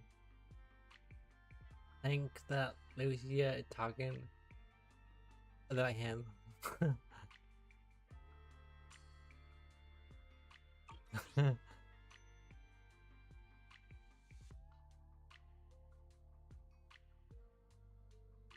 Yeah.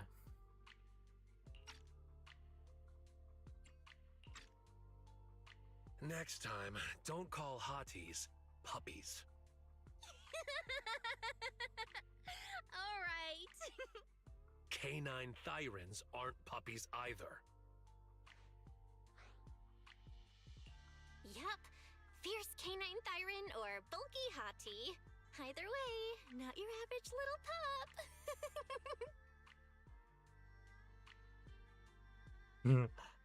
Alright. Back on topic. Congrats, Lucia. Your post is blowing up. At first I thought it was because everyone was suddenly interested in debating why Trinocs have such pointy heads. Don't mention it. I put so much effort into my serious, well-thought-out research posts. But everyone just wants Chestnut's adventure stories. Some even asked when Chestnut will dive through the fissure into Hollow Zero, punch the Hornets, kick Nineveh, and reach the peak of ethereal life. Lucia, we all know you miss Chestnut, but... But a hottie's front legs are built more like a real canine's, not a cat's. I mean, they can't punch hornets, and its back legs can't really... Wait. This is what you've been stressing over? Well, not exactly. Actually, Belle, there's something else I wanted to talk to you about. Things are mostly settled now. Kieran's been turned over to public security. But when I asked the chieftain, even he had no clue why I was able to summon an actual hottie using just the staff and a notebook.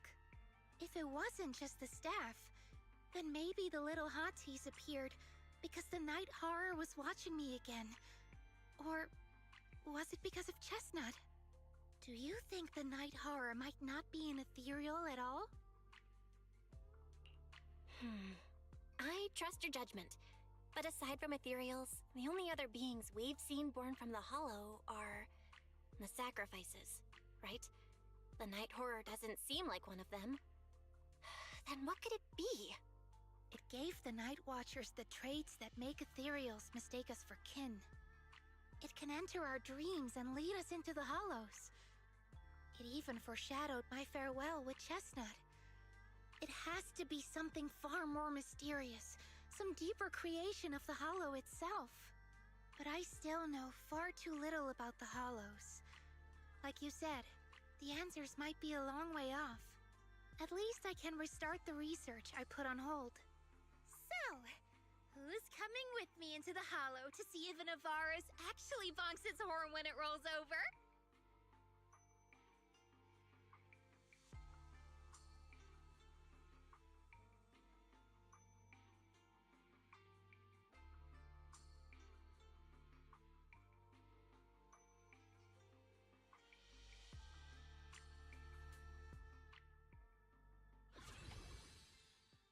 Nice.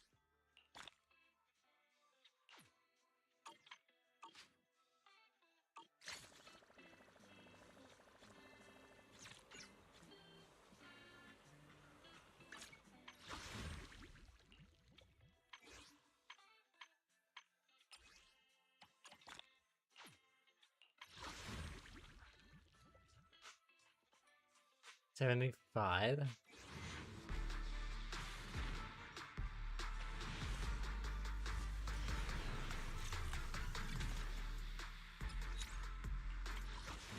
$76.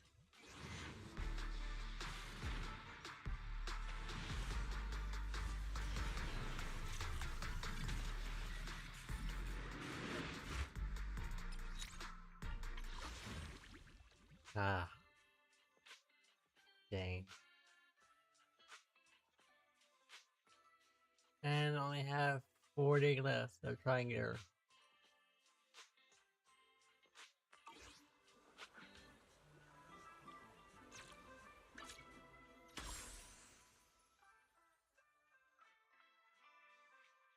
I still need to do that next.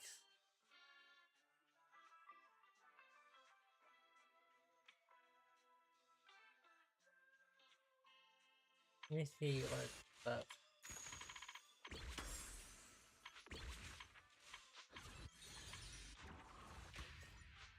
Can't quite do that.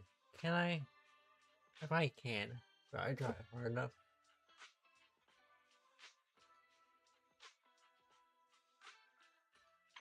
You know what? Yeah. But I'll go here first.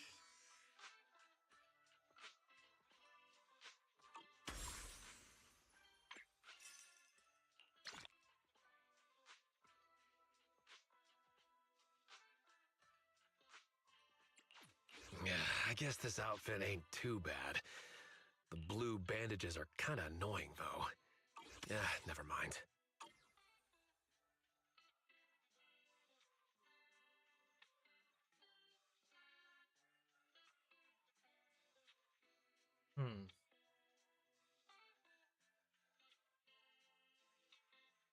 I guess it's already done.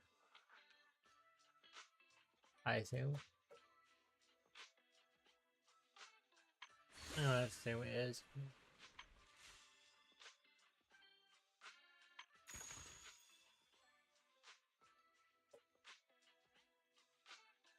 What's this?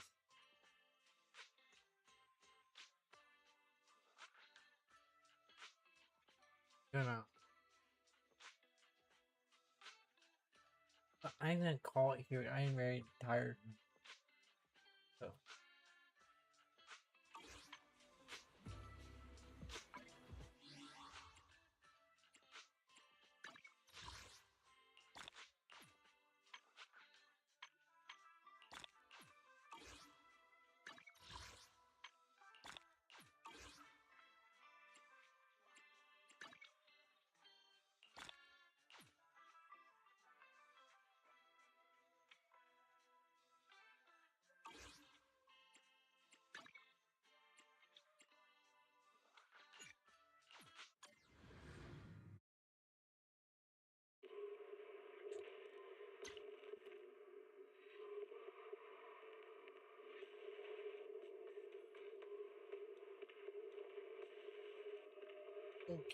Isn't this nighttime now?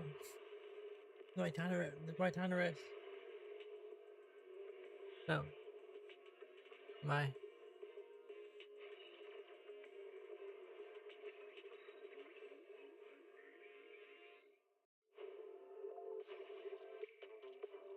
Let's see. It's been a bit shorter than last stream, but that's fine. I don't need to do a long stream all the time, so it's fine.